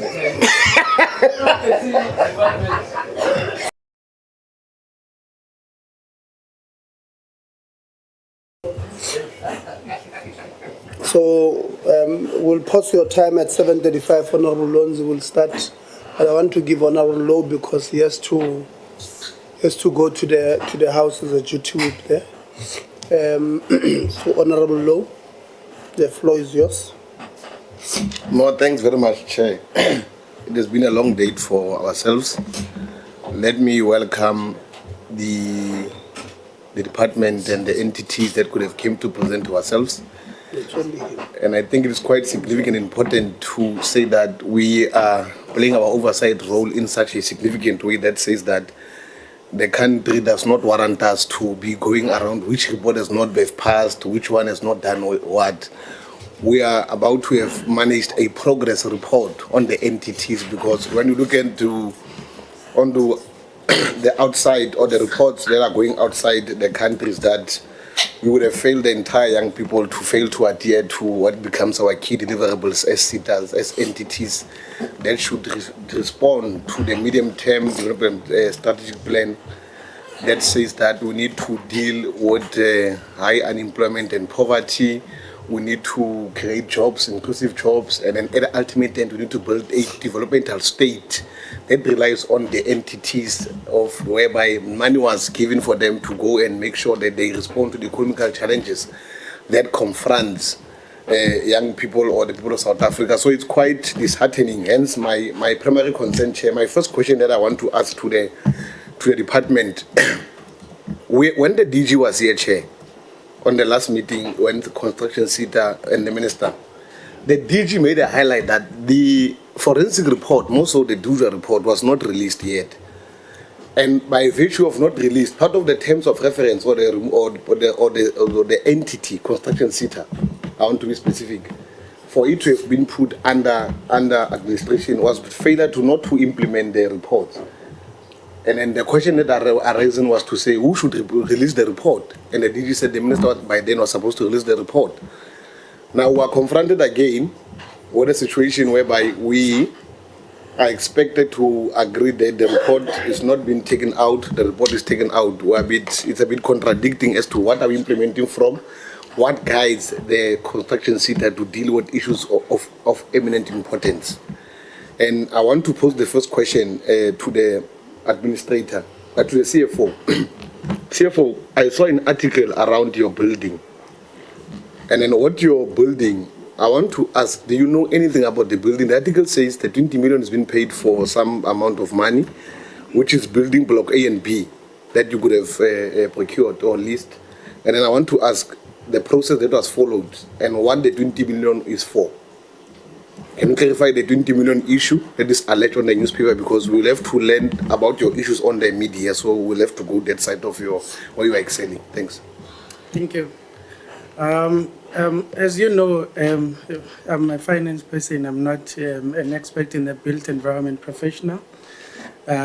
So we normally get the built environment professional services to do an assessment before the building can be constructed or any refurbishment on the building of this nature can be effected. To come do technical drawings according to the specific needs of the organization. which is in this case to ensure that the office is partitioned to the size required in terms of the square meter, the number of office required, as well as fix other maintenance issues on the building which may have arisen because of normal wear and tear. So with this one, it's the same case. We hired built environment professionals who determined, based on the work that was done, the budget in terms of the estimate, how much will it cost to refurbish the building. So at the moment, there's currently no process that is ongoing to do the refurbishment. The previous tenders that were advertised, all of them expired due to validity period. So there's nothing except the procurement plan, which is reflective of the budget, how much is likely going to be spent to refurbish the building. So the allegations on the newspaper about the 20 million is not true? Are you saying that the building is not for compliance? And 20 million is what's sitting in the procurement plan as the estimated budget, which is likely to be confirmed on appointment once the tender is advertised or re-advertised, how much the actual cost will be to do the refurbishment to the building. So I think there's a bit of misconception there on the article. On the article is misleading. Thank you very much for clarifying that. Yes. Administrator, I would request that maybe you furnish us with an OHS audit report which says that, or that says that speaks about the non-compliance or the compliance of the building. Are you able to finish up with that?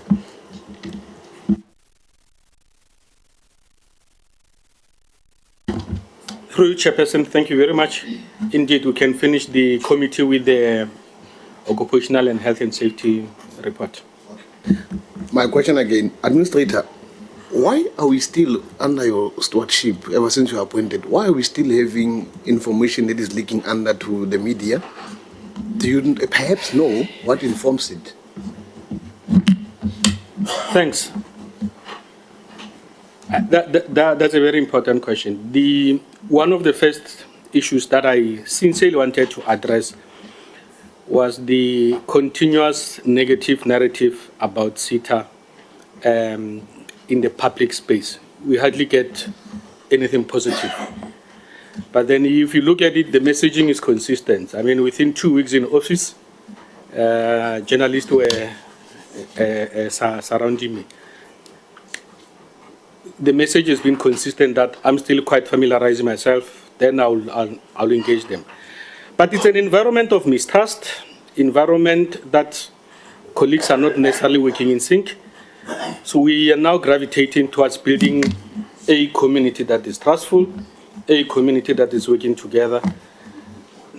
Also centralizing the art of corporate communication and factuality around it, because information will go out. For example, the one that I just saw today, factually incorrect in some other areas. What is the counter narrative that we're going to do? Yeah. I'm asking this because previously when the DG appeared, amongst the terms of reference or amongst what could have propelled the CETA to have went under administration was a high level of media reports that was highlighted on the report, 1. 2, amongst it that was also linked was the Dujwa report and the forensic report failure to implement them. Now, we're sitting here at DDG with a question to say, in this scenario, if the forensic report are not released, how does the entity act upon and put corrective measures in place? Or else publicly we know the report must be publicly released. It must be known as a forensic report. If it gets challenged, it can only be challenged by the court of law. Yeah. How do we act upon in correcting the matters at construction CETA, whereas the reports are not yet released by the minister official? DDG?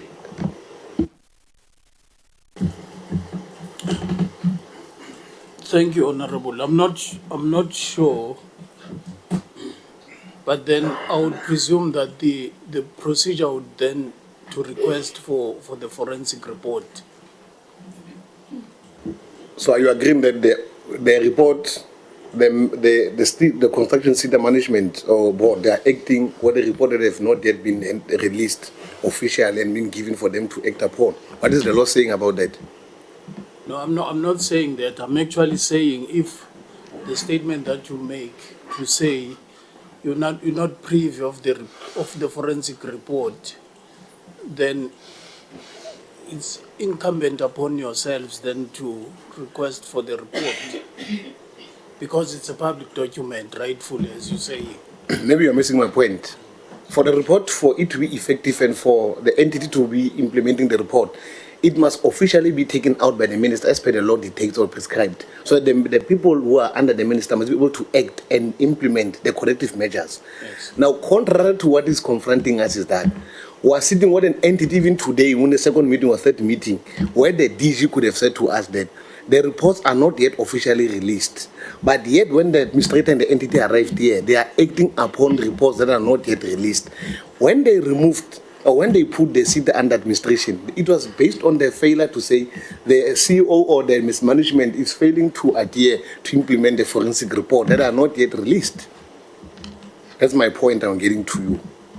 At this particular moment, how do you mitigate? Because there's a court case against the entity. How will they look for recourse? How confident are we that they will be able to win the court case when there are two contradictory issues on the department? I think at this point in time, it will be wise of me to then follow your advice to say the DG must answer that question, because he's the one initially who related to the fact that the report is not there yet. The administrator has taken certain actions that relate to it. No, thanks. I wanted to demonstrate again in my case the failure and incapacitation of the department failing to play its oversight role, whether the DG is here or is not here. If I'm not here, I think members of the committee will understand properly what we've previously discussed and can probably hand over discussions accordingly. So I've made conclusion about the department. The failure to the entities or the entities to have been in this particular situation, the biggest role player towards our downfall of our entities is the Department of Higher Education. Let me move to the questions of, I need to go to MERSETA. Administrator, there was an issue of the V2 case. The V2 is the company of an ICT company that was not reported on the annual report, and the VC was the first respondent on the case of the construction CETA.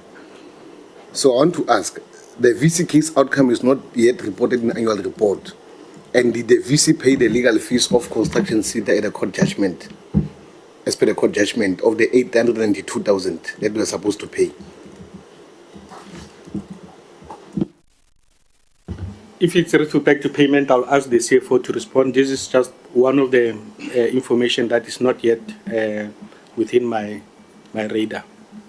I must also put on record that my lending has been tough. There hasn't been any proper handover report from my successor, so it's been tough. We spend time in courts instead of doing a proper handover. CEO, V2 was the first respondent. They held your information, and then they demanded money for them to be able to work. Can you give clarity on V2? Yeah, indeed, that is the case. We've had our systems held ransom by V2 in 24-25 financial year. For the most part, we were not able to operate fully making payments because we need access to the system to be able to make necessary payments to learner stipends. So the board at some point resolved that we go to court on an agent basis and seek relief from the court in terms of getting the court to make a ruling for V2 to bring our systems back. So indeed we won the case following the recommendations or instructions of the board to take V2 to court. In the current of 24-25 financial statements, we have made sufficient disclosure as a receivable of monies that are due in terms of the legal fees that were paid on the matter, as well as other expenses that were paid to V2 for services that were not delivered. Further on, we have referred the matter to the previous Loss Control Committee that was appointed to deal with the matter in terms of the CETA, the National Treasury Regulations. Thank you very much. That means that you've got back your access to information as the entity now, as per the court order. Yes, the information was brought back, but at some point, I think, because I'm not an IT person, there was some built up of the system from scratch to make sure that we use the backups that were available to at least process transactions for finance as well as employee cost. So some of the information that we would have needed, which was in the premises of V2, was not brought back, to an extent that we had a couple of service providers who are assisting with finance system supports as well as normal managed services for ICT to make sure that they restore the backups that were there so that we're able to be fully operational again. Thank you, CFO. I want to pose a question again. The Bombers report implicated one of the sub-stewards who has not been, has it been implemented? Because it's been 2 months that the report has been out. Have you implemented any corrective measures with regard to the sub-steward? Yeah, like I said earlier on, we've just completed the appointment of the legal entities that will help with the consequences management for the implementation of the Bowman-Gilfan report on that one. So how long is it going to take for you to act on the matter? I can report that within the next 2 weeks you should have acted on the matter. Okay. Yeah. The other question that was while you are still there seems to be a syndicate of selling of certificates at CETA. Did the administrator develop a deep root out on other employees who are selling certificates? Would you take any actions, consequence management? Are you aware of that? I'm pretty much aware of that. It's one of the lessons that we picked up from the Bowman-Gilfan over and above. Profiling what the colleague did, it demonstrates how systems breachings are essentially happening and institutional measures that we need to implement to mitigate any potential abuse of that. It forms part of our digitization as well as it's part of our audit action plan. Okay. CFO, the allegations that the SEM specialist has sent out RFQs for courier service to a private email to further issue the RFQ to a preferred supplier.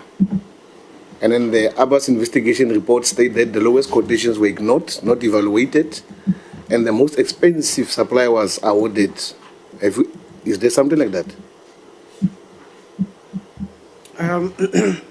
When I joined in, there were a couple of issues of irregular expenditure that were reported by the AG around 21-22, which most of them, due to ongoing qualification paragraphs in our audit report making reference to lack of consequence management, were then referred for proper forensic investigation, which amongst others included such issues where the Abacus then conducted a report which was made available or tabled to the previous CEO.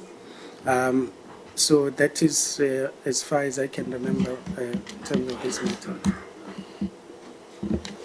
If there any consequence management on the SCM practitioner so far? Is there any case that you are aware of regarding this matter? If not, why? There is one suspended SCM official on one of the reports, which we have referred to.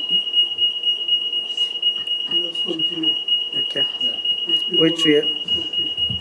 Which we have referred to. So I think that is part of CEO's delegation and consequence management being instituted. Thanks, Sefu. Mtate Opa, there was an issue I've raised earlier of V2. I'm not sure they will relate. The ICT official who was implicated on the matter of V2 was brought back after the contract was terminated. And then I want to know, under the annual report under labor relations, why was this matter not covered? Or is the matter there? Are you aware of the matter? Each other may assist us on the matter. You might be new by virtue of you still having to get hand over. Was then an employee of ICT who was brought back, albeit that this contract was terminated, and it was never reported in the annual report? Thank you, Member. The ICT official would have been terminated after the financial year end, which would have been around August. The proper processes for that termination were not followed. And on top of that, he did not receive a termination letter. It was never delivered to him. Is this the same person who was involved in the court case of VCT and the second respondent? I'm not sure about that, member.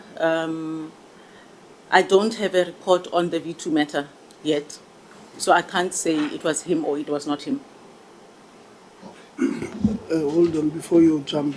So you're saying, I thought you wanted to jump to the other question. So you're saying the person was not terminated, but the process was not followed. So just clarify, you said the person would have been terminated, or the person would have been terminated around August.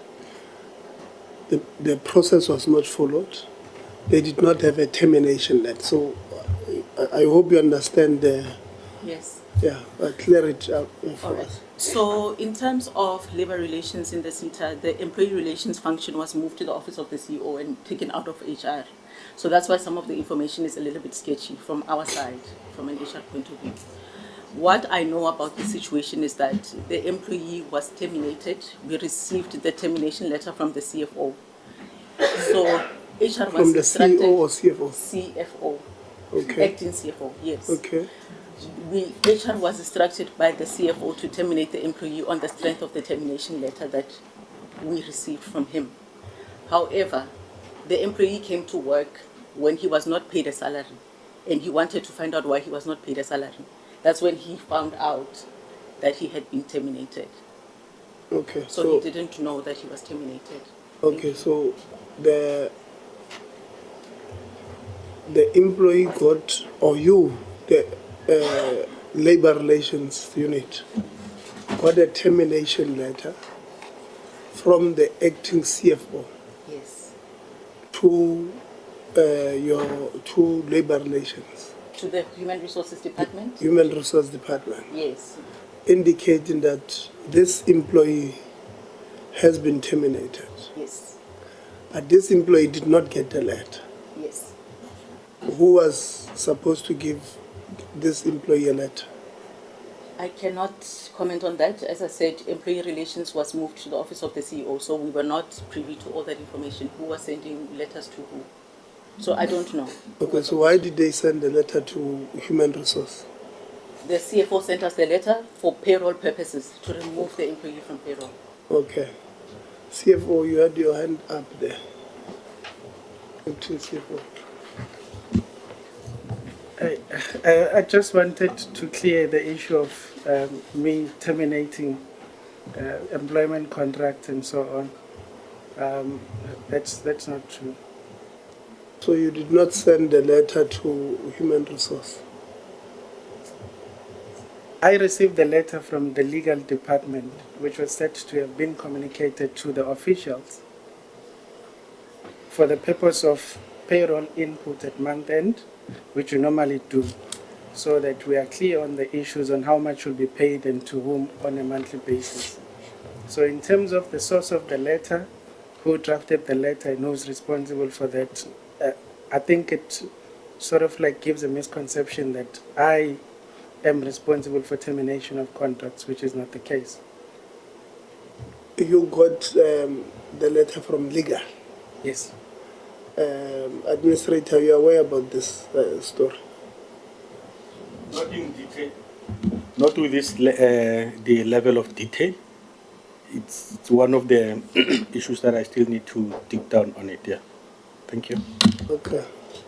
Honorable Metaje. Metaje. Yes, I am. Metaje. On page, on the overview point, the planning and research, on the department, it has historically suffered from misalignment and under neutralized. What does this mean?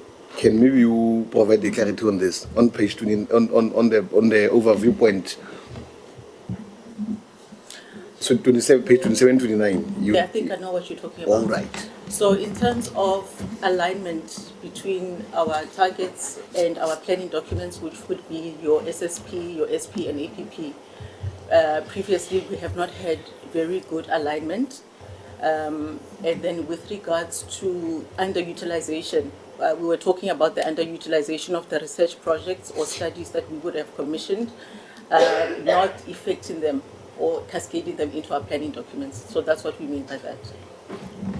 Okay. I want to know why I'm asking you this particular question is that you could have said that on your compliance, your targets, they were reconciled or driven by meaningful progress rather than compliance. And what you know, what does it mean in HR? I'm an HR person. So in your target and compliance, I'm asking you that because I wanted to check. I know Honorable Khabu could have asked you about when were you part of the institution, construction CETA. When did you come to construction CETA? January 2022. 2022. Yes. And then on January 2022, you became a senior strategic manager to immediately to the CETA. I was appointed as executive manager for Executive manager to the CETA. Yes. What was your qualifications by then? I have a qualification in informatics, a BCom from the University of Pretoria. I've got a BCom honors in business management, specializing in HR, and I'm currently busy with a master's MPhil with GIFT. When you were appointed, did you have that honors, the BCom Yes, honors? I did. Okay. Can you maybe submit it to the secretary for proof of clarity and confirmation? Okay. Okay. No thanks, Chair. No thanks. I wanted to know that I'm coming now to. The last one. MERSETA. No, time. It's up. Yeah. Let's Chair. come in there. Okay, in my last one, I'll chair, administrator and HR. They've been I'm a bit worried, Chair, on the state of the case on construction CETA. Maybe I must state it, because we could have received letters and we could have received more of the complaints. And my worry is on the measurement and the issue of how confident are we that we are going to be able to defend the case, both the entity and the department, if the case might go to court.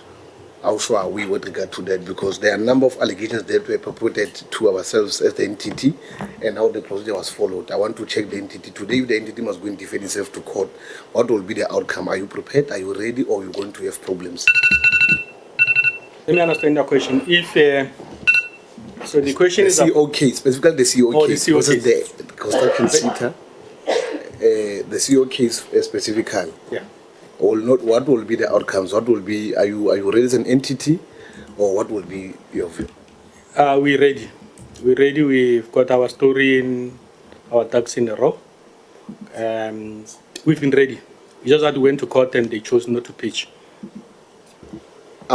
Sorry, Chair. They clarified the thing of the court. Yeah. They did write to us to say the department or the entity was the one that delayed to have put forward their submission on the court, because we received an email, I don't remember, a Chair, where those people or the lawyers did write to say no, the department and the entity was not ready to pursue the matter. Hence, they also wrote to us. Hence, I said they wrote to us in numerous occasions to say they are ready to pursue their matter, but the delay comes from the side of the department and the entity in failure to respond in time.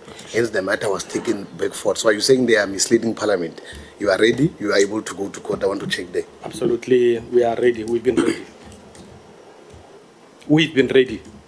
And we are ready. We are still ready. So the side of the case was delayed by the side of the applicant? Yes. Not yourself responding? Not us. Okay, thanks, Chair. Thanks a lot. Thank you very much. Honorable Lons, you want to finish your... Okay, let's finish your minutes. No, thank you, Chair. Perhaps let's start by getting the regulation, and then we take it from there, because I can tell you now, Chair, and we're going to follow up on this matter. That's why I said we want the minister, because what happened in the CETAs is very irregular. There is absolutely no ways. Even if there is a reappointment policy, we know these things. Let's take, for example, a vice-chancellor. Now, university statutes allow, I know Chair will want to speak about some university, but I'm not there, Chair. A statute of a university may allow for a reappointment. But there must still be a process. So if a VC was serving for 5 years, the council can't just sit down and say, we're giving this vice chancellor an additional 5 years without a process. And that's what 6 talks to. Even the 8 that you want to tell us, it says in line with 6. Why? There must always be a process. Even when a council wants to reappoint a vice chancellor, they must speak with institutional forum. They must speak with the Senate. They must speak with the various stakeholders in the institution. There ought to be a process before you appoint someone, worse for a period of 5 years. You can never convince me that a minister can send out a letter on the 29th of September to a new board, by the way, and say to the board, please give me names of people that can be CEOs. And then within a space of 1-2 days, the board have given the minister the names of the CEO. The minister then realizes on the 6th of October that he has made a mistake. But even the letter he writes to correct that mistake does not deal with the crux of the matter. Because even the minister on 6th October says, he realizes perhaps the legal team would have briefed him that the accounting authorities were saying we're going to simply extend the terms of office of the CEOs for an additional 5 years. The minister writes back and says, no, you can't do this. You must recommend to me. The following day, the people are recommending. Where was the process there? That's a heist. Things of the night. Like, I'm sure those meetings would have said very late in the evening. There was no process to even if you were reappointing current CEOs, you ought to follow a process. And this is the argument we've always been making. This is the argument we made with the CETA board chairpersons, by the way, when people thought that we've got some personal fight against Gwede Mandashe's son. Don't even know him. The point we're making is, irrespective of who you want to appoint, in the interest of transparency, in the interest of King's Code, in the interest of good governance, you ought to follow the due process. Now the minister wants to appoint CEOs. The people of South Africa don't know. There was no advert. There was no recruitment process. Even on his own letter, he didn't follow the process. So I want you to read out the section that you think is what is being referred to you, so that I can respond to you and tell you what that section actually says. Because Section 8 must be read in line with Section 6. And Section 6 is very clear about a transparent process. I don't know if you've got a response to that, TDG. Administrator, please switch off the mic. Honorable Lonzi, I think what you are raising now, it's a constitutional matter, because then you have the regulation here, which is in fact of a gazette, which is Gazette number 34720. 4th November 2011. I know it, I've read it. Yes. Precisely, if you go to Section 8 there, yes, Section 8 is quite clear to say a chief executive officer may be recommended by the respective CETA in terms of sub-regulation 6 for appointment by the minister for a further term of office subject to satisfactory performance, which correctly so you read it in conjunction with subparagraph 6, which states, which then comes to what you are arguing on, to say the accounting authority must make a recommendation to the minister within 6 months of taking office, after following a transparent process, recommendation in writing, 3 qualified, experienced and suitable candidates with knowledge in accounting, finance and senior management matters for the appointment to the position of the CEO by the minister. So now our interpretation is that the incoming accounting authorities, that in itself satisfy the requirement of transparency, because he is not absolute in taking that decision. He gives it over to the accounting authority that is coming to say, apply your minds on this matter. And then thereafter, 24 hours.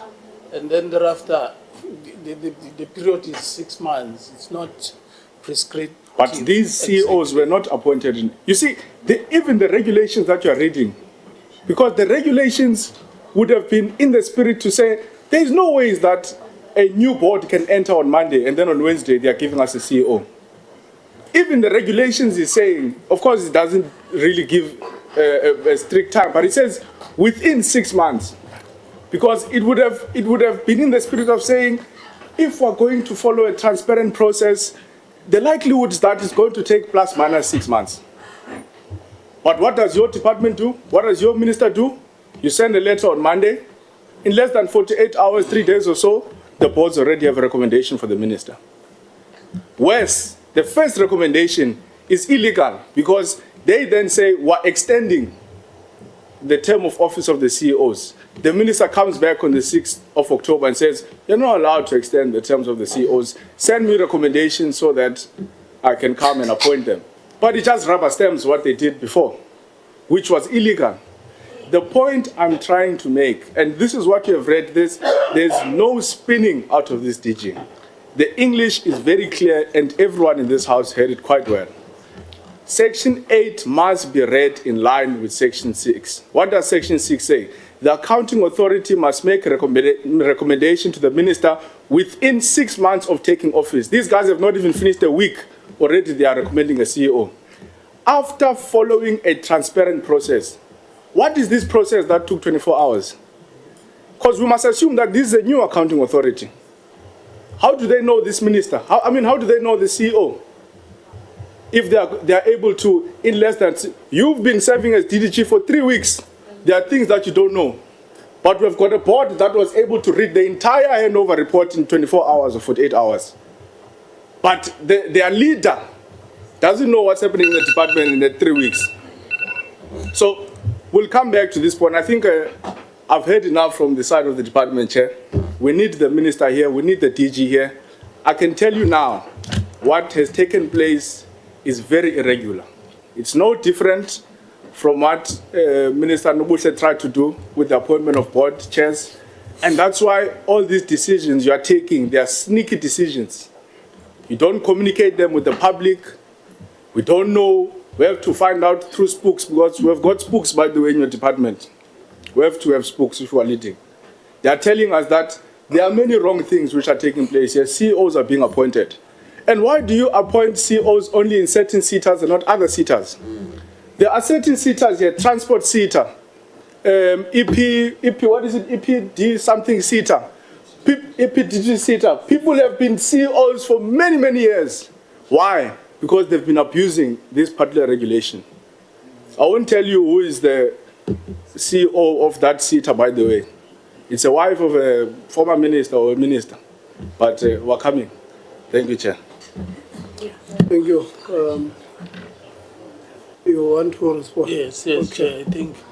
I think I need the benefit of a doubt here to say the intonation that this is illegal is not correct, because the Gazette is clear here to say the minister acted within the provisions of the law. Now, the fact of the matter, 6 months, 2 hours, an hour, it's a value-based judgment. The fact of the matter is that you had previous members of the board that were there. You had organized labor. You had many stakeholders that were there. These new AAs are not totally new, all of them. There is historical, knowledge that is embedded there. And therefore, when we look at the matter at value judgment level, well, it's fine, but here we're dealing with legality. And in terms of legality, Honorable Lonzi, the minister is correct. He has not erred. I don't agree, Chair, but we'll deal with it. Okay. And these boards are very good. Maybe they must be DDG, because the DDG has had 3 weeks. He still doesn't know what's happening in this department. But board members who just entered are able to recommend to the minister someone who must be CEO for 5 years, because they've been able to read their track record for the entire 5 years. So I really want to meet these board members. Thank you, Chair. No, thank you very much, Dr. Christians. Thank you, Chair. It's really difficult to ask questions so late in the day. But I'll try and center my questions around the finance, the irregular expenditures and so on. So I think we all have acknowledged that the AG's report found repeated qualified opinions. There were unsupported commitments over various amounts, more than 2 billion, nearly 3 billion. With regard to irregular expenditure backlogs, there was weak ICT, and I'm speaking specifically to CETA now, and financial controls. And I think we all have agreed that these are not legacy issues, and that the fingers can be pointed directly to the current management for the failures that we still see there. So in terms of the reported 2.7 billion rand in discretionary grant commitments, what the AG found was that there was a lack of supporting documentation. My question is specifically to the finance department. How much of this is backed by actual signed contracts and how much is actually still unsupported? Can you give us a breakdown in terms of rand value with regard to this? And if you can't give a breakdown in terms of the actual signed contracts, what is currently being done to get these material misstatements corrected? Are you going to allow them to answer or okay? Now or you want? They can. Okay. Who's answering? CFO. Yes, I can be able to give you the breakdown. We've got about 200,000 of projects with valid contracts at year end. And then there's about 2.4 billion of the same contracts that do not have valid contracts but the offer letters. In terms of the CETA grant regulations, you are allowed to issue offer letters which give valid commitment or give rise to a valid commitment. So disregarding the fact that some may have not have a valid DGAs or agreements, but they are still disclosed because you are required to make that separation between those with offer letters and those with agreements. So in terms of what is being done, there's quite a lot of efforts that have been put to ensure that we move from this qualification area in terms of the discretionary grants, which was informed by engagements that we've had with AG. I did mention the issue of cancellation letters, confirmation letters to the entities, etc. But currently we are taking conversations on a different level, ensuring that AG breaks down what are the issues, and we're going to engage them also in indicating what are the limitations in terms of having information in support of these projects without any information, because it's one thing to have an offer letter, but one other thing that is available or there is that some of these projects do not have even these offer letters, or they're not being tracked actively because there's no active commitment in place between the CETA and the entities that we awarded these projects. But I believe through these ongoing engagements, we are going to find each other and clear this issue, which is going to need legal to tap into this. Assets finance also looking at possible ways technically that is allowable or will be permissible by the AG to clear these legacy issues and the current issues as you've highlighted. Tell me, have you got a timeline linked to that? Yes, we do. In actual fact, the broader timeline that we have is by the 31st of March 2026. We must have had AG auditing these prior issues. They must have cleared them, or we must be in a position where we have cleared them, so that when we start with the current year's audit post 31 March 2026, we know that we are dealing with the issues that may possibly come from the current year, which I'm hoping that they're not going to come. Okay, thank you. And then also, additionally, in terms of your overspending versus your revenue. So, yeah, and I think a question might have been asked to that in that regards as well. Now, your expenditure exceeded your revenue, so to speak, right? You were 118%, and in the region of about 160.1 million rand was recorded in deficit. So my question there is, which expenditure categories caused that overspend? Would you be able to relate to the portfolio committee? Was it mainly with regard to your discretionary grants? Was it perhaps your admin costs? Was it accruals? And has the overspend already been financed from your reserves, so to speak? And or are you still carrying your liabilities? Are you still carrying a part of that unpaid liabilities? Yes, indeed, there has been overspending, specifically on discretionary grants, which is one biggest area that we are spending on, which is core business, because we normally, as a CETA, we exist to disburse these discretionary grants.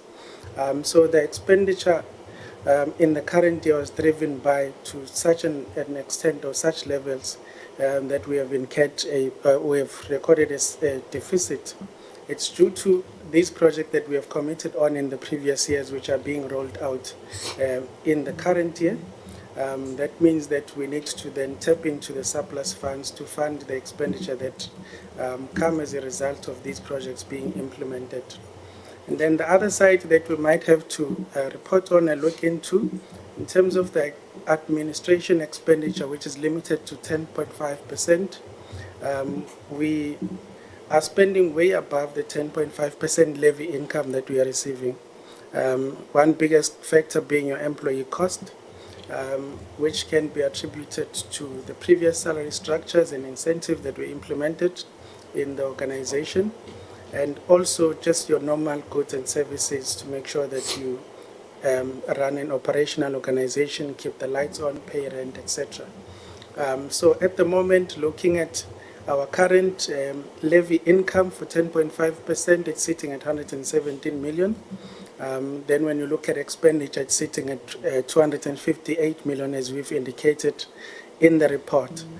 So due to that regulation where the department allows us in terms of the regulations to request to exceed the 10.5%, that means for admin expenditure, we also need to tap into the reserves to fund operational expenditure in a particular financial year. But the biggest contributor in all of this will be your discretionary grants, due to the late claims that are coming from projects that are being implemented, which were committed on in the previous financial years, because you're going to have a DG commitment balance of, as you've indicated, 2.7 billion. And through that, there's multi-year projects that we expect to incur expenditure on in the future financial years. So that is why we normally commit and then tap into the reserves fund, which could not be spent entirely in a financial year, to then fund these projects. And then you result into a deficit situation.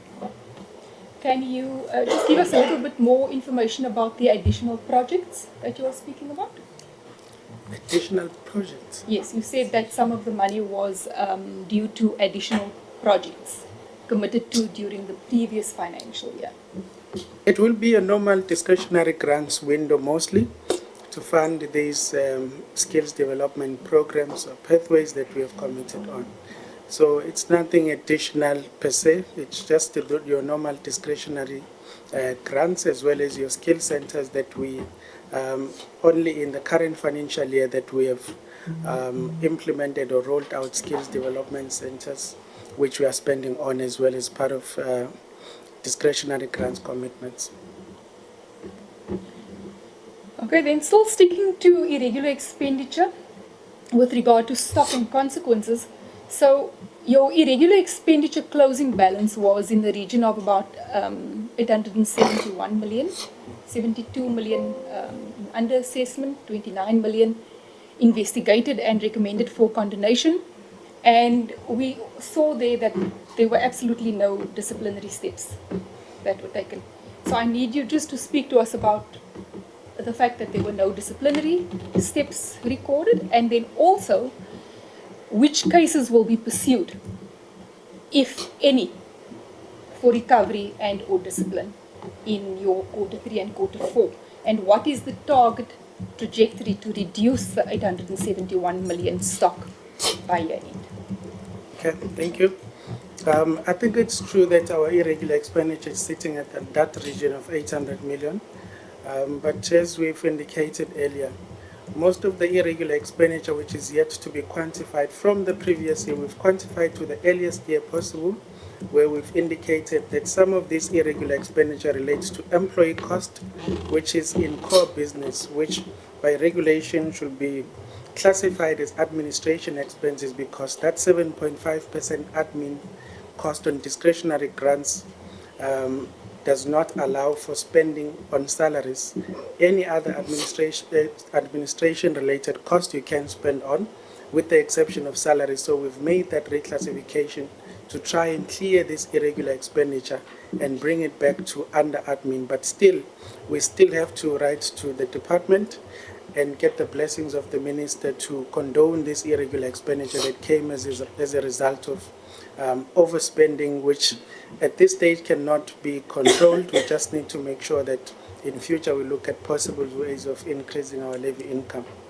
But currently, in the current financial year that we're looking at, we have had a couple of irregular expenditure issues, as you've indicated, which are part of irregular expenditure under assessment in the annual report, which is yet to be taken through the process in terms of ensuring that there's proper assessment, determination, investigation, and consequence management where applicable. So that is the process at hand, where we have indicated whether the action plans that we're going to embark on in clearing this irregular expenditure, but majority of it lies with the request to condone, which needs to be submitted to both DHET and National Treasury on issues that have to do with procurement matters. So you also mentioned something around 29 million, which is irregular expenditure investigated, which was investigated and completed in 24-25 financial year. So that is yet to be taken to Treasury and request condonation after satisfying all the requirements in terms of the regulations, which at this stage the process has already been followed to look at whether there's criminal charges that should be laid, whether there's losses that have been incurred by the CETA, and the processes that have been undertaken to ensure that responsible officials are held accountable. So that is the process at hand to make sure that going forward we deal with this irregular expenditure, but following the Treasury regulations as included in your, I think, instruction note 4 of 22-23.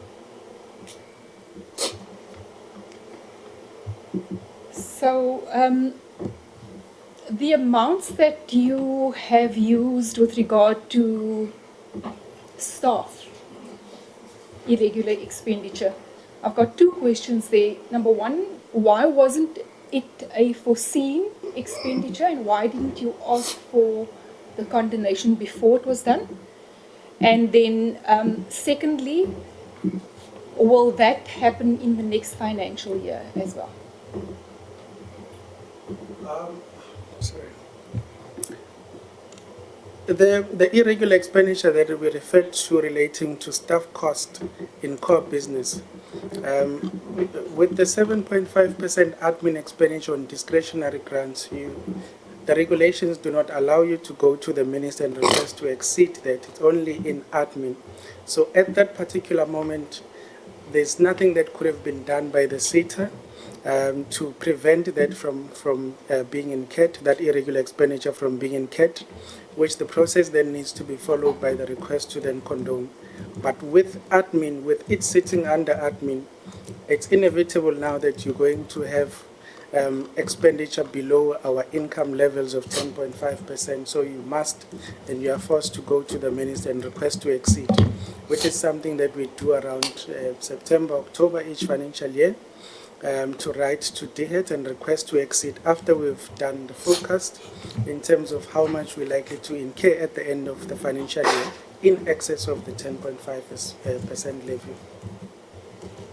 Okay, and then just lastly to CETA with regard to your ICT governance framework. So this is a repeated finding again, and you still have no approved ICT governance framework. You have a weak digital record management, and which has basically affected a lot of what your progress has been in the CETA. So when will your ICT governance framework actually be approved and implemented? Do you have a time frame with regard to that, and also with regard to your financial expenditure?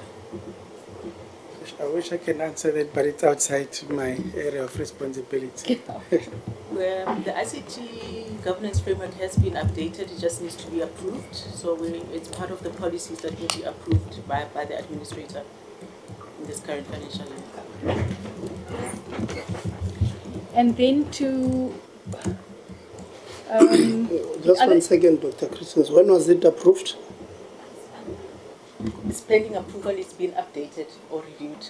It just So needs to be approved. when was it reviewed? It was reviewed in the previous financial year. Unfortunately, it was not approved by the board that recently left the CETA for various reasons. But it was ready for approval when they left in March. So it's in the APP of this financial year? Yes. Yes. So it's a policy document that we had to update. So we've reviewed. It was previously approved. We've updated it with the latest information. It just needs to be approved.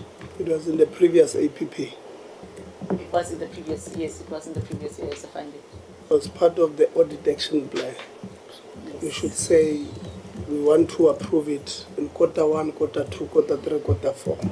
So as we speak now, we're in October, which is the beginning of the third quarter. How far are we? You know, I'm disrupting this thing because, you know, there are certain things, we put audit action plans and we don't follow them. In fact, we treat them as by the way. And that is why, so if it was approved or if it was updated, we're just awaiting an approval. I don't understand why has it not been approved now? Well, the CEO was the CEO and Accounting Authority. I don't know why it was not approved. He did have a copy of it. In fact, he's had a copy of it for more than a year. So the process that we follow with regards to the approval of our policies is that it has to serve at EXCO. EXCO must give its recommendation, and then it goes to the appropriate board committee. In this instance, it would have gone to the GSICT, which is the Governance Strategy and ICT Committee, and then it would have gone to the board for approval. So those steps did not take place. I think it last served at EXCO. So EXCO approved? EXCO has given its input on that policy. Then the next step was supposed to be what? The Governance, Strategy and ICT Committee unfortunately could not go there. Why? So the CEO is the one who's supposed to take it there, to the CEO is the one who's supposed to give us permission or authorization to take it to the GSICT. We did not get that authorization. To give your department? Yes, ICT. ICT. Yes. So ICT wrote to the CEO, to say, CEO, you've had this document for 6 months. What is the process? Why? What's the hold-up? We did write to him. No, yes. So you've written to the CEO and say, CEO, you've had this document for this many months. What is the hold-up? Yes, we did write him. And then there was no response. I can try and find his response, but there was a response. I'm not sure if there was a response, but we did escalate it to the appropriate board committee as well, to say that the CEO has been sitting with this document and it has not come through to the committee. And what did they say? Can I just find those emails? Okay. Sorry, Dr. Christians, I wanted to... Can I ask MERSETA their questions? Wow. Yeah.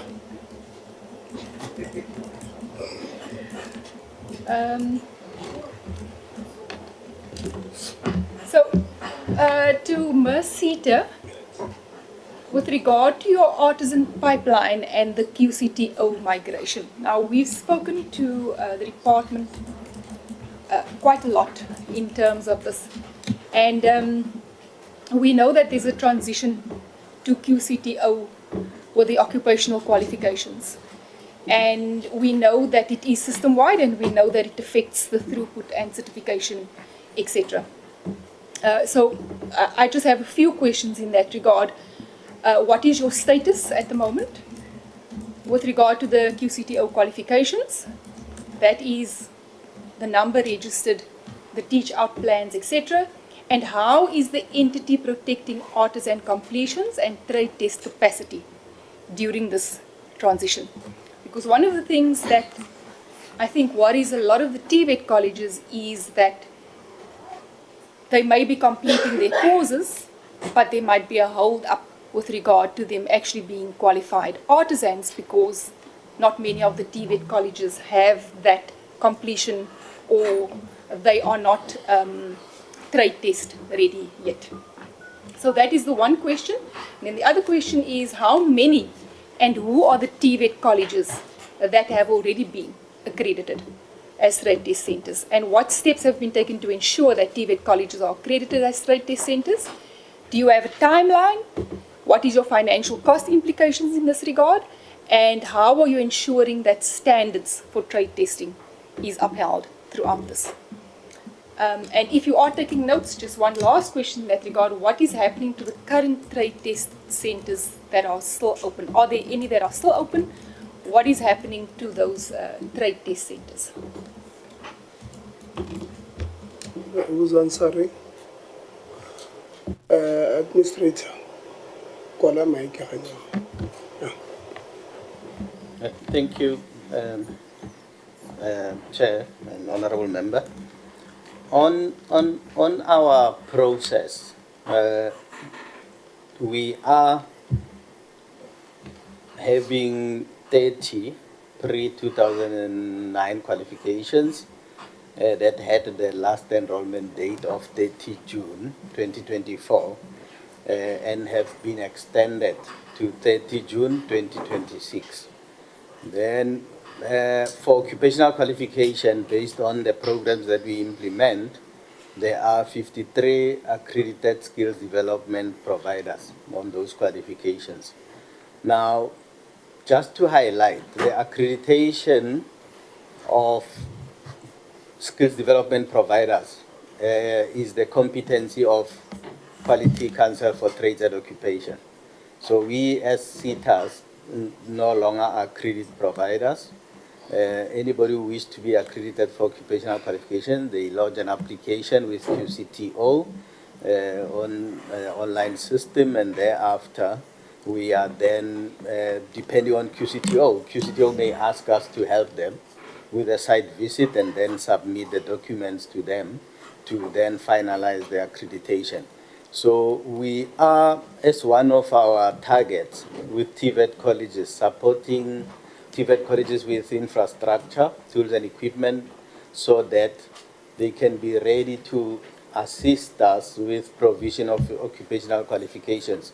So year on year, we'll go out on a call for TVET to come on board in terms of this area. So it's part of our, what we call quality assurance, function, that we work based on the service level agreement that we have with the QCTO to assist them. So we don't necessarily accredit providers, and therefore we work on a cooperation with QCTO. And the current learners that are on the system, be it legacy qualification or occupational qualification, they still work through CETAs based on the trade test regulations, whereby if they are ready for trade test, an application would then be launched through a CETA, and would then give the approval thereof, and our focus mainly being the learners that are registered with us in line with the workplace-based learning program agreement regulations. So that's the space that we operate in as far as the transition is concerned. So what we are seeing is, from the pre-2009 qualifications to occupational qualification, the number of providers that we had on the old versus the providers in the new there's a huge difference, meaning the readiness to offer occupational qualification is still low, and we are therefore pushing advocacy to get our stakeholders involved to ensure that we build that capacity. And in some cases where we have developed a qualification and it's registered and it's a new environment type of a qualification, then we would then run a pilot internally to, with the stakeholders to ensure that it gets uptake. Thank you.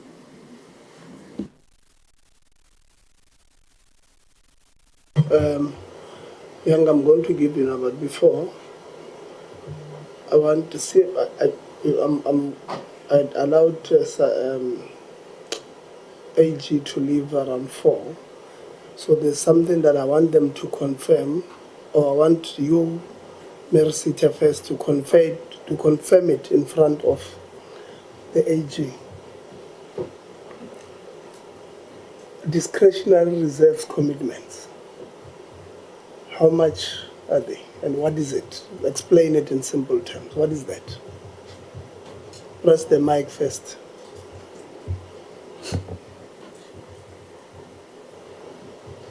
I thought the CEO also wanted to respond. It is commitments on our discretionary grants reserves. So every month we receive levies from the department, and we use them for different purposes. Administration, to allocate our DGs. Have you heard my question? Yes, what is the definition? So? Ask the definition. The what? The definition of DG commitments. Yeah, the discretionary reserve commitments. Yes. I'm explaining that, Chair. Explain. Okay. I'm saying every month we receive levies from they're allocated to us. Then we use them for different purposes. One of them, we must pay mandatory grants, administration, and discretionary grants. So for those that we don't, so as we pile up, we don't use all our levies for the year. So that money piles up and it becomes reserves. So it's money that we have received over the years that we have not expensed. Now, this is the money that we use when we open our grants windows and we make commitment to our stakeholders. So we use those reserves to commit for different training contracts that we have with different service providers. So you have contracts which you have given to people that would amount to 4.6 billion. So that is the commitment. Yes, Chair. So what you're explaining, how you get the money, was it really necessary instead of explaining what is a commitment? Well, I thought I wanted to make you understand how we built it up to because be that you much. think that we don't understand. No, Chair, I apologize if I may have. I tried to stop you. Explain, just answer what we're asking you. Noted, Chair. So you at MERSETA, you've got commitments of 4.6 billion. Correct. Okay. You see, last year, AG, we interacted with MERSETA. I think it was on the 20th of October, 2024.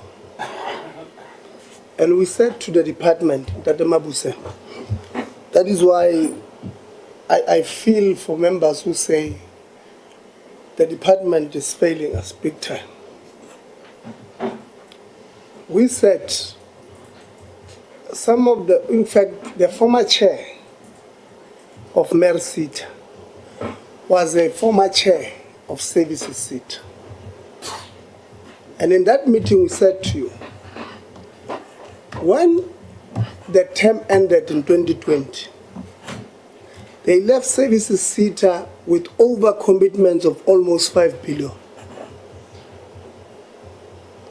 And if you look at on the legacy issues, services CETA is unable to clear their books because of these commitments they have of over 5 years ago, now 6 years ago.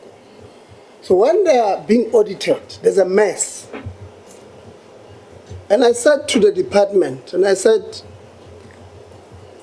open your eyes, because I'm a person, you see there I was prophesying, it's a pity Honorable Souls is not here.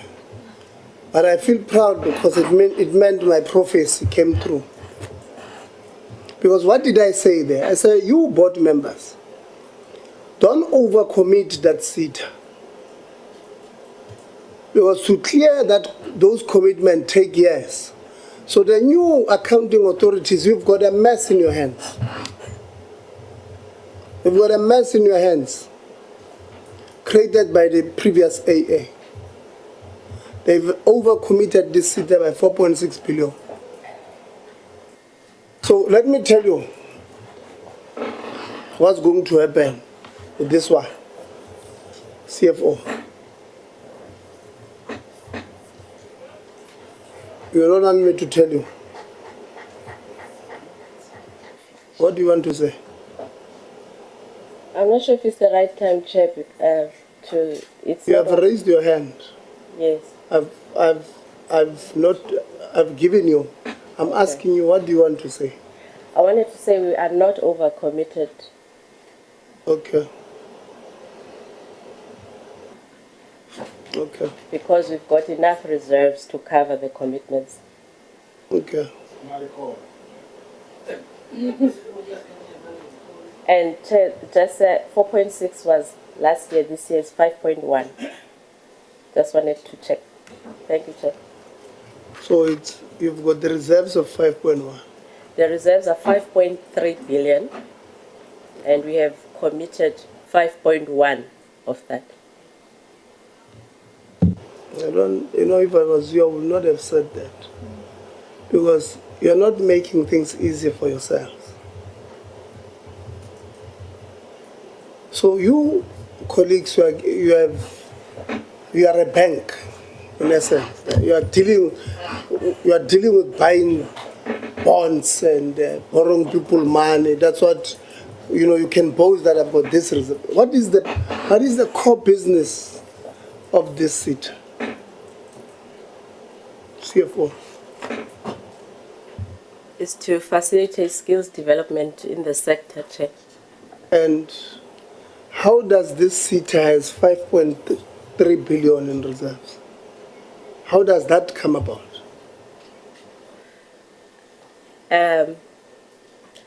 We receive levies. No, it's because you don't spend. Okay. You don't even reach your targets, by the way. You have only achieved 38%. 56. 56. Imagine. 63. 63. You don't know what is your achievement. No, it's 63%. No. Okay. So that can't be true. That can't be true. Where is that presentation? No, they've understood. I'll get to that part, but I want to correct the 63%. I saw that curve that you had there. Who has that presentation nearby? That's enough time.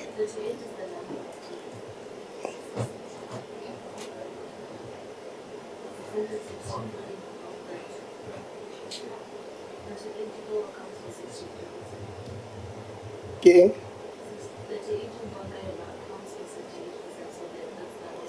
Or 38 is the number of targets. Where is that presentation? I can't find.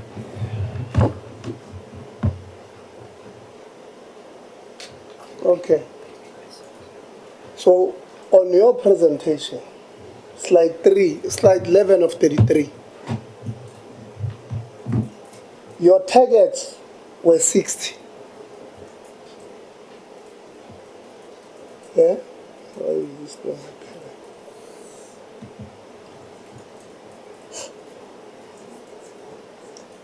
The graph on yellow is your achievements. What does it say that after your graph there?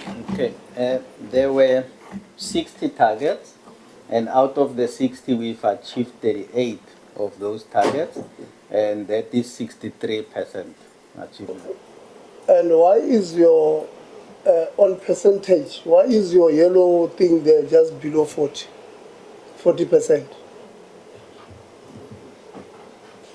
No, slide 11 is 38 on the yellow. The yellow is now target. Sorry? The yellow is the targets that have been achieved, Yes. which is 38 of them. No, I'm saying, so you don't know how to do a graph. So on the right there, what is that the number of percentage or not? On the right, it's the values of the graph. So it started 0 up to 70%. Yeah, so it's percentages. Yes. So the top of that yellow achieved thing is where? It's the number of targets, which is 38. Help us. Thank you. Thank you, Chairperson. I think there are two readings on there's two measurements on the graph. On the left-hand side, where you've got 0 to 70 measures the target on the left-hand side, if you can see that. On the right-hand side, that measure is the percentage measure. So the graphs which are bars read on the left, and the line graph reads on the right-hand side. So if you look at the line graph, it's above the 60%, which is the line graph, but the bar graphs read on the left-hand side. I'm not sure if it's clear. Okay. Thank you. Yeah, no, it's not high level, it's poorly done.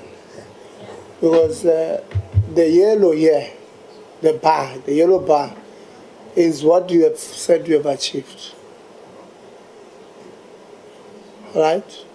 And if you look at the yellow bar, it's just below 40 on that thing on the right. So the explanation you are giving, so you are saying if I'm reading the presentation on my own and you are not explaining it, somebody who's at home who's watching this thing and looking at this thing will interpret this thing as what? So that's where your presentation is a bit.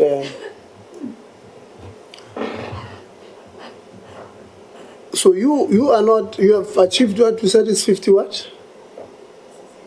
63% of your targets.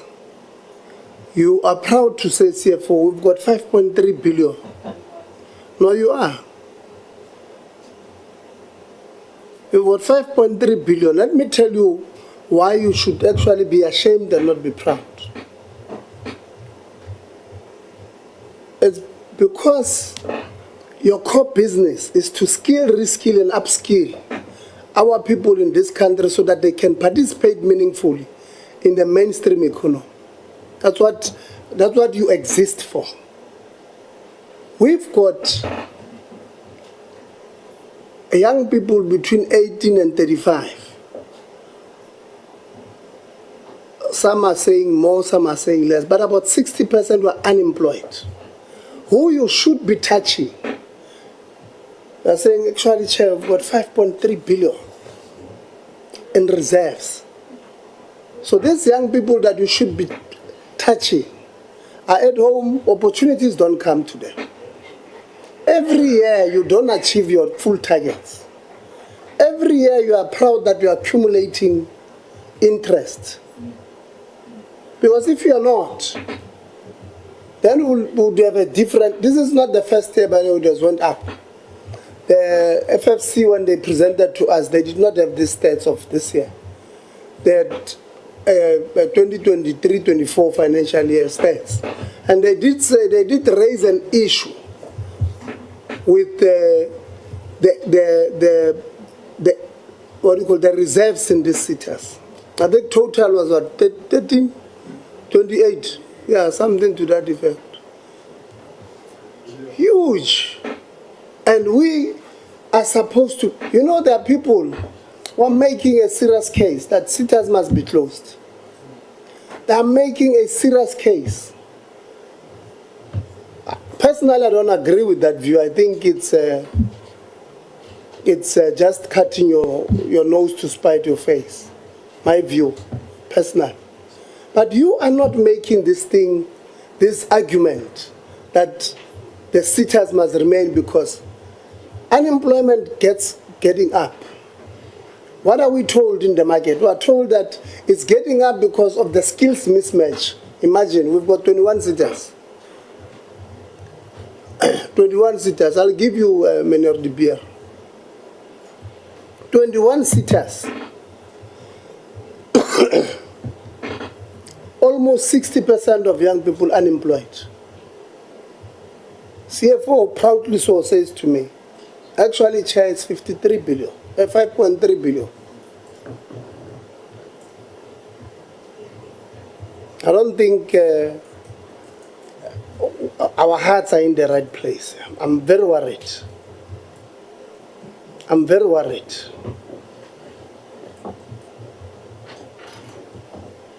I'm extremely worried here. Mr. De Beer. Chair, thank you. I know we're here to account, and I know we have to do a job in the country for the public of South Africa. But sometimes one needs to be honest with one another as well to say, and I can prove that to you, that we train people actually fruitless. There are so many young South Africans sitting at home with their artisans, a lot of them. There are artisans trained by the MERSETA that are operators, sweepers, but they're artisans. So we've got the other problem as well. And like I said in the break, Chair, me and you talked, the government is in competition with the government, with the production learnerships versus the MERSETA training. So we sit with things and maybe we'll stop one day and say, guys, let us look around us what's going on, because we get instruction from the top. Train 5,000 people, but 3,000 of them go sit at home. So now the young people, I can promise you, are not interested anymore. They rather go for the production learnerships because they've got a guarantee to get an appointment. Through the MERSETA's training, it's a pray. You have to pray to get a position. So that's worth mentioning, but I know we're not here to get excuses. We're here to account, and I respect that. Thank you, Chair.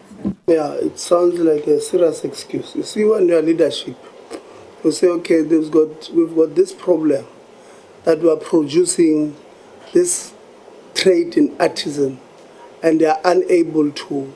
Let me tell you, if I was you, Chairperson, interim chair, you train people, let's say, from Khayelitsha as, what is this trade? Plumbers, for an example. You train some as electricians in Khayelitsha. After training them, they are not employed. What do you do? Because if I was you, I would then say, okay, I've trained these people. I've spent so much money on these people. They are from this area. Let me go and have a partnership with a municipality there, because in that municipality, I've got a lot of, what do you call this thing? Sewage running down the street, burst pipe all over. So, but I've trained people as MERSETA. So let me go have a partnership with City of Cape Town, and then say I've got 10 plumbers who are, according to my address, come from Khayelitsha. You do have this building of a municipality that is not being utilized. Can we have a memorandum of understanding I will give them a start of this much to buy materials. Then every time there's a best pipe here to save you water, so that you don't pay so much water to rent water. I don't know if who's the water board here, but I know rent water. So it will save you 30, or your own stat says you lose 30% of your revenue of the water that we buy from rent water. So these people will save you this 30%. Give us this building of yours that is not utilized, that is owned by the municipality. We'll create a, what do you call it, some firm for them, where they will be stationed. I'm giving them material worth 500,000. Anything that best pipe, they must go close that particular thing, and then you pay them according to the job that they do. So instead of sitting and saying, no, there's competition, that's not leadership. That's not leadership. Leadership is saying, okay, I've created this good problem of having skilled people. How do I, the same, I mean, every township has got somebody that we know who's some electrician. You do the same, you say, I've trained this much. You can even say, in this township, I've not trained anybody, but they've got these 5 people, I'm going to ARPL them as electricians. Put them, do the same problem. Solve problems. Leadership is about solving problems, not complaining. Honorable Governor. Thank you, Chair. I'm partially covered by the interactions that have taken place from my colleagues, but Chair, maybe one, let's put it across today here that we wouldn't be here, DDG, if you had done your part of oversight and holding these sectors accountable. Because what we find most of the times is that you're also shocked by some of these things that shock the country or the whole entire South Africa, because you have not done your part. Because should you have done your part, held them accountable, they've come and gave you clarities on questions that you had, we would have made sooner responses, you should have acted faster, and some of these would have been avoided. But because the department has lagged for the longest time doing its oversight and holding these sitters accountable, that is why we are here today. That is why we are having sitters doing their own thing, regardless of the mandate of the sitter. But Chair, maybe I'll just concentrate on the learner program, because some of other programs have been concentrated and have been dealt with. Construction, you said the beneficiary of this year is 14,000, something of learners. Have they all, and your achievement was 96%, which is a bit good. But I just have one question. Did they all receive their certificates? These learners that have been beneficiaries, have they all received their certificates?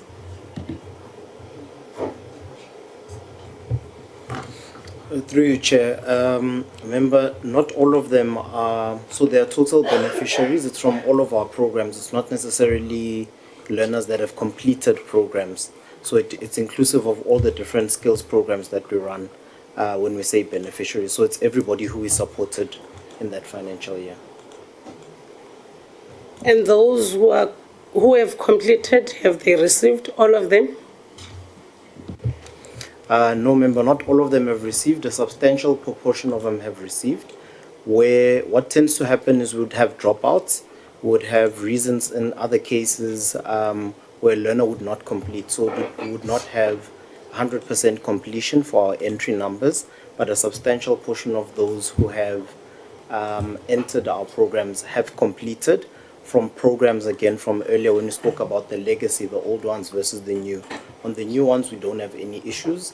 There we do have a higher rate of completions compared to the legacy ones that have issues that have resulted into some of our audit findings. Okay. And then the issue of learners. UAG has raised that some of the CETAs fund people that are also over 65 years, people with no IDs. Do we have any of those problems in the construction CETA? So, not those issues specifically. What would tend to happen is that when we start the program, we verify a list of learners that are going to be onboarded onto a program. What may tend to happen is that in terms of our review process, would pick up issues where there are discrepancies on ID numbers, where there are discrepancies on documents uploaded. So we'd have to compare an ID number to what has been uploaded on the system. We do pick up some of those issues, and they need to be corrected. Where we do pick up additional issues is at completion as well. And usually that tends to come from replacement learners. So this is where a learner initially joins a program but is replaced after the initial beginning. So they put a new learner in to fill a seat of someone who does not continue with the program. And those issues again would then check, it's the final step in certification, where we would actually check the achievement of the learner against the biographical details of the learner and the supporting documents like ID numbers of the particular learner to see that we are certifying somebody who has met the requirements for those unit standards. Out of the whole number of beneficiaries that you have presented before us, can you please furnish me with the number of rural area projects and learners where it is in rural areas? Can you furnish me with the number or a percentage of projects that are benefiting marginalized areas like rural areas? Member, I'd have to request to furnish you with that and send you that number afterwards. I'd have to speak to our monitoring and evaluation office to compile a number specifically for rural beneficiaries and learners. After you, okay, I'm fine with that. You can send that in writing, but now I'm thinking, just following after the chair was discussing the same issue. After we have trained these learners, do we have a database that links them to the market, or a central database that links them to the market? Because I'm scared to ask, after you have trained them, where are they? What are they doing? Because it would have been useless for us to train them and leave them unplaced. It's more of saying you're going to train a soldier, then you do not take them into an army. You are turning that person into a bomb in the country. So training someone and leaving them doing nothing, it's a fruitless expenditure. Where are they? Do we have a database that links them to the market? If we don't, what strategies are in place to address that issue? Okay, thank you, member. It's definitely a crisis as you've identified that we have. The strategies that we're currently looking at is engaging much more closer with the sector in understanding how do we respond to the skills, especially on bigger infrastructure projects, and connect the skills that we offer directly into mega projects that different spheres of government are undertaking. So this would be at the level of municipalities, provinces, and at national. We've started those engagements. We do have a lot of partners that are municipalities, and we've had mixed results at this stage. But we have started having those engagements, and that's the strategy that we've chosen to approach, where we are more responsive to the market rather than dictating the kind of skills that should be in there. So we are trying to hear from the market, what skills do they require, and can we match that with the funding that we put into skills facilitation. I'll go to MERSETA. I just have 2 or 3 questions on MERSETA. One would be, how did the program 3 spend 94% of its allocated budget and yet achieve 51% of its targets? Is the CETA telling us that 6% was located to close to 49% of the programs or targets that were targeted by the learning program? Okay, I'll try to. So, for program 3, we've achieved only 51%, as you are rightfully saying, of our targets. But the spend shows 94, that we've spent 94%. So it is spent on projects that, on it's expenses that come from previous years. I'm not sure if I can. So it's not, the 51% target that we have met, there's additional spend on it for projects that invoices come through in this current financial year, which did not relate to these targets. Does that make sense? Oh, that's close. What I'm trying to say, we've met, yes, 51%, which means we did not achieve. So ideally, if we had 51,000 in our account, we would have spent 51,000. But that's not the case because we've got expenses that come from previous years that are not related to this year's targets. Why are they calculated in this allocated budget? Why will they be? They were not, and that's why the age is flagging it. The age is saying you've met 51%, you did not spend what you were supposed to spend, but you're spending 94%, which relates to expenses that were not meant for this current financial year. Let's do this. Zama, please explain what she's saying, or somebody from the AG. AG. Please explain what she's saying to us. The question is, on this program, they've spent 51%, or they've achieved 51% of the target. I've spent 94%. She's saying, no, that's not the case. The 94% includes the money from previous projects or previous year's projects. If it was only calculated for the 24-25, they would have spent in line with their targets. That's what she's saying. Can you please help us understand that particular? Actually, that's what they are doing. That is how that's how it is at MERSETA. But I guess maybe what we would, there is a bit of misalignment, Chairperson. Hence she's saying that it's something that we flagged as an issue.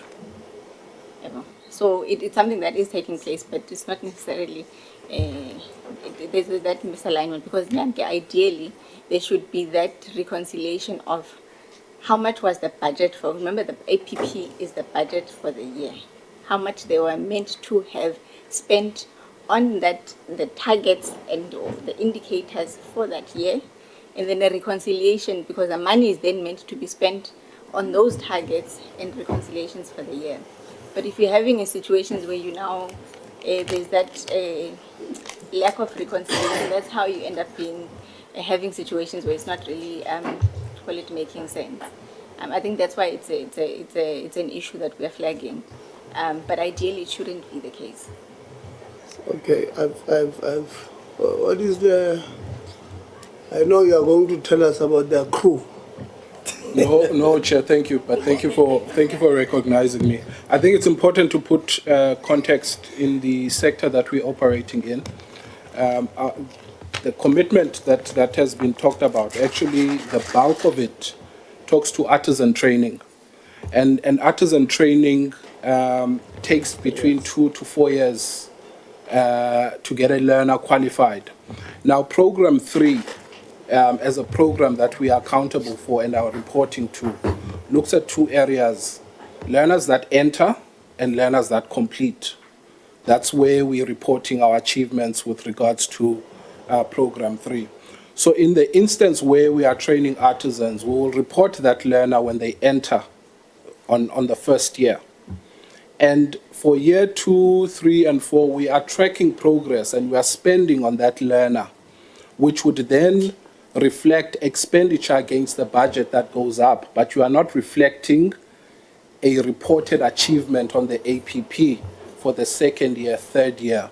It will only be in the fourth year that you are now back onto the APP to report on the completion, but you've actually been spending on the training that this particular individual has been going through. That's why you then have a disjuncture around the payments in terms of the budget that is being spent in relation to your targets that you are reporting on, because you're only reporting on the first year and ultimately on the fourth year on most of those programs. Thanks, Chair. Yeah, so what does proper planning do? So every year you do what we call APPs. So APPs is what you put out as a target that you are going to achieve. So what you are telling me, you are saying to me, you will achieve 51%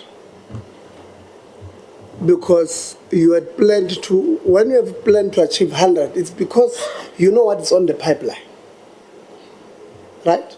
So when you say now, on program 3, I want to produce 12,000 artisans, but on the pipeline, you can only reach, if everybody passes 10,000, then it's a poor planning, right? So, yes, it's a 4-year program where people takes 3 years, 4 years to, but you plan according to what you have on the pipeline. And even the planning that you put is based on the numbers or the budget that you put is based on the maximum you can spend. So if you say, my budget here is 100 rands, you can't be then you can't get 220 rands and then say, no, it's because I had somebody that failed last year. This year is now 120.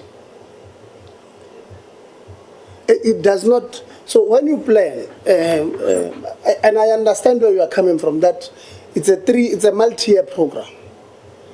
Yes, that's. But when you put targets for this year, you say I want to achieve 10,000 artisans.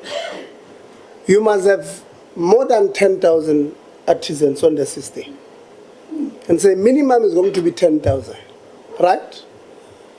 And then you spend on all of them.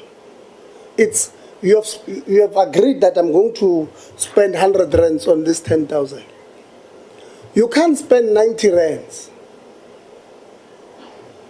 and then say to me, I have only 5,000 who passed, or 5,000 targets that I've achieved.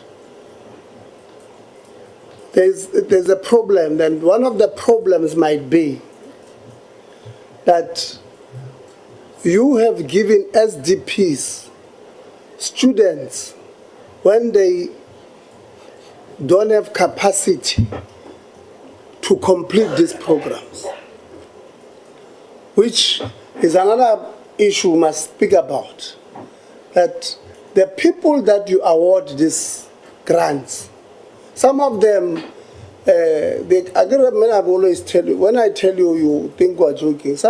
Many of them, they come from our constituencies. We know them. You will say in your advert, you must have a skill center like this, trade test, whatever, X, Y, and Z. Then you award me the book. And they know that I don't have those things. We know. That's why, sometimes when we ask you, don't explain to us things that you think we don't know. We know. That's why when we ask you, answer the question. Yeah, we are spooks ourselves. We are spooks ourselves. So, So the problem is it might be this twofold. One or threefold. Poor planning from yourself, or when you are budgeting, you are under planning financially to achieve this particular plans, or you are giving these people, these SDPs, targets that they are never going to achieve. And by the way, so the reporting format, according to and AJ, I think we must have a conversation. The reporting format of this thing, it's way too broad. It does not get to the bottom of the problem, because they will say it's 51%. But out of this, we don't know the 49% that did not achieve. How many of them have left the system? How many of them are attempting to continue? How many of them, have passed away? So that the report that they're giving us is just the too top level for us to make a meaningful contribution to because many of them might have dropped out, and we don't know. So next year, because they've dropped out, and you are saying because it's a multi-year, so they should be catered for in the following year as targets that must exit the system. But you will not get there because you have lost. Every year you lose this student from the system. I don't know if this part makes it. Yes, and that. Thanks, Chair. Just a little bit of clarity. Remember that the targets are not counted on a learner basis for the specific intervention. So it doesn't mean that we did not achieve, what's the amount? 47% of the learners. So yes, it's just the indicators that we wanted to achieve learnerships, apprenticeships, skills programs, and so forth. So of those, the 39 targets in program 3, right, we did not achieve, we achieved 22. But however, when it comes to the raw numbers of learners, you see there's a chart that shows that we funded 32,000 learners, even though the count, the sum of the learners was around 31,000. And the reason why we don't achieve is that if we have a target for apprenticeships, for instance, and the target is 3,000 learners, and we fund 2,900, technically we have not achieved that indicator, even though we have supported 2,900 learners. So some indicators we've exceeded, some we've not exceeded.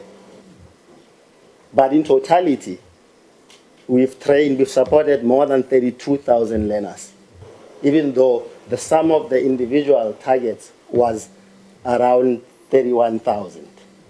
So it's not that... and what was your target? Mr. Mkhuzane, you got the graph there? Yeah, that slide that you're looking at, it's 30? The top line. The total number of learners. Yeah, it was 33,474. That was your target? Yes, if you sum up apprenticeships, skills programs, internships, and so forth. However, we supported 34,962. We've supported more. We've supported more individually. It's just that when it comes to our biggest problem are the... No, hold on. You've supported more? Yes. Okay. So your target was 34, and then you achieved just under 35? Yeah, it was 30. Yeah, 33.5. We achieved 34.4. Learners, individual learners. Now, I want to go back to the apprenticeship problem. I think Mr. Mkhazane spoke about that, especially when it comes to... So these 34,000 are in multi-year? No, it's in 1 year. No, I'm saying they are in different years. Oh, yeah. Yeah, not really. Remember the problem that my colleague raised is that when you enter into an apprenticeship, we count you in year 1. Then for subsequent 3 years, we don't count you at all, but we pay for you. That is why we budget for that expenditure and we pay for it. So even if... So if 10,000 of those get out of the system, you budget for them? Yes, we would have, when you get out, we would have paid. We No, budget I'm for saying it. So we budget. So they drop out. As in drop out? They drop out. No, we don't pay for dropouts. Because we track, we pay, say apprenticeships, we pay 4 tranches. So you track them? We track them. You just said to me you don't. No. So let me clarify. Tracking doesn't mean reporting. No, if you look at I was not talking about reporting. So the reason why I was, if you can track, then you must know who's at which level. Yes. That's what I was asking. So you know who's at level year 1, year 2, year 3. So you should know those numbers. You said you don't. Eh?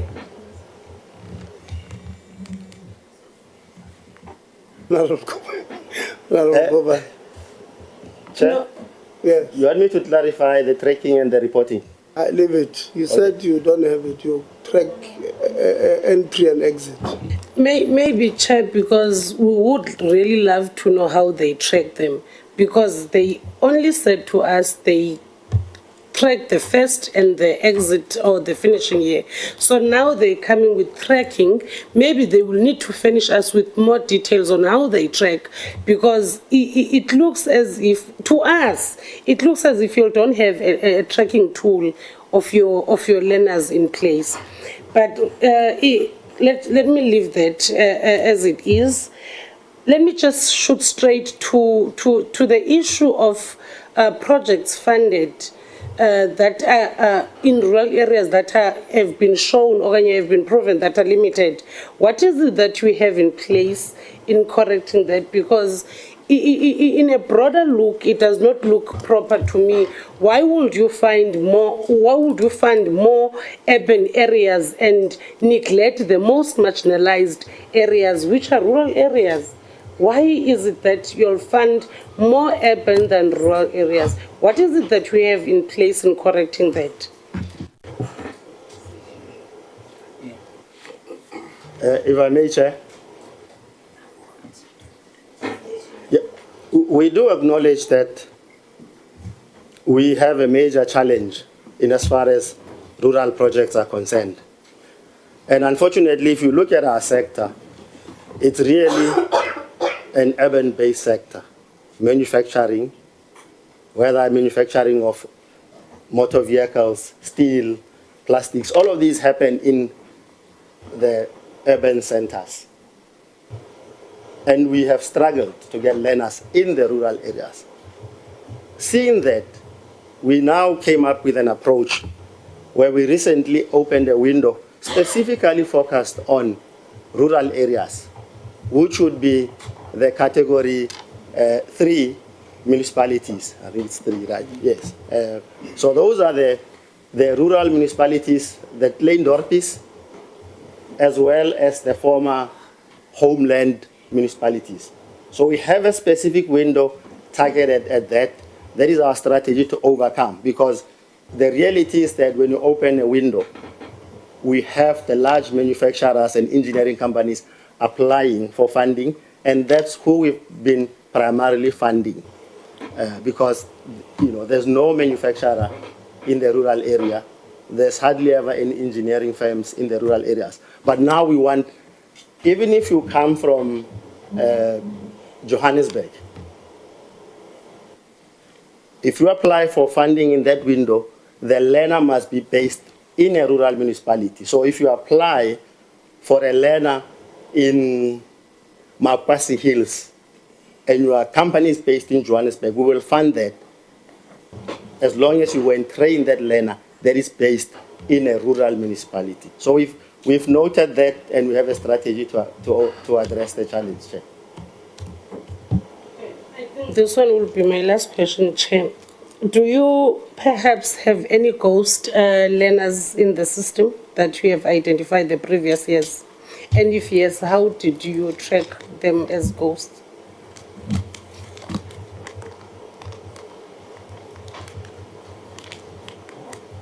Are you answering to the coast learners? No, we'll come back. Let's answer the coast learners. Can I come through? I think in the past audit there has been learners that have been flagged, particularly on completion of programs when they are being verified with the SARS database that they have been found to be deceased. And in that instance, it obviously has triggered a process internally to now investigate. And it is only picked up on completion of the training, because we've got evidence that when the learner started the program, he was well alive and kicking. Now, that investigation needs now to take part, because on completion, we report on learners that have been moderated. And at the stage of moderations, you don't have to be physically there. We moderate your documents. Our investigation now is looking at when in the learning program did that learner unfortunately pass on. But in that case, I think that's how we would classify, because we've got a completion of a learner that's no longer deceased. Possibly that's now a ghost learner. The tracking that the gentleman was speaking about would have rescued you all in this instance. It literally says there is something not accurate that you are doing. Because should you have done the tracking on the second year and the third year, you would have never funded a dead person. That's what it literally says. If you had tracked all your learners throughout the years that they will be studying or they will be getting these skills. So there is something missing in the tracking and assuring that you are funding proper learners that are there, that are within the scope that we have advertised, that are actually getting the skill that you wanted them to acquire. But now, because there is lack of, or maybe there is a gap in between you, that is the first year and the last year, and in the middle, they are left untracked. So maybe it's something that the sector needs to look at.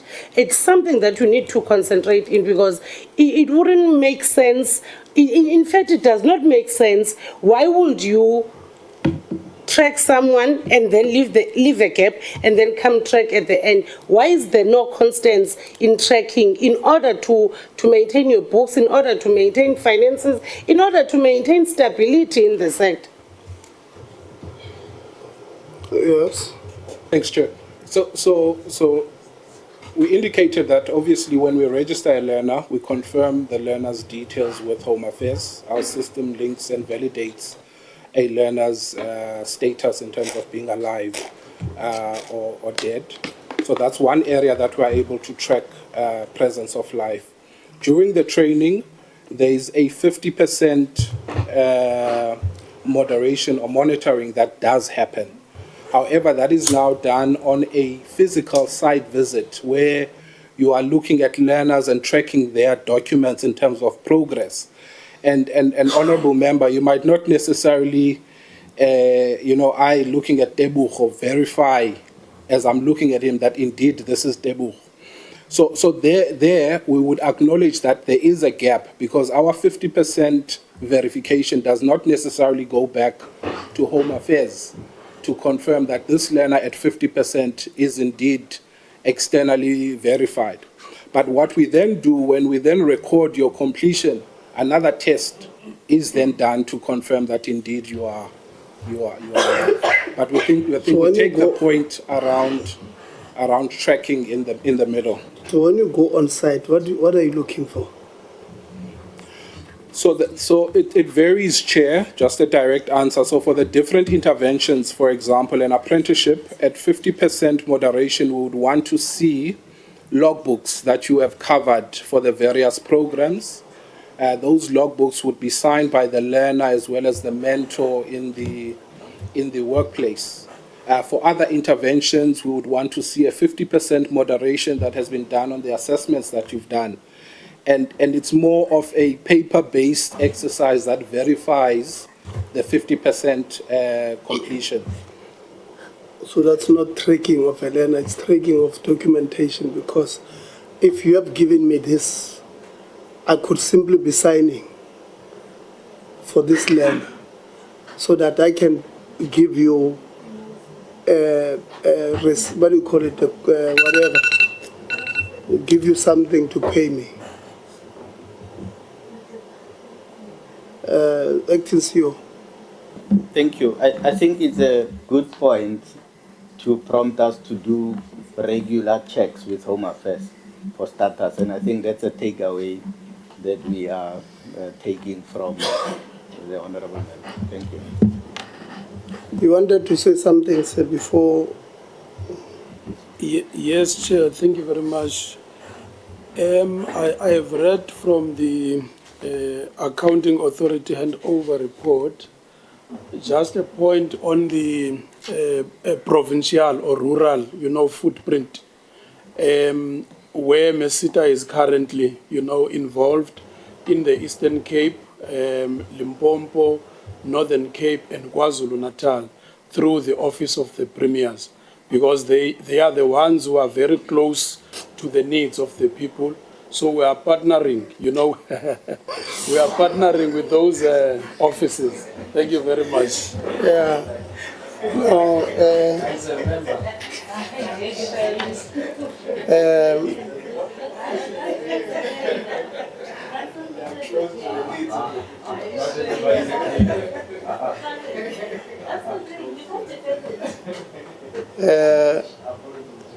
CFO, you said you've spent about 20 million on legal fees this year.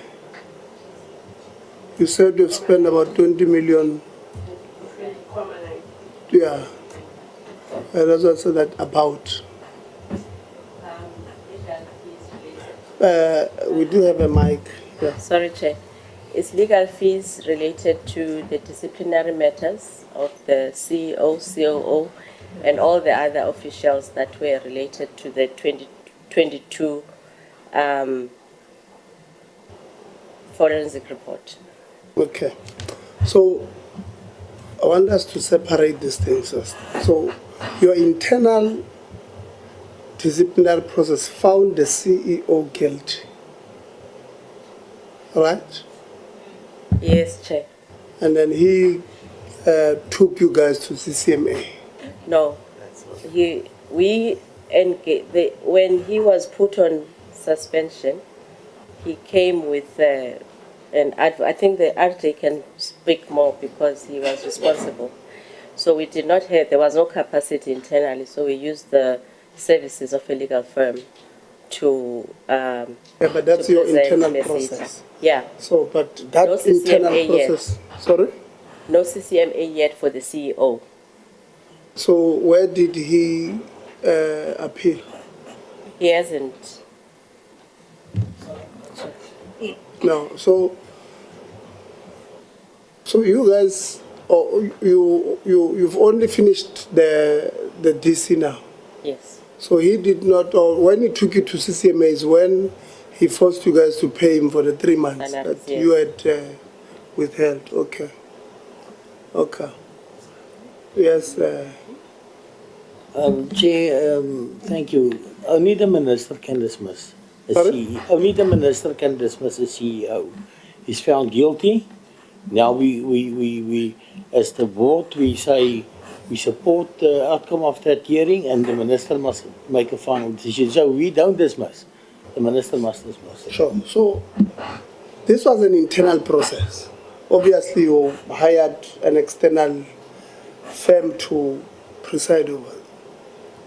It can be. I don't see how, even if it was over 3 years, I don't see how this process could have spent even close to 3 million. Is it possible you've spent over 3 million on this one? No, all of them. No, I'm saying yes. this one. The CEO matter alone, Archie? The CEO matter alone is 5.7 million. No, for the year, Archie. No, for the whole process. For the whole process to And where then we are now. for this year, how much could we have paid for that 5 point something? Chairperson, I don't have an annual breakdown. I can. Of course, plus minus. It would be in the region of about 1.4. 1.4 for this year alone. Okay. So it will then mean for this year's expenditure, the CEO's expenditure is less than 10%. Right?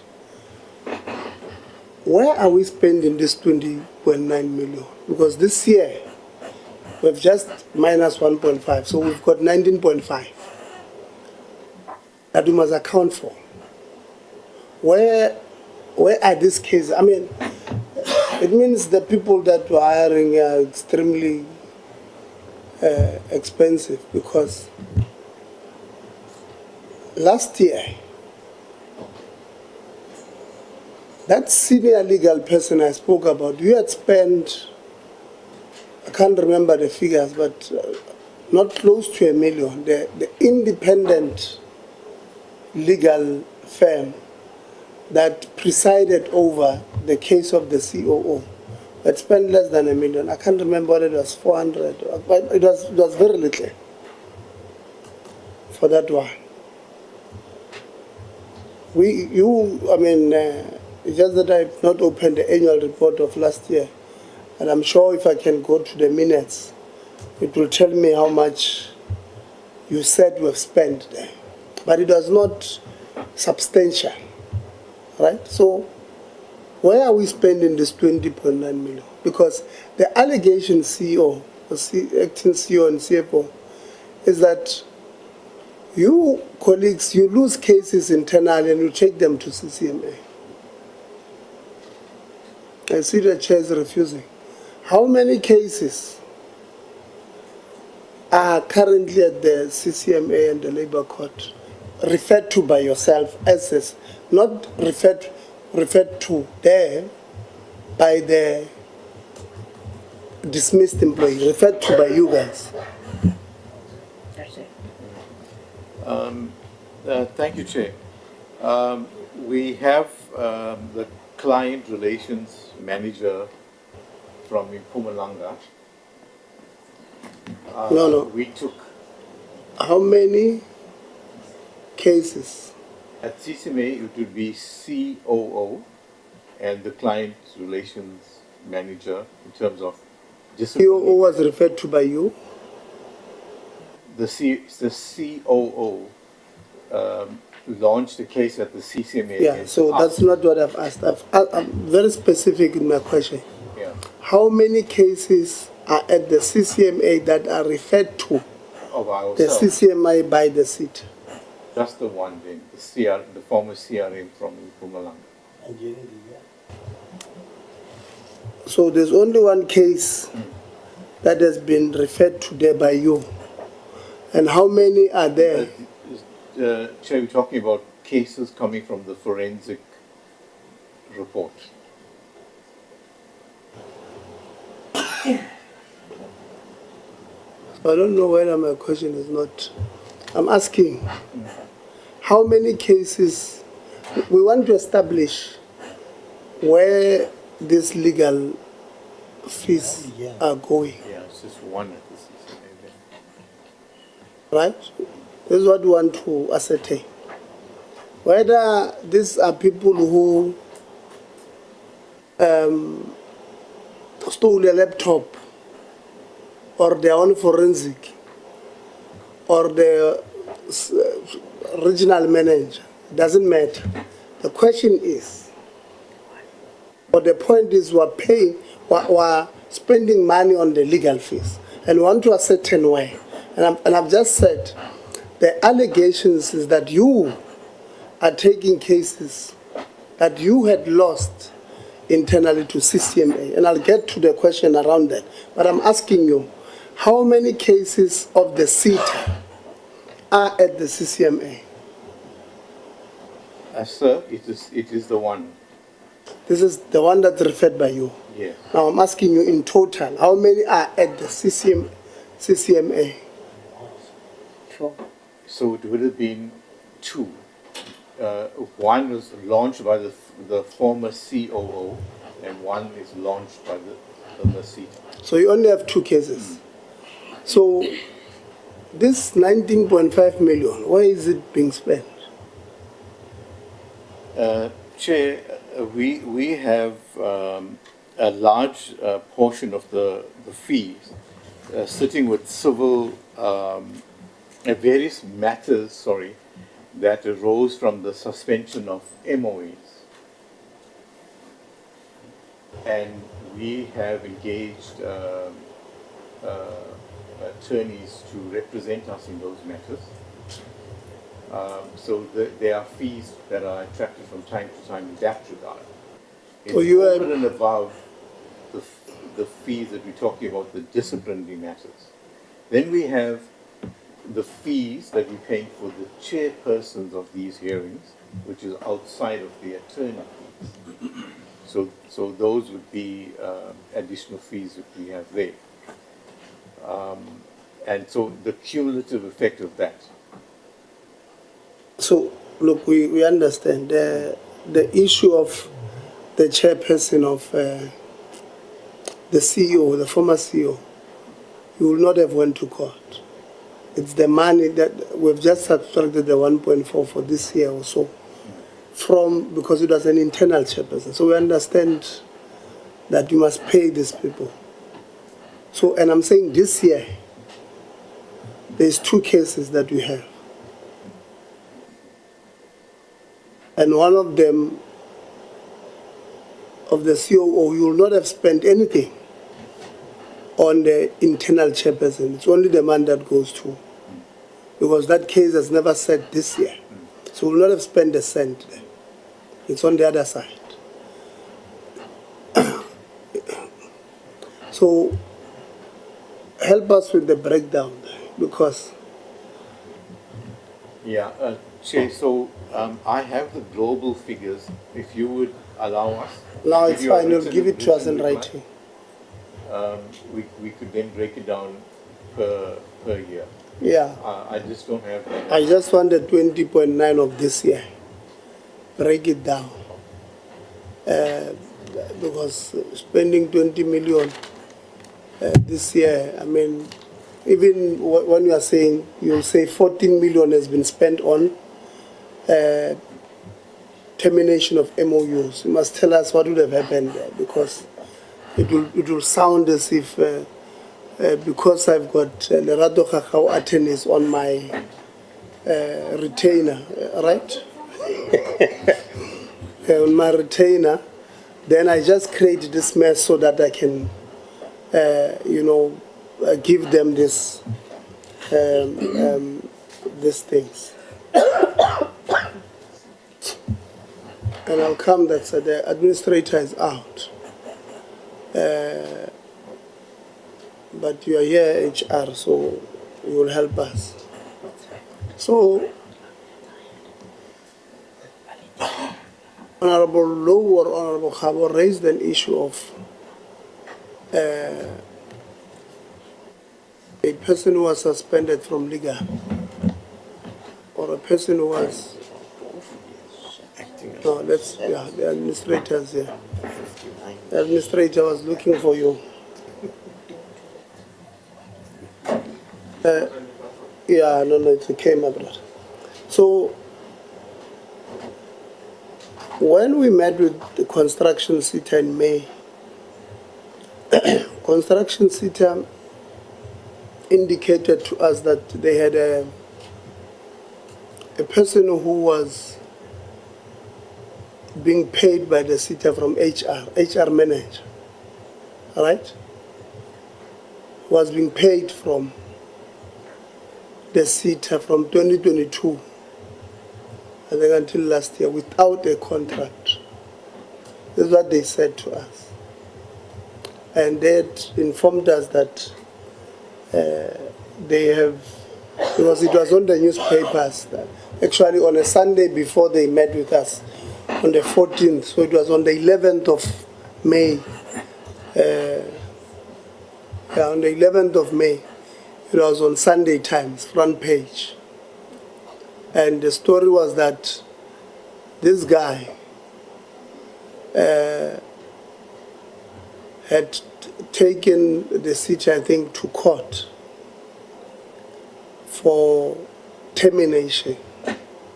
We put it to the CETA there that they must explain it to us. And then they said, no, this guy's contract ended in 2022, and because he's the HR manager. I think that's what they had said. He kept on paying his own salary. That's what they said. He was not in the meeting, and to be fair, he could not defend himself with that accusation.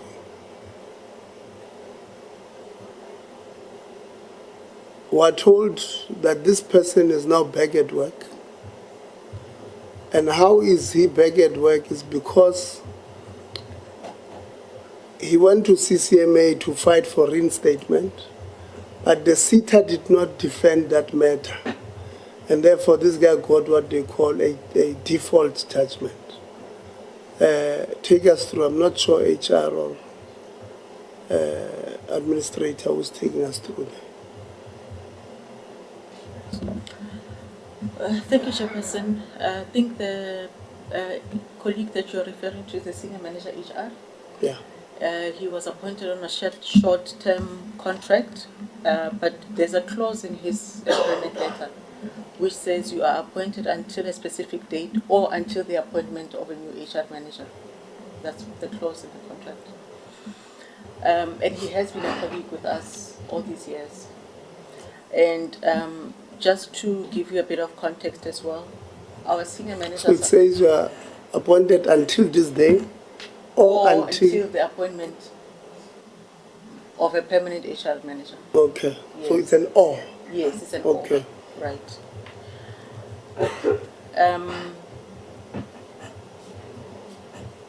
His salary was adjusted last year in January 2024 by the CEO to bring him in line with the other senior manager salaries. We can find that letter for you. So his contract had ended in 2022? Or until the appointment of a permanent. So we have not appointed a permanent HR manager. Yeah, so the 2022 part was there for what? You are taking the or part, the second part. Yes. And I'm saying, why are we jumping the first part? I think when we appointed him, he was appointed on a short-term contract, but then we started the OD project.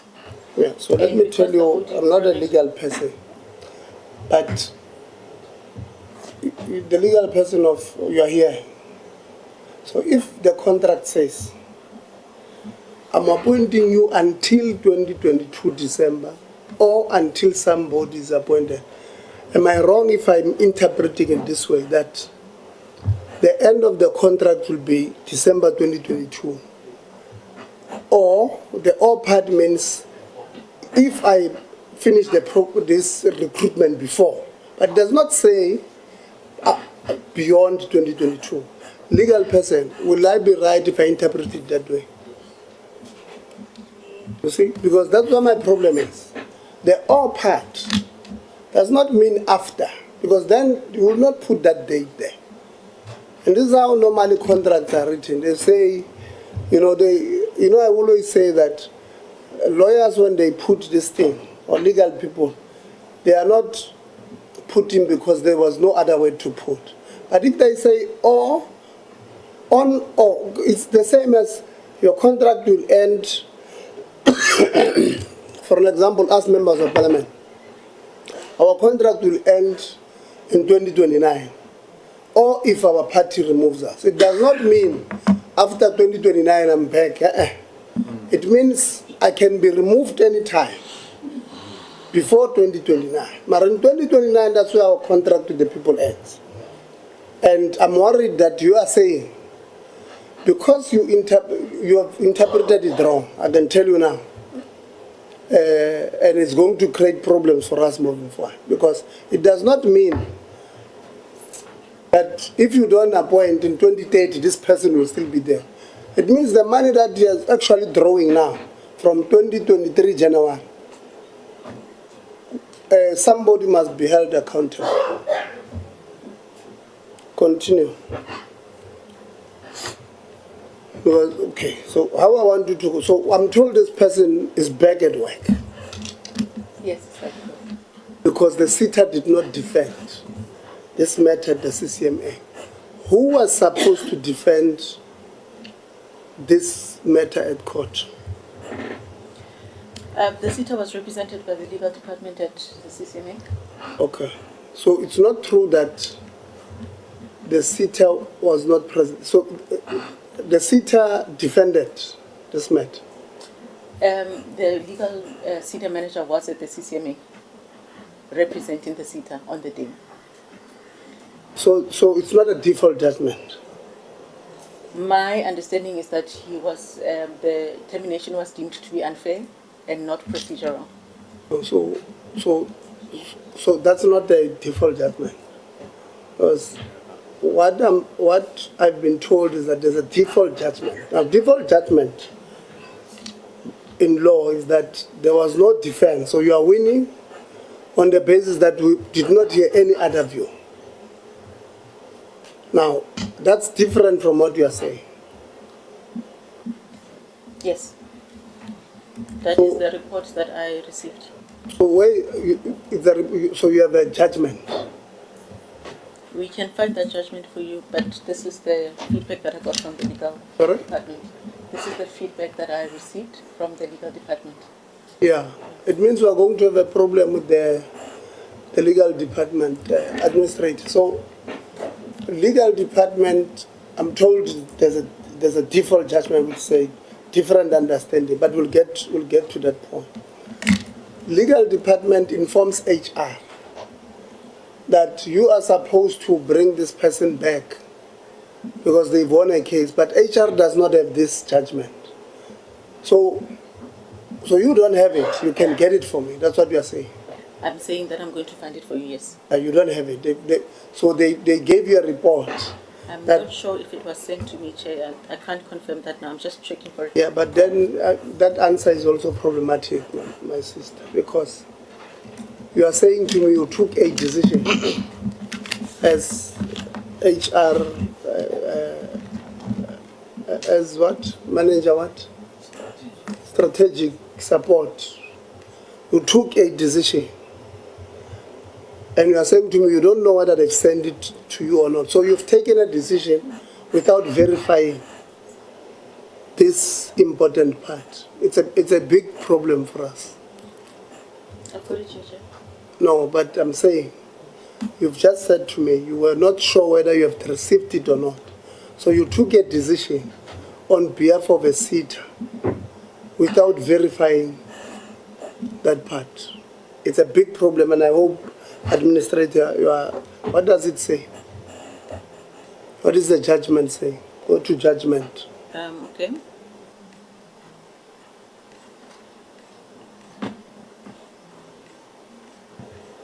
This is the award.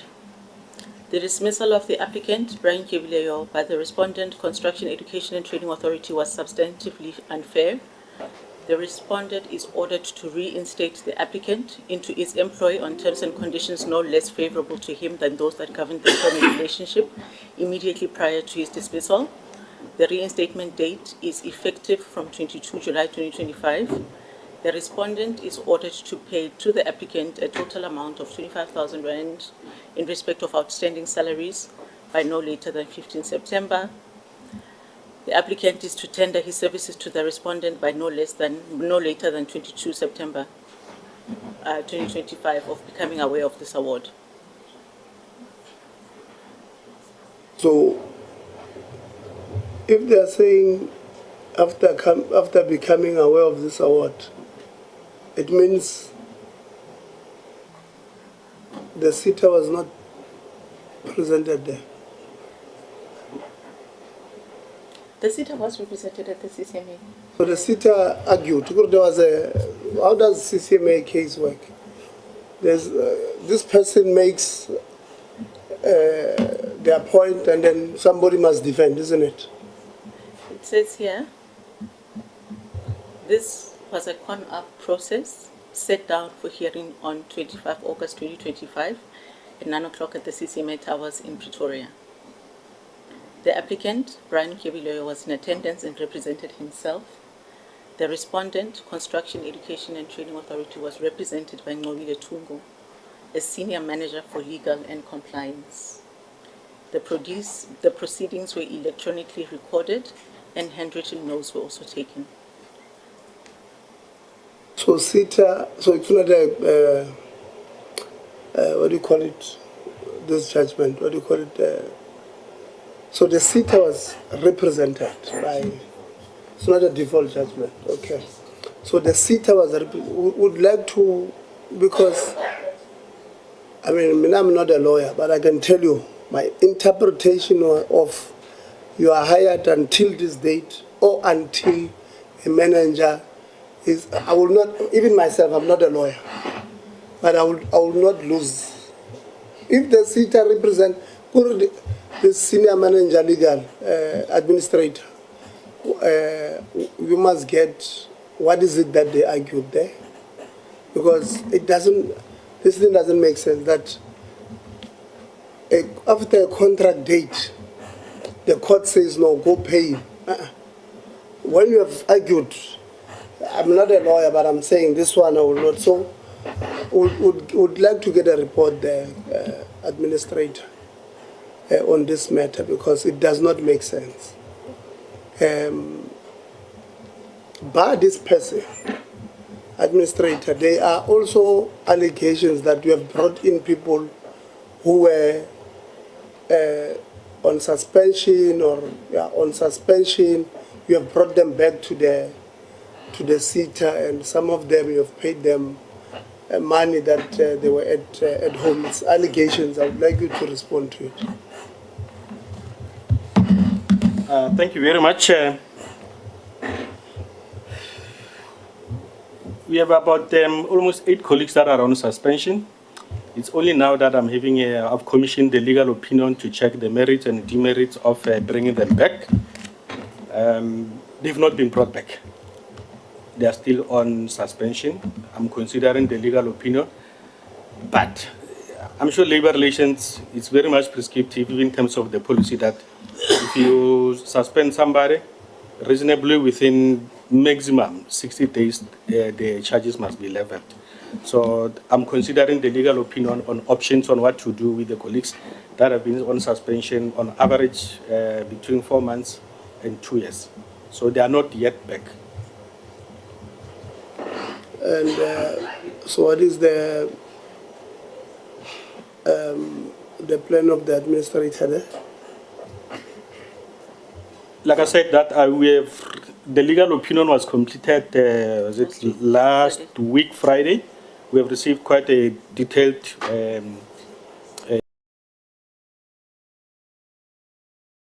legal opinion. I'll consider it based on its advice and strength, and I'll make a decision of whether I reinstate them and what will be the conditions of that reinstatement. Yeah. Would like you to, after taking that decision, please communicate that with us. Members have already said that they want us to reschedule our conversations with yourself. I want you to also, as you are going to give us a feedback here. Yeah. I had received about 2 or 3 weeks ago a legal opinion that was written by this Tungu guy, Nqobile Tungu, on the 21st of September. So in her view, it would have been illegal for the CETA to continue to pay for this guy. And then, according to the HR, direct or strategic, and this person went to court and lost a case at the CCMA, because the award there says Brian Mama must be reinstated and be paid back and all of that. So the person who wrote this legal opinion, which in my view as I read it, makes a lot of sense. In fact, it even goes further than what would have been my interpretation. Goes and probably argues this way and loses in court. I would be interested to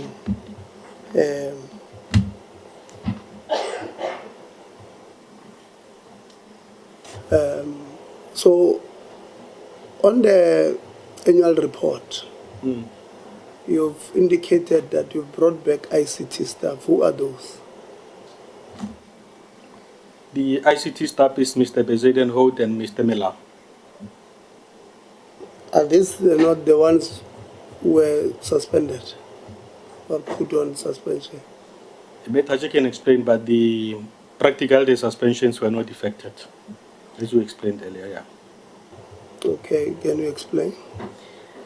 They were barred from coming to the office because they were locked out of the ICT systems, and security at the gate was informed not to allow them onto the premises, but they don't have signed suspension notices.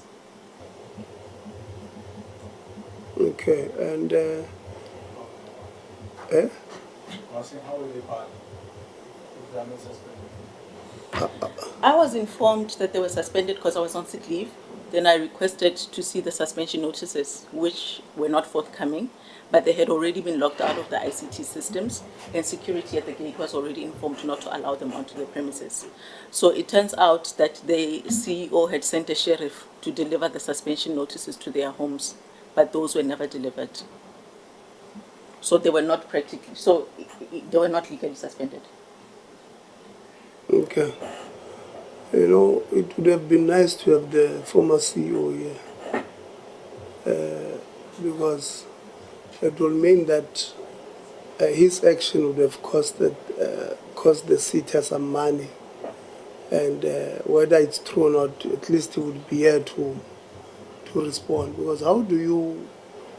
I mean, if I'm paying an ICT person, and I don't think they are cheap, and you say they must not come to work, and you have not issued a simple, what do you call this thing, suspension, it's very worrying.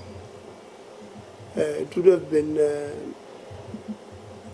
ideal, you know, to have, but the last time when we had a discussion with the department about the Duja report, and the DG said the CETA had not sent him the Duja, he had never seen it. This was on the 19th of September. And then, but on the 14th of May, he had indicated to us that no, we're very fine in implementing this thing. But after the meeting of the 19th of September, the former board of the construction CETA wrote to us to clarify that they want to be given an opportunity to state their story, because what the DG said in our meeting was a lie. They have emails that that can show that they've given the report there, and because our meetings are public, we might also get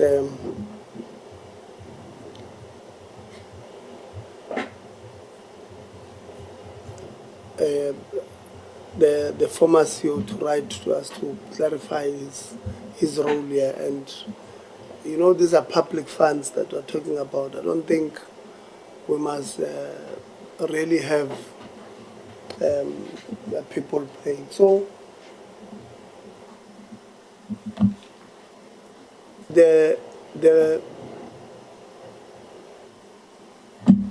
when can we get, yes, your 90-day plan? We really appreciate that you've given us, or you can just give it to us as a plan, separately. maybe also in 2 weeks' time, if you can give us a report on how far we have went since we came in implementing what the minister would have given us. I think that will help us.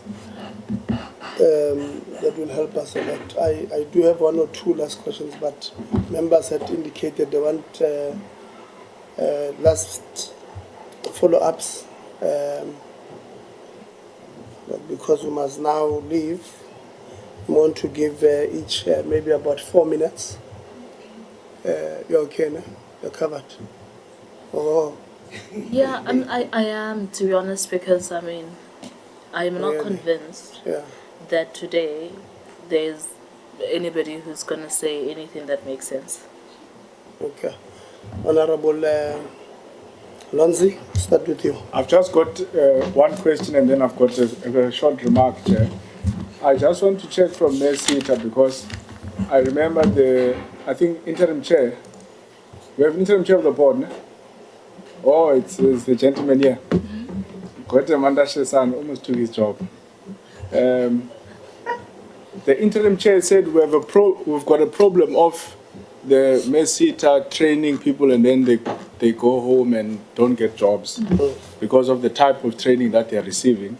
And then I think one of the board members, when they were explaining the issue of targets, they said just because they are not meeting the targets does not necessarily mean they are not training the required number of beneficiaries or learners. So in other words, what he was saying to us is that there are certain programs which are oversubscribed compared to the other programs. So my question for him would be then, the programs which are oversubscribed, are they the ones that you were talking about when you said you are practically just giving them a grant because you are training them but they are just going home and sleeping? And then if that is the case, shouldn't then there be an effort to try, if there hasn't been one, to then bring about a shift so that these programs which are not oversubscribed, which are able to convert into employment, are the ones that are actually getting the support?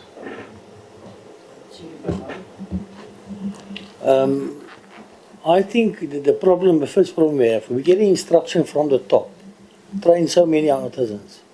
You must look at that first. Maybe you must say train so many learners. Then the discretion must be by the CETA and say, I've got place for this. The problem, when I hear what the chairperson said about leadership, what happens in Western Cape is beautiful. That's nearly the perfect world. What happened in Gauteng, it's a disaster. Municipalities are bankrupt, so you can't do that. That makes my heart so sore, and you can ask. No, you're making political statements. No, Chair, I must. You can ask everyone that knows me. Everyone that knows me, my heart are crying for the people sitting at home. They are trained, but and I always use the phrase, if you don't use it, you lose it. Now we train people up to sit at home. When there's opportunity, you must retrain again. So that's why I say we must sit still and go, look, what can we do? Thank you, Chair. No, thanks, Chair. I think my closing remark really is on this issue of the surplus. And I wouldn't put it only to MERSETA alone, because as you correctly pointed out, Chair, the FFC says all the CETAs are sitting at about 23.8 billion rands. In terms of their reserves or their surplus. The National Skills Fund is sitting at about 13 billion rands. When you put that together, it's close to 40 billion rands. The AG even actually projects much larger numbers than that. And we've got so many young people who are unemployed, who are not in education and training. We've also got, because you guys like utilizing your discretionary funds as well, I mean, the historical student debt in South Africa is sitting at about 17 billion rands. Now, if you are sitting with 40 billion rands that you are just not using it, you could simply just take 17 billion rands and change the lives of almost 500,000 young people in South Africa. You pay their debt, they are able to access their degrees and their certificates. But I'm not saying that's the only thing you can do.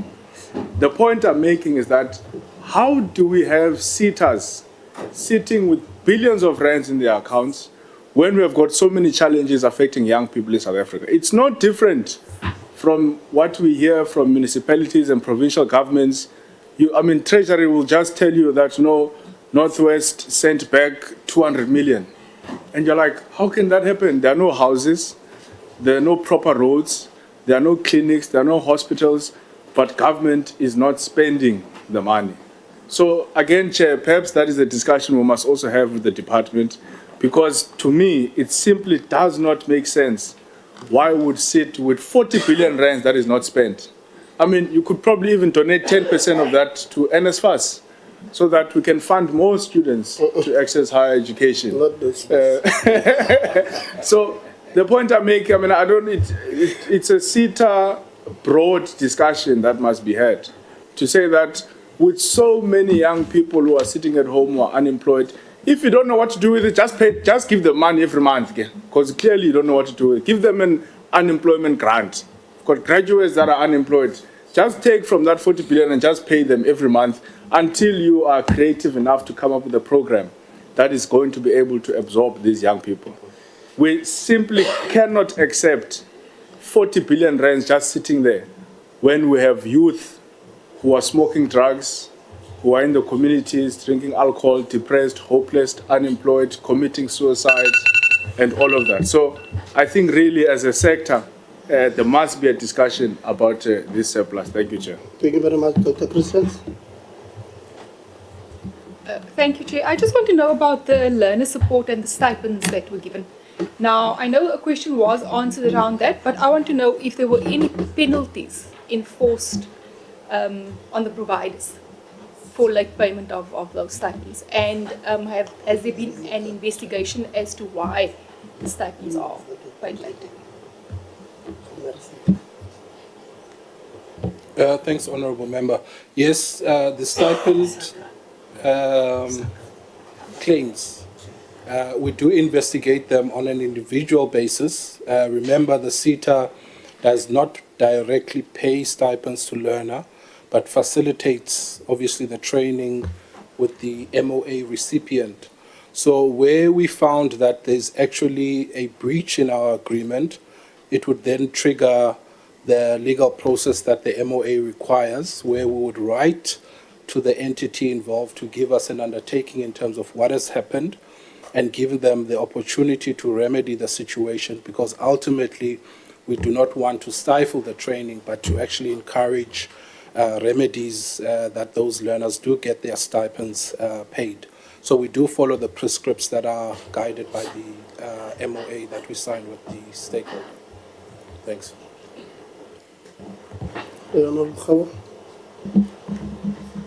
It's me, Chair? Yes. No, thank you very much, Chairperson. Let me firstly start with this one of the construction CETA. Metaje, in your response, you spoke of 2 or 3 things that captured my imagination, and I would like to make a follow-up on them. Firstly, you spoke of ICT policies that were sitting with the the CEO. And I think there was a question from the floor checking as to whether, are you saying that the reason why they could not be, these ICT policies be implemented is because of they've been sitting at the office of the CEO and you don't know why they have not been implemented? Did I capture you correctly? Yes. Okay. Can I? No, don't expatiate. Remember, I've got 4 minutes.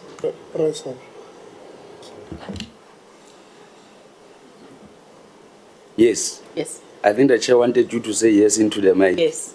No, not a problem. Can I just check with you, now that they were sitting at the office of the CEO, is it policies that were approved for implementation or not? Not yet. They were on their way to approval, but for them to be approved, the CEO needed to give the green light to us. What is the process? Can you take us through a process? Where does it start at the subcommittee then? So it starts with the ICT department. They would review a policy and update it, and then it would go to the ICT steering committee that would then recommend it. It would then go to EXCO or the CEO. And then it would go to a subcommittee of the board, which is the Governance, Strategy and ICT Committee, for recommendation to the board for approval. So, for it to reach the board's approval, whose responsibility is it for this recommendation to see the light of the day for the approval by the board? It's a joint responsibility between ICT and the Office of the CEO. ICT in terms of updating the policy and making sure that the CEO makes a recommendation for it to go to other committees. Can we get, is there someone from the ICT? Yes. Who is it? Mr. Mashale. Mr.? Mashale. Mr. Mashale. Oh, thank you very much. Can I check with you, Mr. Mashale?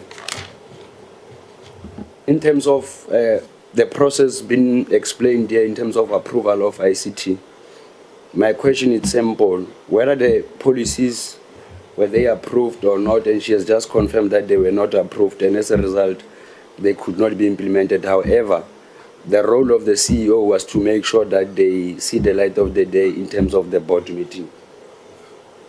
Yes, just to confirm, the policies were completed in the second quarter of last year, and they were then taken to the ICT Steerco where they were approved to go through to the executive for signature there.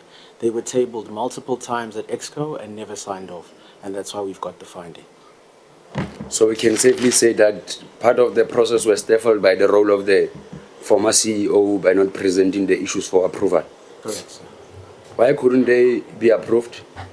He never gave reasons, sir. He never gave reasons? Yes, sir. Not a problem. I'll get back to that issue. CEO, administrator, the chair earlier on raised an issue in terms of people who, I want to check with you. He spoke of Mr. Oosthuizen or something, and you made mention of the fact that he was technically not on suspension. I want to check with you, Mr. Oosthuizen, not necessarily him alone, people that you were referring to, were they brought in back before your appointment or after your appointment? Thank you, Chair. For you.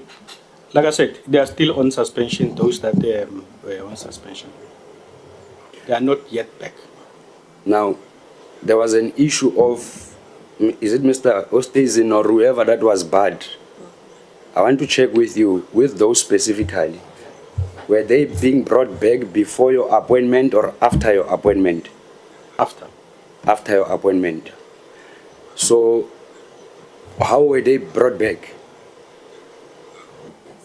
You said that you are still, on this other process, you are still going to subject them to legal opinion. Now, on this one, how were they allowed to come back if they were not part of the list that was suspended? It's a very simple decision that I made of saying that they were never charged, unlike the 6 others who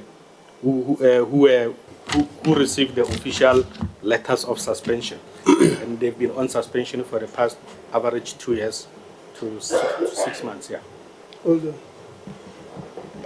That's one of the people. Yes. Can you deny or confirm that you had never received a suspension letter? Yes, sir, I've never received a suspension letter. So even on your email? Correct. So we can't get somebody sending us and say, here's an email was sent to this person. Doesn't exist, sir. You did not go to CCMA to contest the... I did go to CCMA. To contest what? To contest the fact that I've now barred from being able to have access into the offices, and how the suspension was instituted is in fact illegal. CCMA found in my favor, and then the lawyer that was there from CETA, which was Mobile, stated that they'll just undo the suspension and suspend me as soon as I'm back in the office.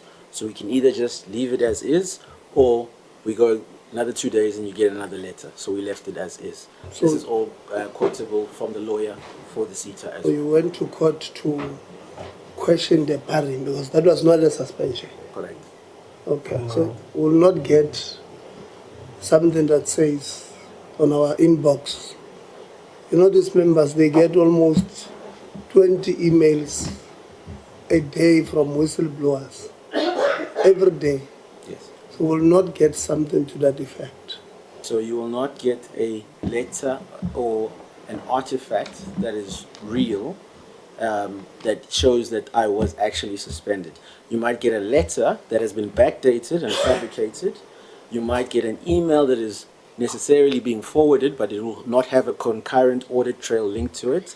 So you can get faked artifacts, but you won't get a legitimate fact, if that clarifies. Okay, can continue. Huh?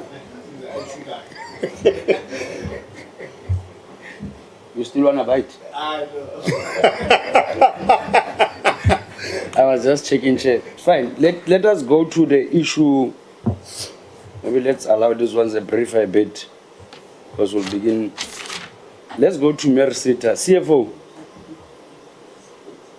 CFO, there was, in the 3 consecutive years that you have declined in terms of your audit outcome, you incurred some irregular expenditures there. Can I check with you in terms of the disciplinary measures? Was there anybody who was held accountable for irregular expenditure? Yes. Yes, my honorable member. The last 3 years, the 22-23, it was about 1.2 billion. And that was related to the cases we're referring to, the CEO versus the CEO and all the other officials that were put under disciplinary hearing. Then the other contracts that are due to overruns, there also has been consequence management in terms of disciplinary action and also training, contract management training, so that people manage their contracts better. Can we deal with the project overruns and clarify the issue of consequence management? What do you mean when you say consequence management? Maybe in SCM units, we had 17 people, we have suspended 4. 4 is dismissed. When you speak of consequence management, and I'm saying clarify it, what is it that you have done? Especially in light of what you are saying of the project overruns. That has financial implications, but equally, it is a demonstration that in terms of your monitoring mechanism, largely there seems to be a gap there. Can you just clarify that part? The issue was not necessarily an SCM matter.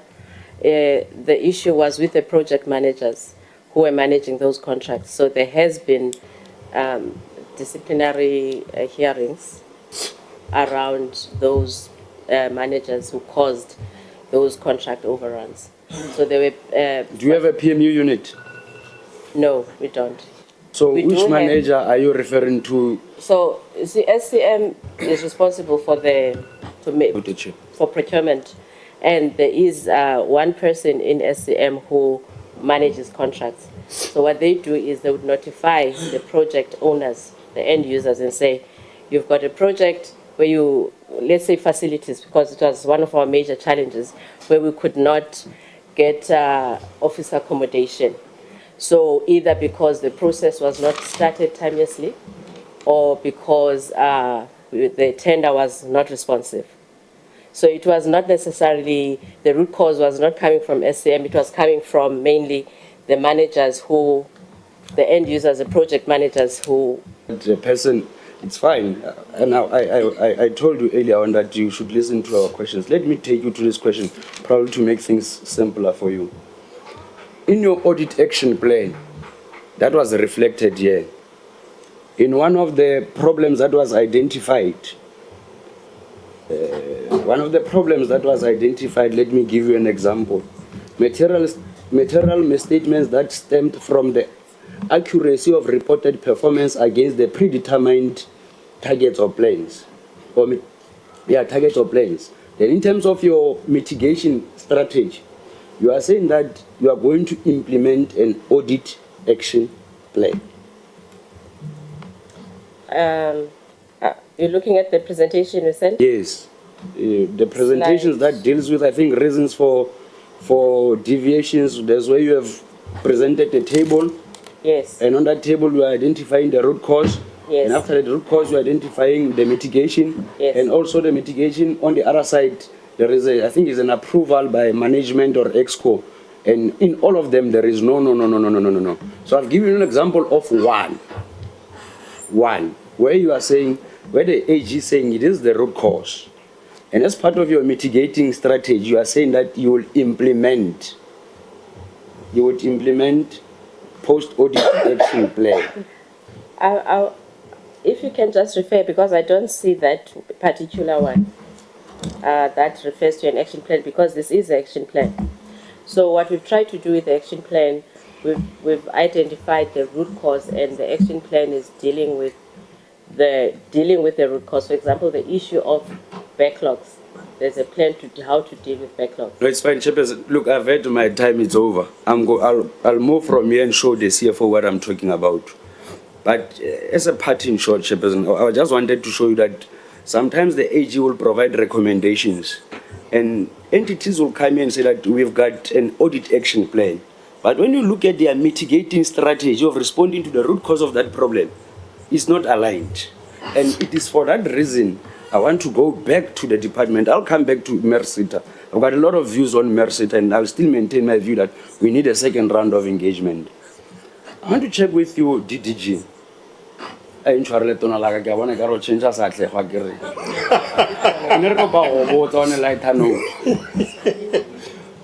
listened to MERSETA, and especially challenges emanating from their internal controls, was it part of the 21 CETAs that were assessed in terms of governance dysfunctionality, like you have said? If you don't know, you can just say, I don't want to answer you, I cannot answer you on this one. No, but Chair, in my opening remark, I actually indicated that CETAs are at various levels with respect to the AGSA. Okay, fine. DDG, it's fine. At the personal level, according to your personal view, was MERSETA not supposed to be part of the CETAs that are placed under administration? I can't answer that. Chairperson, let me rest my case. Thank you very much. No, it's a fair answer. MERSETA. Right now, what is your name, the legal person? Huh? RJ. Rajesh, yes. Do you have a copy of your annual report? Yes. Please go to page 59 of your annual report, or 54.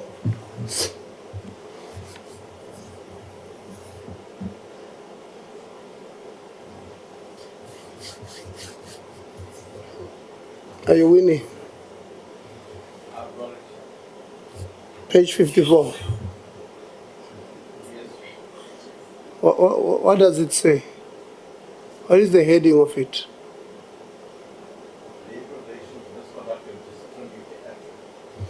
No, the page I want you to go to. It's misconduct and disciplinary actions. Yes, that table. What is that table saying? It says CCMA. How many cases? What did you say to us? Why is that the case?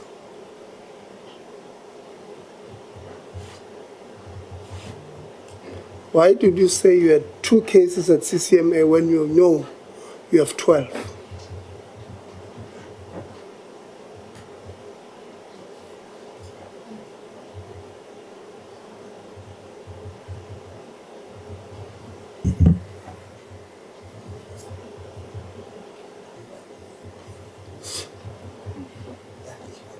You don't remember why, no? I see the interim chair wants to coach you on what to say. He's reminding me of the period, Chair. What period? Chief, most probably active now as we speak are 2 cases at the CCMA. But over the period we are reporting on is No, maybe no. 12 cases. No. You must just make sure. No, we don't want to answer like that. Let me remind you, Chair, why I asked that question. I said before I answer, I asked that question as a consequence of my original question not being answered. How did we get to 20.9 million? This is where I came from. So that excuse won't work. So Rajesh, Yes, Chair. unprovoked, you decided to also do what your acting CEO did to us at the beginning of this meeting.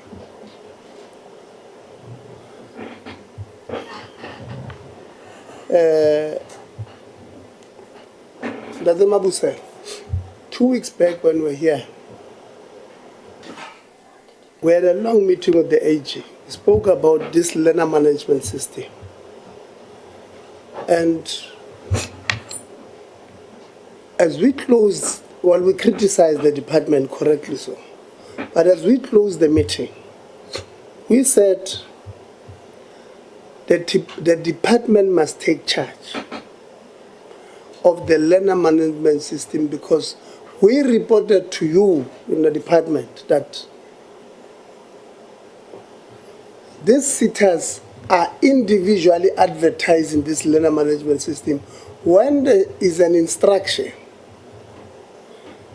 recommendations many times, that all of them must be central, because we can't have one department and 20 different plans. Doesn't make sense. We must have one department, one plan, one system. Why is that important? We said to you, today, Honorable Governor, I think, asked about the deceased in the programs. But the AG this year, we have over 3,000 young people who appear on multiple programs from different CETAs. MERSETA, they've got 85 there, construction CETA 90, but we are paying for people who are benefiting more than once. And to get to the bottom of that, we have long resolved. In fact, it's better now, it's around 3,000.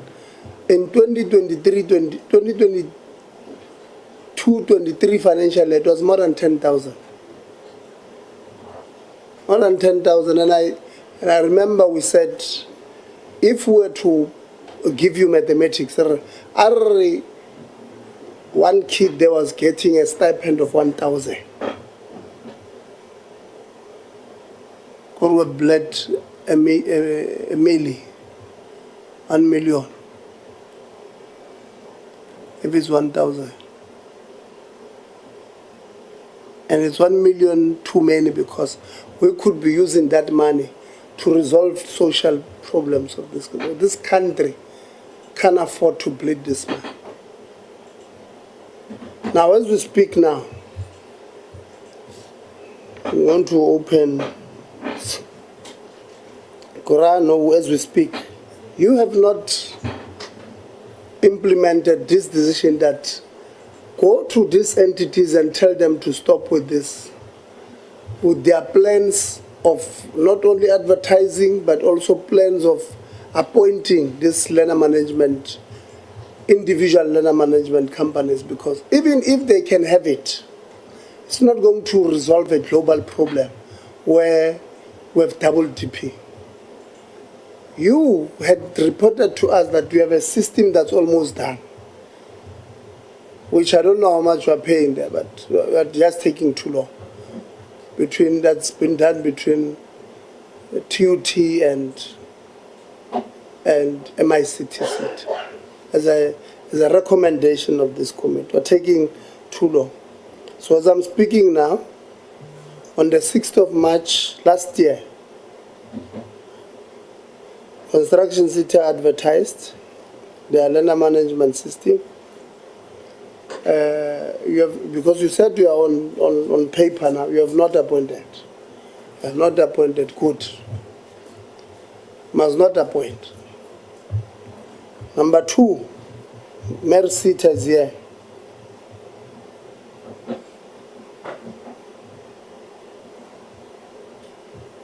Closing date last month, 12 September 2025. Appointment of a service provider for clearing learner registration backlog. Closing date 12 September. So when we say the department, there's leadership crisis, that's what we're talking about. Because you can't be spending so much on a integrated learner management system for all CETAs and allow them to advertise. It's lack of leadership. And Steve, we have,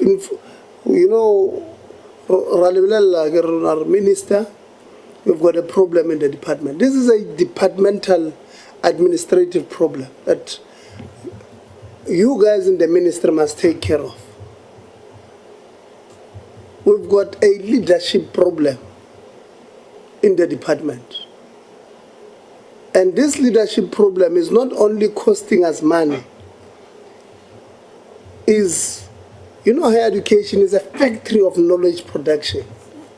It's a factory of knowledge production. But what knowledge are we producing here?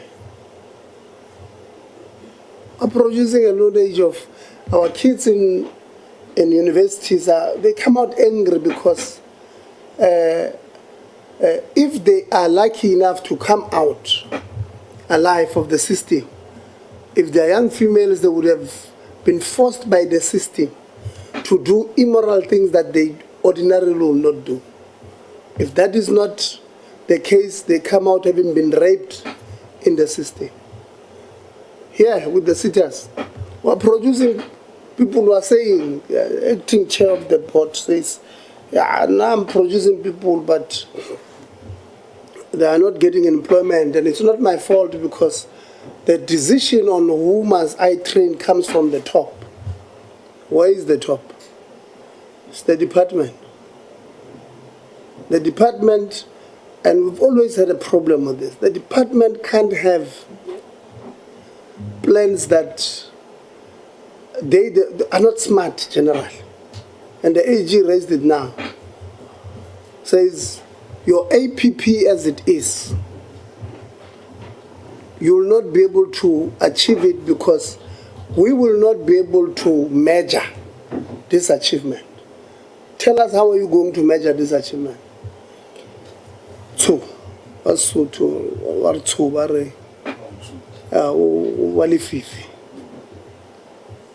Can't.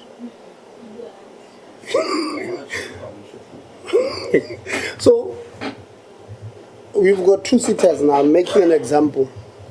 And that the Mabu said, like I said the other day, we're not sending their text to you as a person. It's the office. And we are just lucky because we did not even ask you questions about, we would have a discussion with the minister. The predecessors, you see these problems that we're seeing here, your predecessors and that environment must answer them. Because you can't have people who are drawing a salary from the state and not do their job. Because I still want to understand an excuse.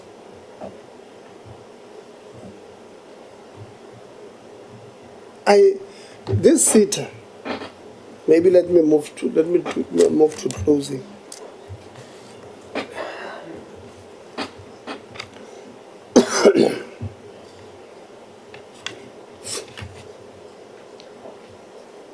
This CETA is going to bleed money, MERSETA. Because, like I said, I'm not a legal person, but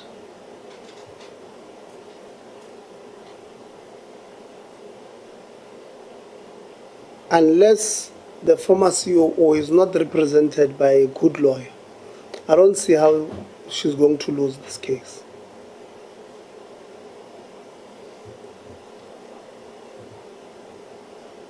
Because this CETA put together a process and call it independent. And this process produces a verdict that says not guilty. This CETA, without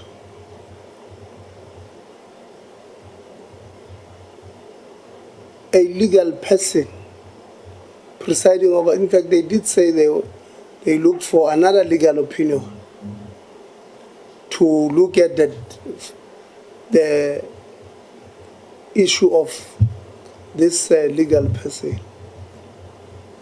But all of those things happened within what, Rajas? Was it 5 days or 2 days? Chair, we received the not guilty outcome on the 9th of April, and the counting authority got a legal memo on the 25th of April. Now, so, and in between what happened? In between, we had briefed our attorney to give us options, and they came to the board on the 25th with those options. Yeah, so within 2 weeks, was it 2 weeks that period? Well, 25 minus 9. It's 2 weeks. Very strong legal team, legal people there in that board, or the previous board. And it was a 50-page report. A 50-page report. After receiving it, they went to go through it, came back to the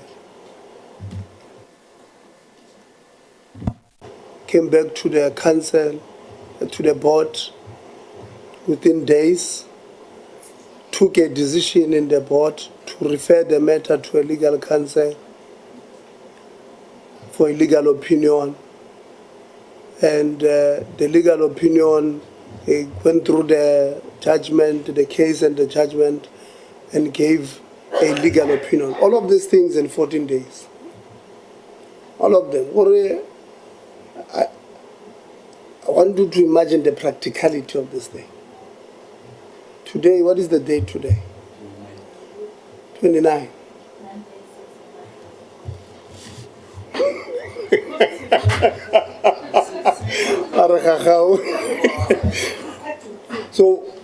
So we receive as this committee today a verdict. The practicality of this will be on Friday we meet on an urgent board meeting. And then in that meeting, we have already gone through 50 pages ourselves, and we conclude that we must take this thing for a legal opinion.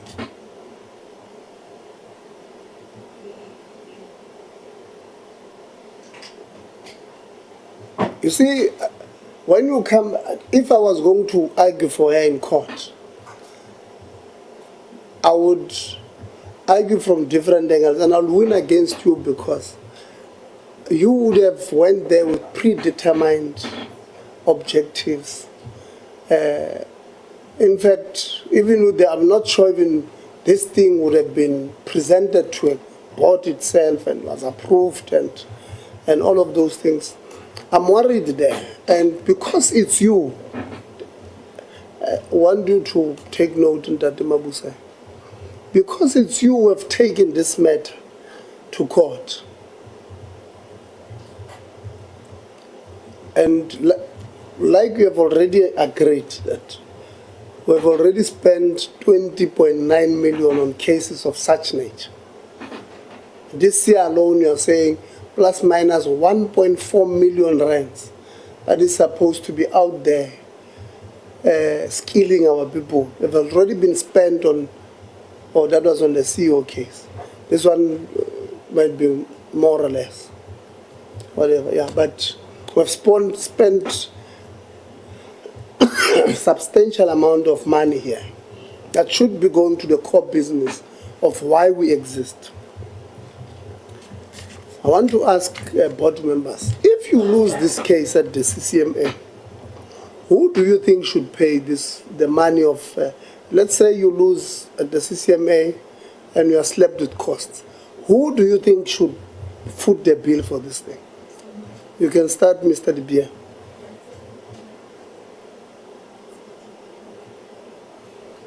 Mr. De Beer. Chair, my opinion will be that as it was that lawyers, advocates made determination of the actions that take place and the decisions that was made for reasons that we can maybe sit down and discuss. That is the way I see it, because at the end of the day, we start managing by getting a legal opinion here, get a legal spending money because you don't want to manage and make decisions by yourself. So now you go and you all around the show and you get legal opinion because you're too scared to make that one decision. So all along there was legal opinions from senior advocates, from people long in the industry. So at the end of the day, we must see what happened and then make a decision. If the case is turned around or whatever the decision must be, then if there's legal action to be taken further in the reverse way, then we must look at that. So you're not answering my question. So if you lose this case, who must be held liable for the cost? Obviously, you want me to say us, both. But like I said, the people in charge that went and couldn't make the decision as a paid official and went and get legal opinion. Obviously, if I'm not a qualified advocate, I will respect the advocate and I will follow his advice.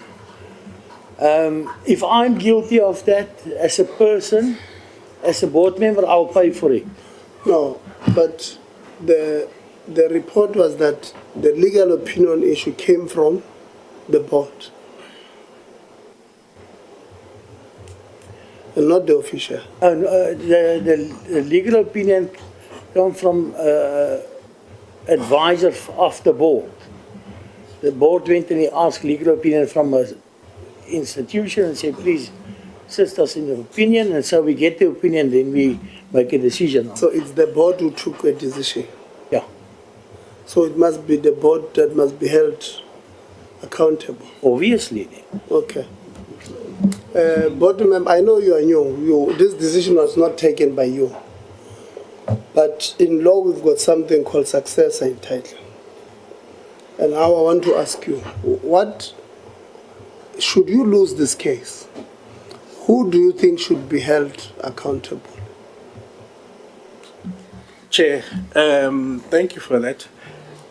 I think I wanted to firstly start to say you had correctly protected us when you started off earlier in the morning. And I think it would be just, Chair, for my answer to say, I think it would not be a fair question for me to properly answer because we do not know the proper and deeper prospects or merits of the case. And also I think it would be presupposing or predetermining an outcome from ourselves without knowing the case as new AA members. But I do believe that the colleagues had applied themselves, the previous AA, they applied themselves, and hence I think the interim chair has answered in the way that he has answered. Thank you, Chair. And therefore, if I say, because you believe they've applied themselves, and the successor in title story, if the court rules against you, you would be then accountable. If we say you can't use the money of the CETA to pay for the cost plus your lawyers because we have lost. So you guys must pay for it. So it's something that will be acceptable to do. Yeah, I'm that speaking side. to. Yeah. Oh, you're Yeah. still speaking to me. Again, Chair, to say I will lean on the answer of the interim chair to say if he's accepted that. For me, I cannot presuppose that without the deeper understanding, but I will No, lean on you the have said experience. that part. We're done with that part, but you have said you trust that the colleagues would have applied themselves, Yes. and as a result, we are agreeing with the decision they've taken. Now, as a consequence of this decision, you are willing, or as a result of this decision, you are willing then, if we make a view that we can't use state resources for cases that we refer or we appeal and lose. So you would have appealed your own internal process, and then you take it to they take it to the CCMA. Then let's say you lose. Who must then pay? Who must be held accountable to pay? So if we say the board, because you took a decision, obviously you are guided by legal opinion. That's your prerogative. So you could have went to another legal firm. We don't want to put those firms. But it's you who took a decision that we're going to change this thing. And we're going to, by the way, even how you change it, it's a very flawed process. I don't know if you have received the report that there's a HRRC, one person there, or a team, committee of 4 people who are HR specialists, who then takes a decision that no, we're appealing or we're reviewing. The word that they're using there is that it's a review. You review the decision of a judge as this one person or this 3 or 4 people with no legal background. Then you review and say, no, we're changing the not guilty on all counts to guilty, and the verdict is fired. So maybe that's another part you did not know, but we are go and check with Mr. DBA. We want to close. You can speak first. Chair, in short, irrespective who we see, who we consulted, the board took a decision. Yeah. Full stop. So if that need to be challenged and the committee feel to do so, that is the process that must be followed. But at the end of the day, the board did take a decision, and we cannot shy away from it. Yeah, no, we agree. We agree that the board must take responsibility. When you are there, so it's easier for you to say because you are there when the decision was taken. So I was asking those who are not there, so that maybe they must also ask for a board meeting so that they are kept abreast on all of these issues, so that when they take a decision, it's from an informed decision, because if you don't do that, a matter goes to court, you lose. We don't want you to come and say, no, I was not there. It was, you took responsibility for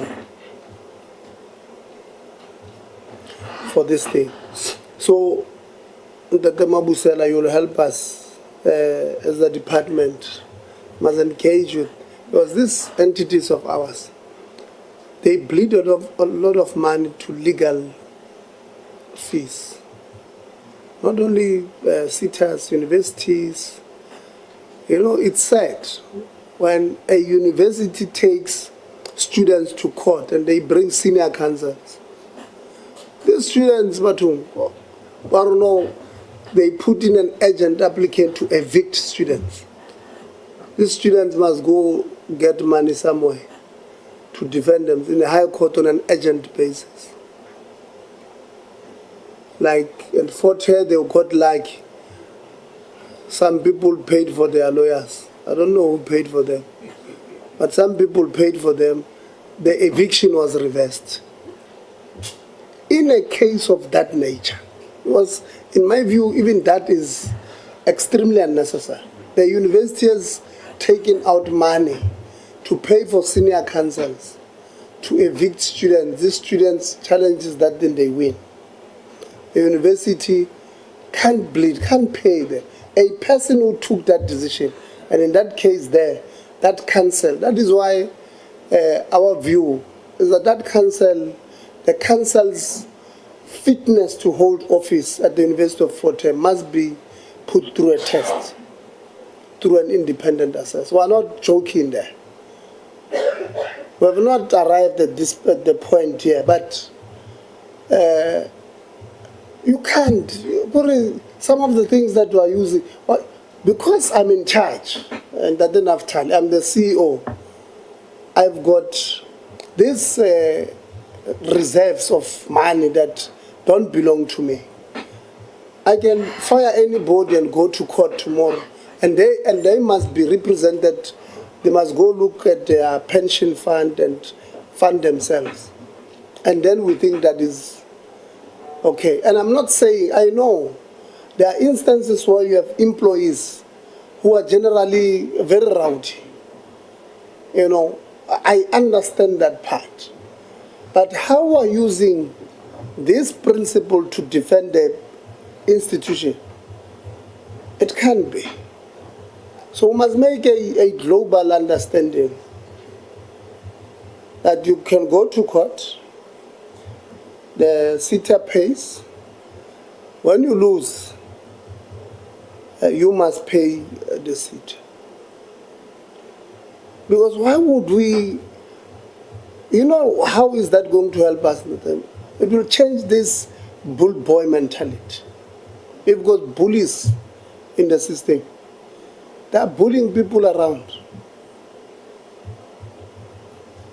People are being charged for no reason, are being put home for no reason, and they dare say no.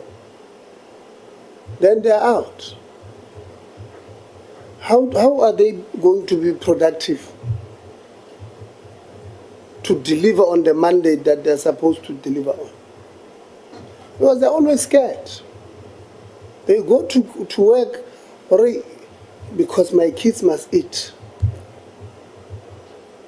Because we have created this system that as long as you are in the dominant faction in this institution, you can get away with whatever you want. And I don't think that must continue. And you have a responsibility as the acting DDG to help us win that particular thing. Steve will write to the minister. Members say that they want to have a conversation on these issues with the minister. We will write, I'll canvass with members to get a better date. Once we have, we'll write.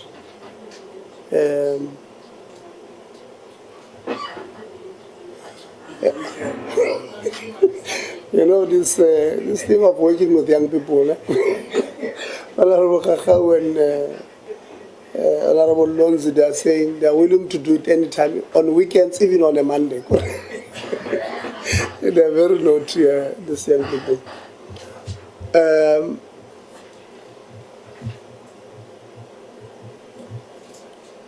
Let's get a construction city. Let's get this thing of V2. So these people, we pay them.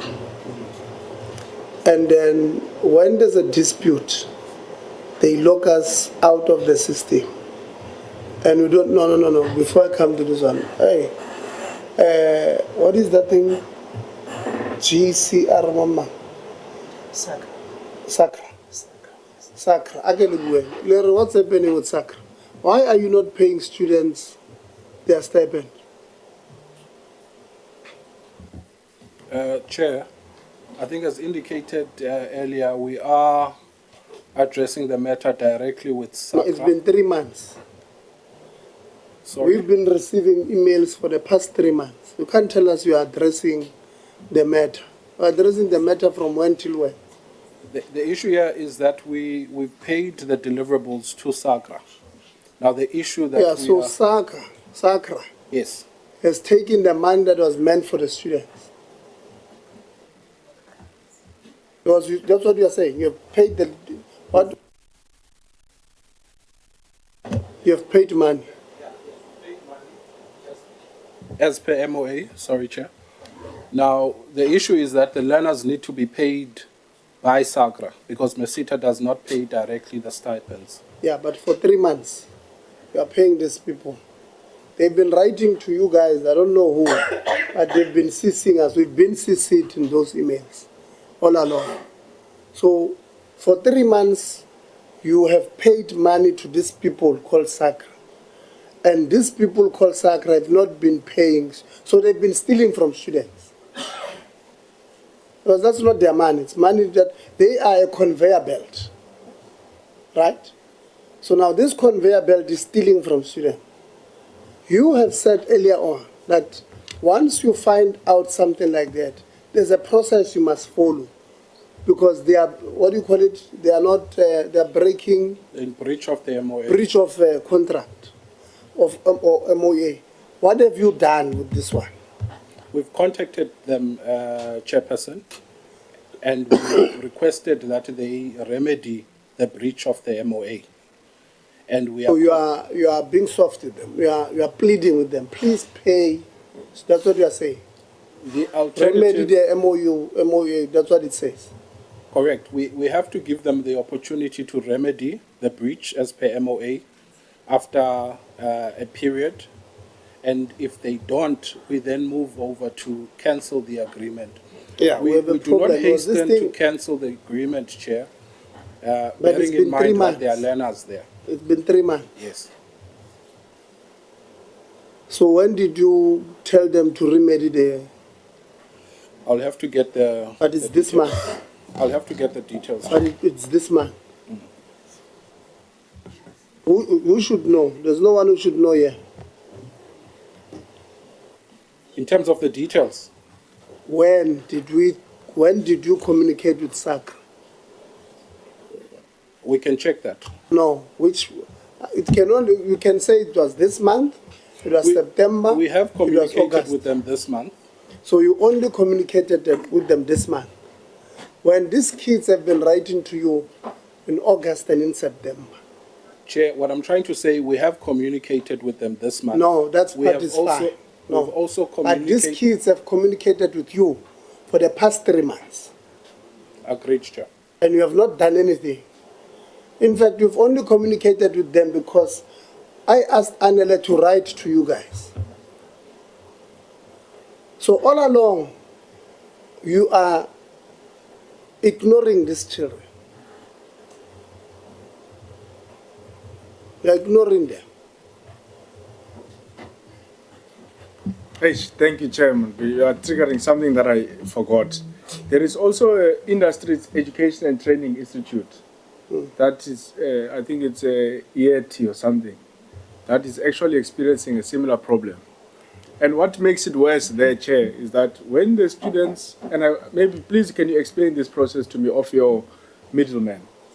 Because some of the students are even alleging that when they are made to sign the contracts of the trainings, these actual conveyors, these middlemen, they don't even tell them how much is actually due to them in as far as MERSETA is involved. So can you also explain this process of signing of contracts? I mean, we have a recent case now where people were made to sign contracts. They didn't receive their monies. I imagine you guys would have paid them. And then they were made to sign cancellation of those contracts and then made to sign more contracts. But the common denominator is each time these learners are signing, these conveyor belts are not telling them how much is actually due to them in as far in terms of their relationship with MERSETA. So how does this relationship work and this thing of contracts? Because surely you'll know that, okay, this learner is supposed to get 5,000. And then from this 5,000, maybe these ones will take a service fee. And then are you communicating with the learners how much is actually due to them in these trainings and learnerships? Because I'll share that thing with you, Chair. Honourable Member, the makeup of the grant value covers both the stipends and the training costs. Now, the MOAs that we have with the recipients would have various tranches. First tranche based on a specific deliverable, second tranche a specific deliverable. However, those tranches are structured in a way that it cash flows the training to the next deliverable of the MOA. So for instance, if we've paid you a tranche for learners being registered on our system, and your following tranche is 50% monitoring, the value of that tranche is calculated to cash flow in terms of training costs, that is taking you to the 50%, as well as learner stipends that are attached. Now, on the MOA, we're specific. Now, the MOA is the document that we will obviously sign with the... Just one interjection, sorry. No disrespect. So, once you guys have paid these middlemen or conveyor belts, as you call them, you have got no way of tracking whether or not they have actually paid the students, the students, what is due to them. You don't have a way of finding out. We do have a way of finding out. What is that way? Because, for example, in this case, you only found out after the chair wrote to you through Anel. So we would have a mechanism where during inductions, learners are informed in terms of complaints. Now, it could be complaints on stipends, it could be complaints on PPE in terms of training. And in the more recent past, we've set up a platform where learners would be able to contact the CETA directly. There's a link on our website. Yeah, that's the point. So the point I'm trying to make is that until someone complains, you as the CETA, you have no way of establishing that once you give Khabu 10 million,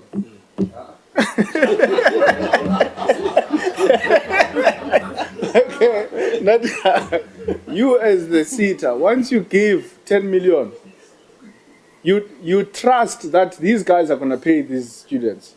You've got nothing, you don't have maybe a system where people log or what. You only find out that someone is not paid when they report to you through the troubleshoot or the induction or anything of that sort. And so if no one complains, someone can get away with not paying the students. That's what I'm getting at. So we've set obligations on the agreement itself. One that talks to the obligation to pay the minimum wage in terms of learner stipends. In other areas, there's a regulated wage in terms of the Sorry to keep interjecting, Chair. That's not the question I'm asking. Yeah. My question is pretty simple. When you give the middleman money to run a particular training program, you have got no way of establishing whether or not this money has been received by the beneficiary.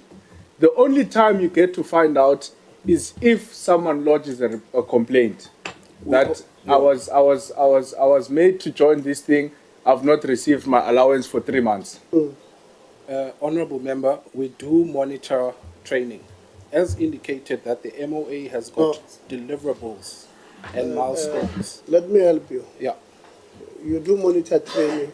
Sorry, Chair? You are saying you do monitor training. No problem. The question is, every month you pay these SACRA guys. In August you paid them. And your system did not detect that this guy did not pay the learners. So the question is, you don't have a system to monitor this problem. In September, you paid again. They did not pay the students. You did not know. Well, in your case, you knew. They complained, you just ignored them. No, Chair. So in October, we only write, after you paid, we write to you. It's only then you contact those people to say, hey, we have paid you. Why have you not? So the question there is very simple. And it requires yes. I can tell you the answer is yes. You should say yes. We don't have the mechanisms. Because from there you will then go back and design something that can help you. It's very simple. You can ask this service as part of an SLA of an MOU. Once we've given you money, after a certain day we want you to give us bank statements of your company to show you've paid. It's a simple mechanism. It does not want you to be defensive. Accept or yes. We don't have this system. Yeah. We are open for suggestion. We'll suggest for you. We are not in your space, but we will suggest for you. Like we've told you, the people in your space come from our constituencies. They go to churches with us. Now, I preach sometimes. So in my church, they come. They donate in my church with your money. So as Muruti ki beneficiary cheltealo, but through the right process. So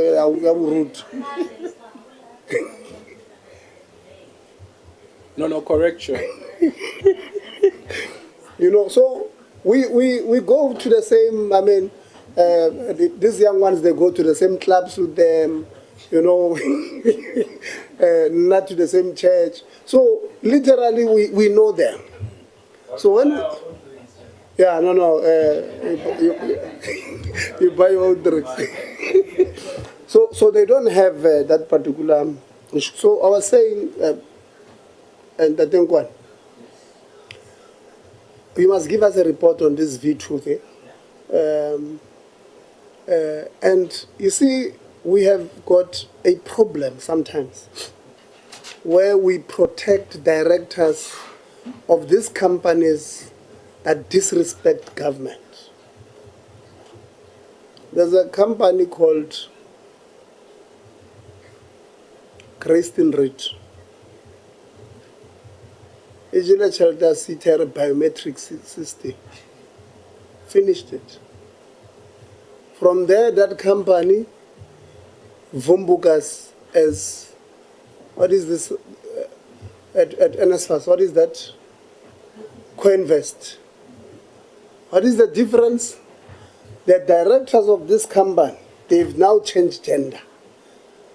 They are the wives of the owners of this one. Doing what? The same thing. Must go check Coinvest. We're supposed to pay allowances of students. Disaster. Eh? And I've said it not enough time. I don't owe anybody. I will say it as it is. I don't owe anybody. If there's somebody who thinks I owe them, shame. It's bad. So we must name and shame these people. These directors who take government for granted, including those that we appoint and don't deliver. Not only the names, because they will change names. We must even name their directors. And say, Teboho, director of Litsia Construction, has done this shady work. And we must blacklist them. Not only the names of the companies, but yeah, we have also said, you see, you are now found guilty CEO. And this is the department again. We're telling you, we tell you these things, you think we're joking, they come back and be true. This CEO now who's been found guilty of costing the city over 1.2 billion. Whilst on suspension at MERSETA,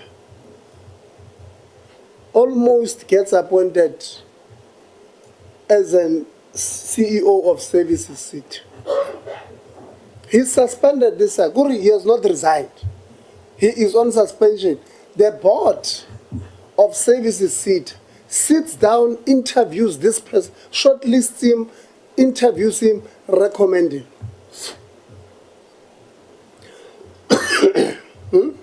So even these people, we must name and shame you, including you in management. You enter this space here, you live under a cloud, you decide to go somewhere, we must name you. I had said to NSA, they must do a 10-year table of all management movement, 2014 till 2024. The movement of each and every senior manager at all the cities. you will see mitlolo gore problems. This one ran away here. This one had a charge here. This one had this here. This one had problems. So NSA is still compiling that. We also said they must do the same with the boards. So that Mr. De Beer, when you live here and you are a chronic underspender as a board member, so the board that you are chairing underspends by 4.6 billion. And then, every year it accumulates and you get to a certain point. Then you are again given a responsibility as the board chair somewhere. So we must be able to say, the system must be able to say, Mr. De Beer is not fit here because his seaters can't spend. So that when we do that to you, you will hold the executive accountable properly. To say you must do your job. Because now that parliament can go and open a case against me so that I'm declared this person who can't, what do you call it? Delinquent.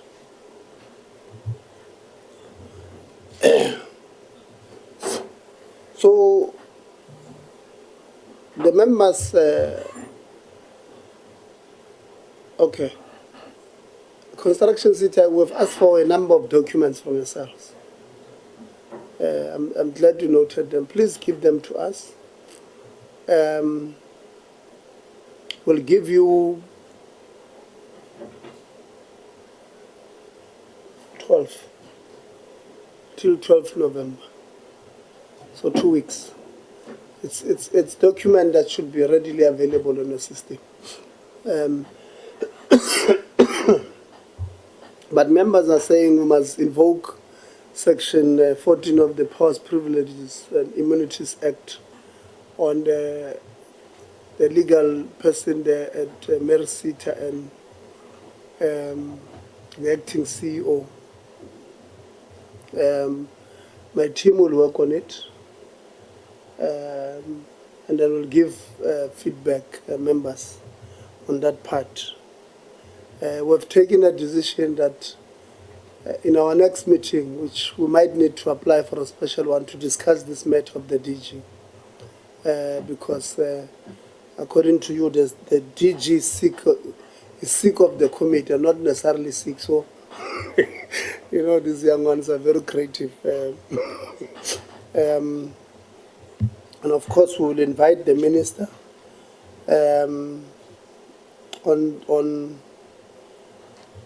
on these things. I think we will close the meeting like that. Want to thank you. What is that, Mr. De Beer? Chair, there's a lot of things we need to address. For instance, we're on the topic now appointing CEOs. For instance, in their contracts is a clause that says you're entitled to legal representative from outside the institution of your choice. Now the playing field is not equal. Now we, as the entity, must go get a senior advocate, and there's where the money starts talking. So we must go look within as well and say, guys, we have all these high rules, but this money spenders, where are we going to end? Although we can internally, maybe in the department, say if a CEO have a problem, one of the DGs can be the chairperson in-house in the department, instead of bringing advocates, and there are teams, there are entourage of 4, 5, 6 of them. So at the end of the day, we also, like I said, there's a lot of things we go sit still for a moment and say, guys, what do we want?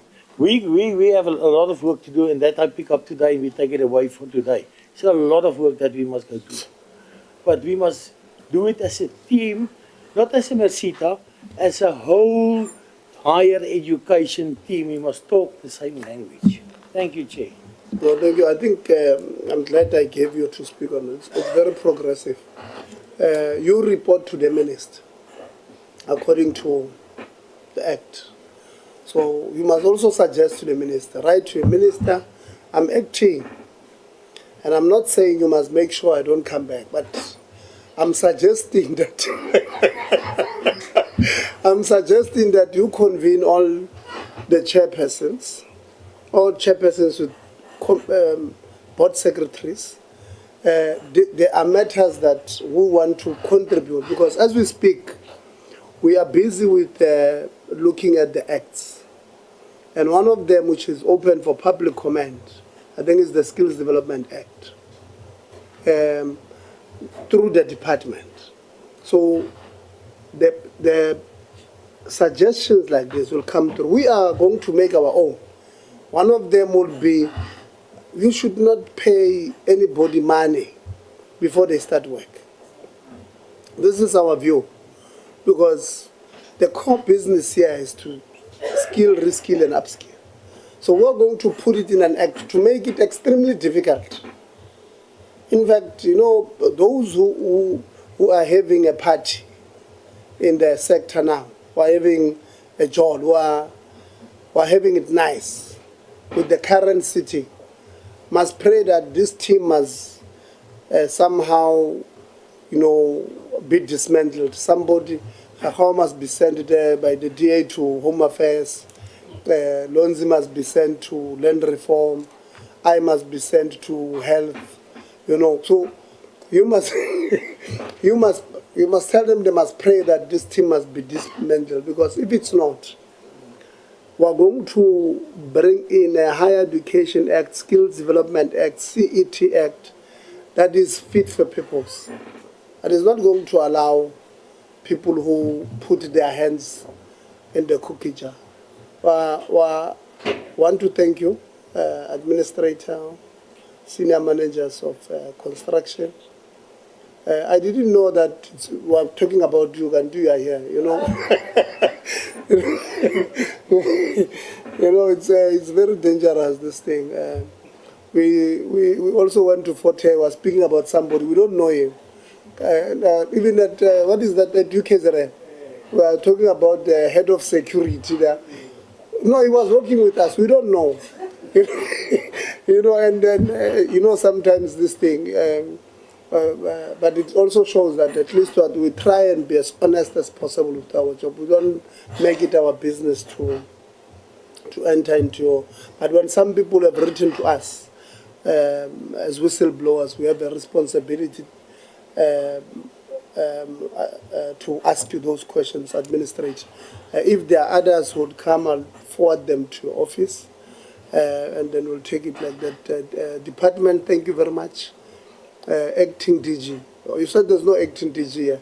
Oh, we are acting DDG. Thank you.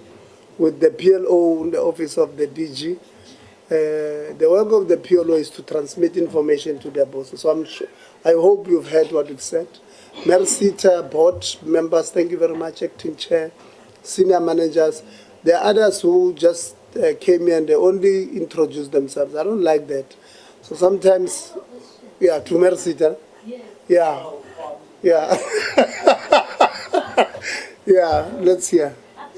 I've just, Chairperson, been very, very dismayed, but there's one question I wanted to ask. It's inspired by Honorable Lonzi. CEO, when did you receive your appointment for the new batch of work you're doing? Are you the CEO or you're not the CEO? Are you not the acting interim anything? What are you? I'm acting CEO. Yes. When have you been acting CEO? Since March 2024. Since March 2024. Interim Chairperson, did you receive any communication from the Minister that expects your board to undergo a process to appoint new CEOs? Yes. Yes, we did. Can you say that on record? Chair, yes. There are two things, and we had discussed the 24-hour appointment issue. It is a fact that the Minister will always ask you he give us the instruction to do. In the case where we've got acting, remember the term was extended for 6 months and then expired, so now we must urgently start the adverts and go to the newspapers. But the interim, we must extend the CEOs or extend the acting. And we have to send 3 names, not because we hate or we what. We have to give the minister the opportunity. We tell him 1, 2, 3, but number 2 is our favorite as the board. He must decide. So in the process of the CEO, we're going to advert, we're going to do this and screening and what. At the end of the day, he will have 3 names again. And he will choose one of the 3 he wants. Yeah, I hear so you. we did have that, yes. I hear you, Ndadadibia, but let's work together here. I thank you for that context. We're on the same page. What I'm asking you, Ndadadibia. Maybe I must be appointed. Sorry. So what I'm asking you is, you were appointed on the AA's most, you received your letters either on the 29th or the 30th of September, is that correct? And then, when did you then receive communication for the minister for you to undergo the process of the CEOs? The induction, we had 2 days of induction. When did the 2 days of induction take place? I don't want to lie. 15th and 16th of October. 15th and 16th of October. Yeah. So you had 15 days since your appointment, then you had a 2-day induction. In that 2-day induction, did you receive a verbal communication of the expectation, or did you receive a writing We actually have both. It was presented to us verbally and we saw the documentation. Okay. What did the documentation say? How much time did the minister give you to get a new CEO? 6 months. He gave you 6 months. He didn't ask you for a 48-hour response. Never. Are you sure? No, because at the end of it, for the acting position, we have to do the process and say this is the 3 candidates we say, and we send it to the minister, and it's his problem. He must still respond, I think. Okay. For the rest, we're going to do the process. Okay, Ndadadibia. Am I off duty now? No, you're triggering me again. So, in other words, you want to appoint a CEO in line with Section 6, which says that there must be a transparent process. And then, and the other sitters, and then the. Just check with you which item are we dealing with. Last time I checked, you had a chair. Yeah.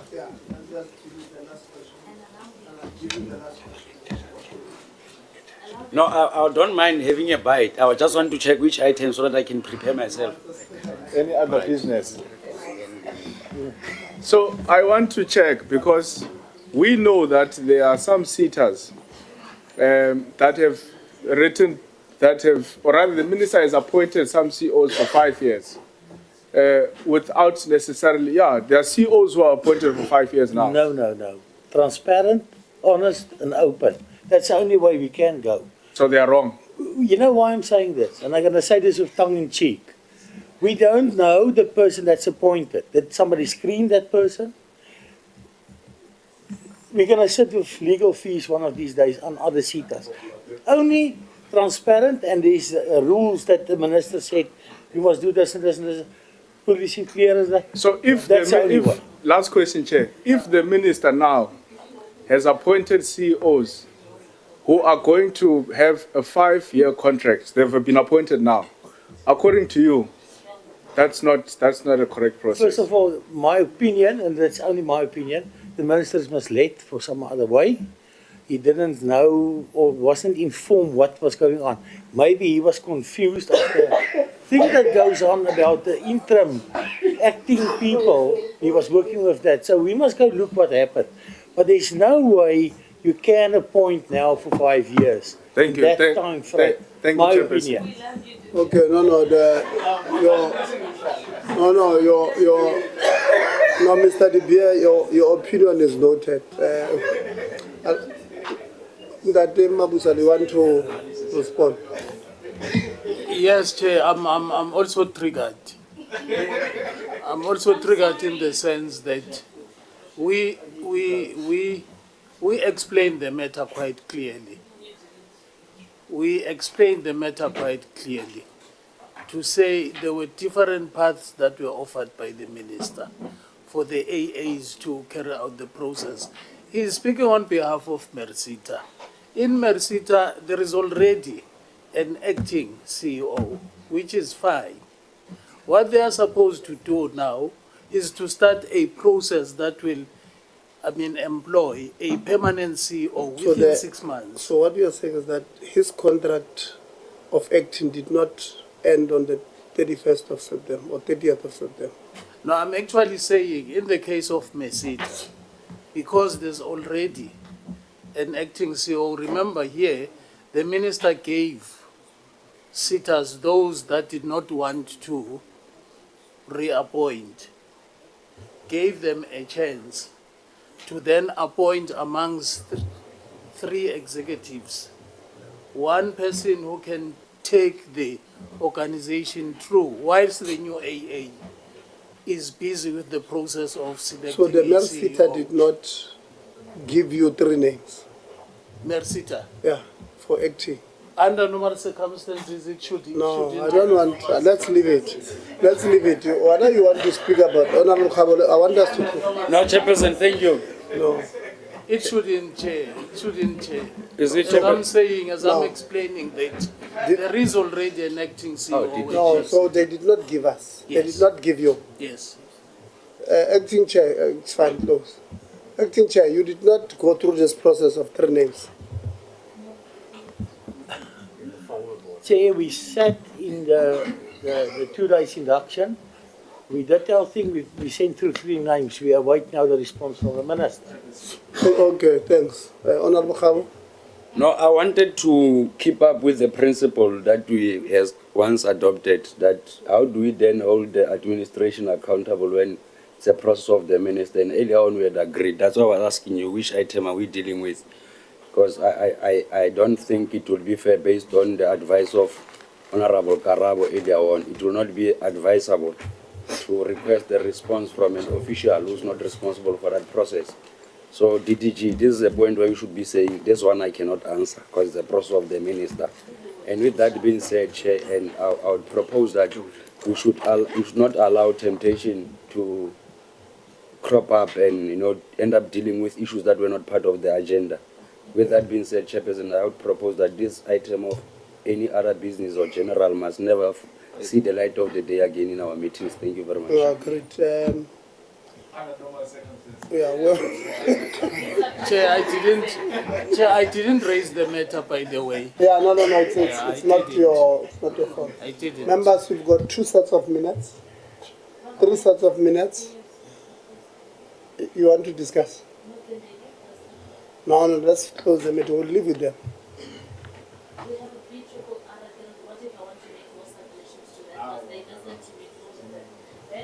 Okay.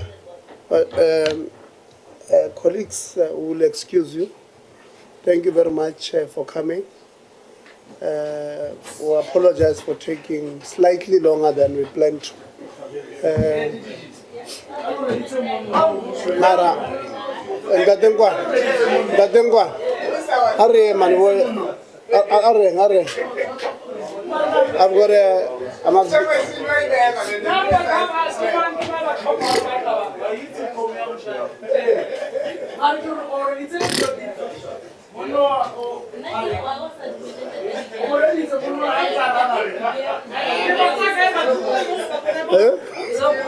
All right.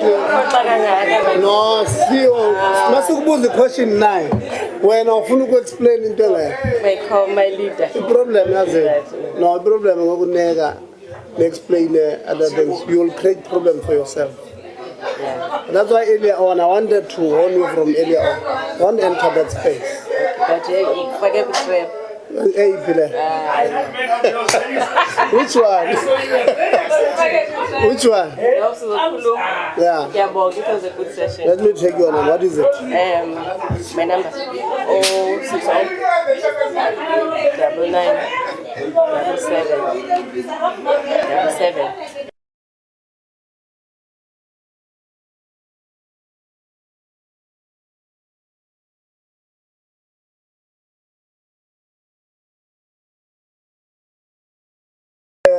three sets of minutes, colleagues, and the quarterly report we dealt with, no? Yeah, the draft B-RR that includes today's meeting, and the quarterly report that bad performance again of the department. So those are the reports and the minutes. On the minutes, who wants to make Honorable Law? No, thanks, Chair. As I was present, I would wish to move for the minutes as they reflect a true reflection of our meeting. Thanks. And then second, minutes is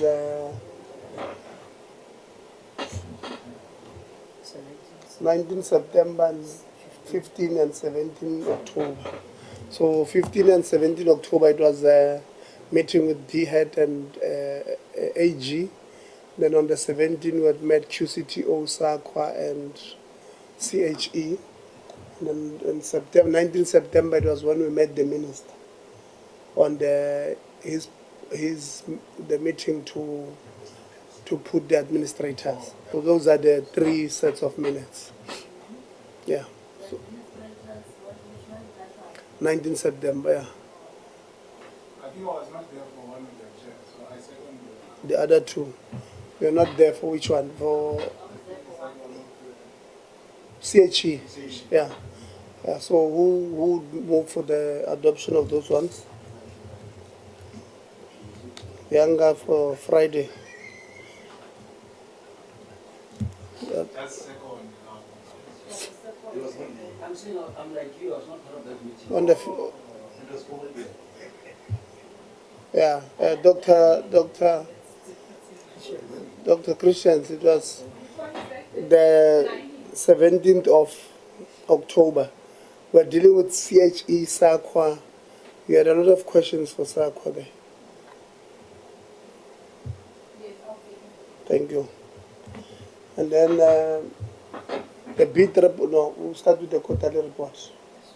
The quarterly report that we dealt with, can't remember the date. When did we deal with it?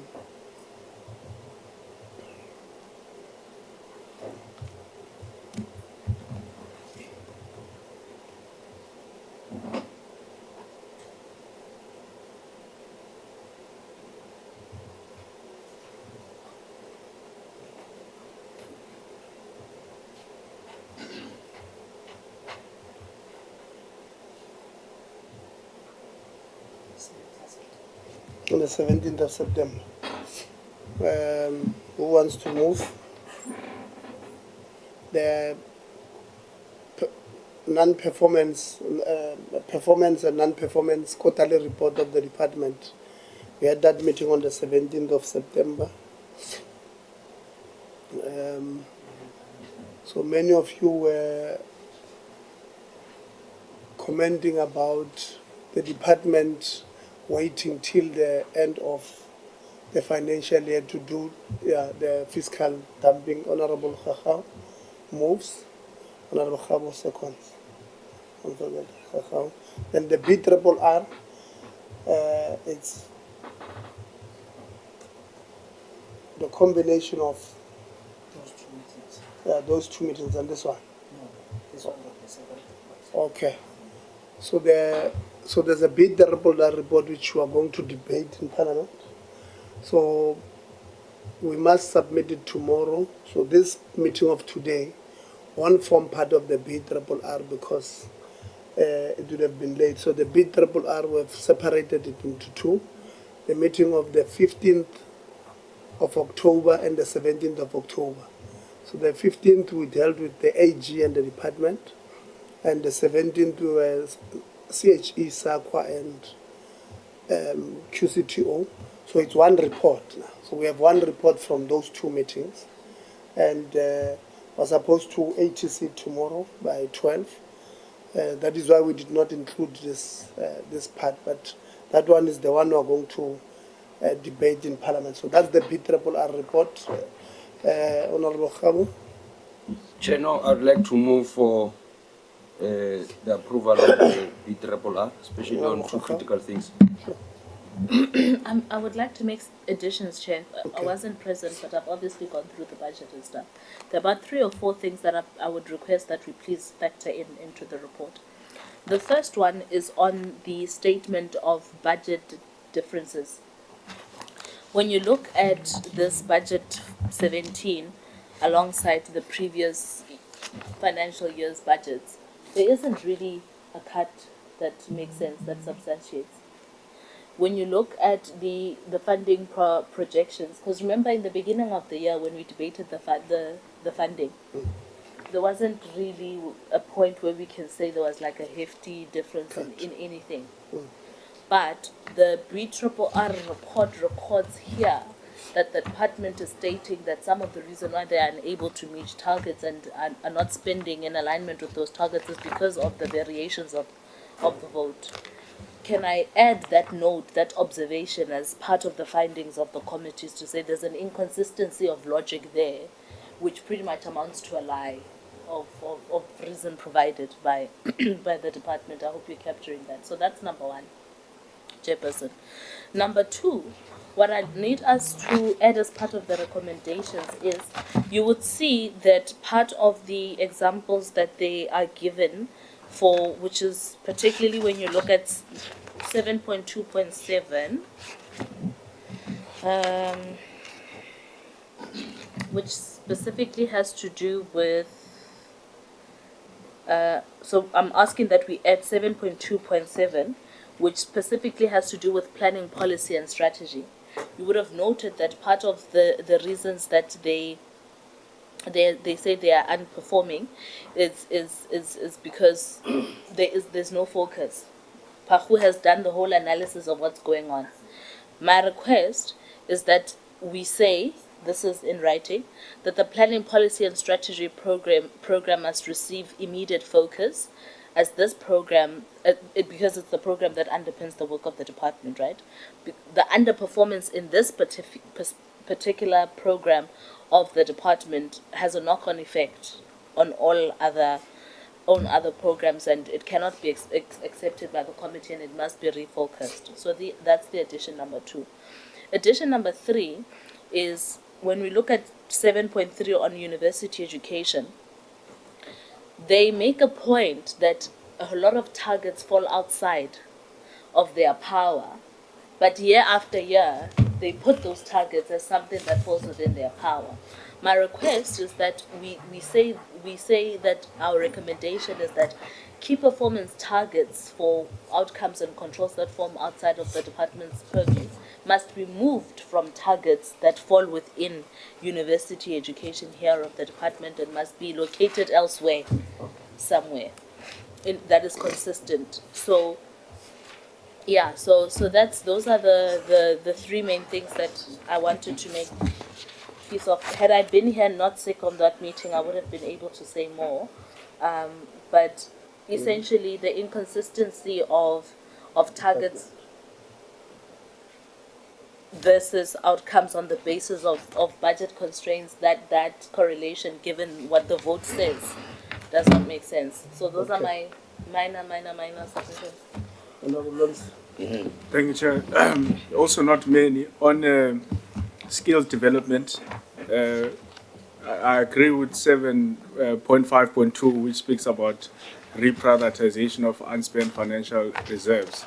I want to lobby the committee to be quite explicit on the issue of student debt, because I know there are already CETAs that actually clear debt. It's just that they don't. It's not coordinated, and also a lot of students don't even know about it. I was quite even surprised to learn. I think it was CETA or something like that. CETA. They don't even give. They give the university the money and then allow the universities to do whatever it is that they do with the money.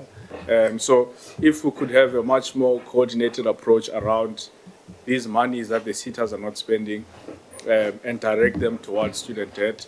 And then on program university education, I agree with 732 again, which speaks to NS4 students being placed in accommodation that is in line with the NSFAS threshold so that they don't incur student accommodation related debt. I would add one more there that speaks to these solution providers, because I think that's also another big challenge we're experiencing in student accommodation, and how a lot of them are ineffective, and we're actually wasting a lot of money that could be used to fund more students. Otherwise, the other things, I think we'll align on. Thanks, Chair. Yeah, if you could, both of you give them to us in writing so that we capture them properly. On that one of student, maybe an addition should be on accommodation that has been funded by the state should be in line with the cap of NSFAS. Doesn't make sense that it must be above. So, you know, the NSFAS cap is in line with if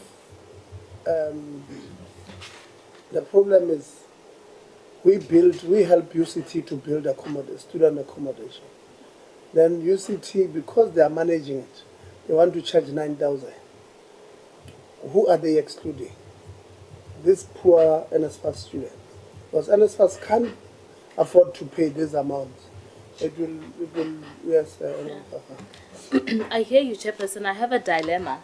That logic works for on-campus accommodation. It can easily be managed because in any case, the institutions are funded through grants by the state. So we have maneuvering power. Where our quagmire begins is the private accommodation where students are funded by the state, but they live on off-campus accommodation because there isn't on-campus accommodation. And that's why the argument has always been the cap thing is a problem, because the UCT example, again, I'm going to make an example, Lonzi. You can't, around a Bosch, there's no way you are going to find the cap amount for student accommodation. It's not possible. And that's number one. And the state cannot dictate again what the property values of any town or any city or any suburb. That's number one. Number two, the cap is generic. It assumes that the property value you find in Rondebosch is the same as the property value you would find in Willows Bloemfontein. No. Whereas Willows Bloemfontein is half. No. So we have a... Let's have a discussion. Let's have a discussion about this, because NSFAS did not arrive at the cap and assumed it's the same. They wrote to these universities. I know. No, but we are making a case for them. But these universities failed to respond.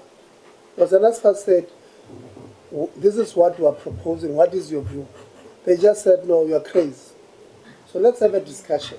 I agree. Let's have on whether the cap, because the angle I don't like is when we say the state makes an assumption of evaluation.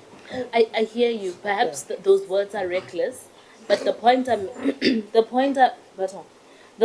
making, Chairperson, is just because the institutions failed their responsibilities to respond to NSFAS, it doesn't mean we should fail our responsibility in the property market situation in the country. Okay. So I'm agreeing, let's engage further and go back to the drawing board with NSFAS and the institutions on this thing of a cap, because we get into trouble all the time because of this cap thing. But can we then say, rather, as a contingency plan, say, in cases where NSFAS-funded students are housed in student accommodation that surpasses the cap, while we are resolving this mess, NSFAS must be able to fit the bill, particularly if a cheaper alternative was not found. You'll create a problem for the state. If you didn't find it, I guess I'm trying to think. Let's say. Okay, let's say. Yeah. Where possible, where feasible, or on all university-owned student accommodation. A NSFAS student should not be given this, what do you call it, the gap. Yeah, right? on private accommodation, there must be a conversation that must start now and conclude before the beginning of the 2026 academic year between all stakeholders. We are having a meeting with them on the 26th of November. So let's have that conversation. So let's protect it that way. No, the principle is Thank captured, you. yes. So we're fine now. I wanted to know that in principle we agree. No, thank you very much. So the meet, Honorable. Oh, Mampi. So she's fighting for private Mampe, let's.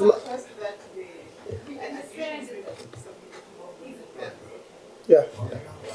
Let's give them to Mampi. I must clarify this disconnect thing. Let me clarify it. I think we must leave this meeting being clear. Firstly, we agreed that the issue of Karabo private student accommodation, we still have to persuade each other on, because I don't agree that we have reached a decision on. That's what I wanted to check. No, yeah, we have. The principle on how the matter should be resolved, we agree. Yeah. These are probably the modality in terms of how the matter should be resolved. As I agree that we should continue with the engagement. Thanks. Same. Thank you. The meeting is now adjourned. Yeah. Private accommodation, I want to look the state. Next week You know Wednesday, why? Can I tell you why our I'm meeting will late? be held at College of Cape Town next When? week Wednesday. Oh, next week Wednesday. Yeah. What's on the agenda next week Wednesday? It's College of Cape Town. Is that principal? Why are we going? How many times just since last year have we seen those people? College of Cape Town? Yeah. It's the first time. Are you sure? Yeah. Why am I met here? them now. No, we met them now and the principal, when Ashley was asking, why are you born? Exactly. So I'm like, we saw them last month. We're seeing Yeah, them but we did not tomorrow finish again. the meeting. So the reason we scheduled them is because we said the meeting did not finish. Yeah, is it cold? No, ma.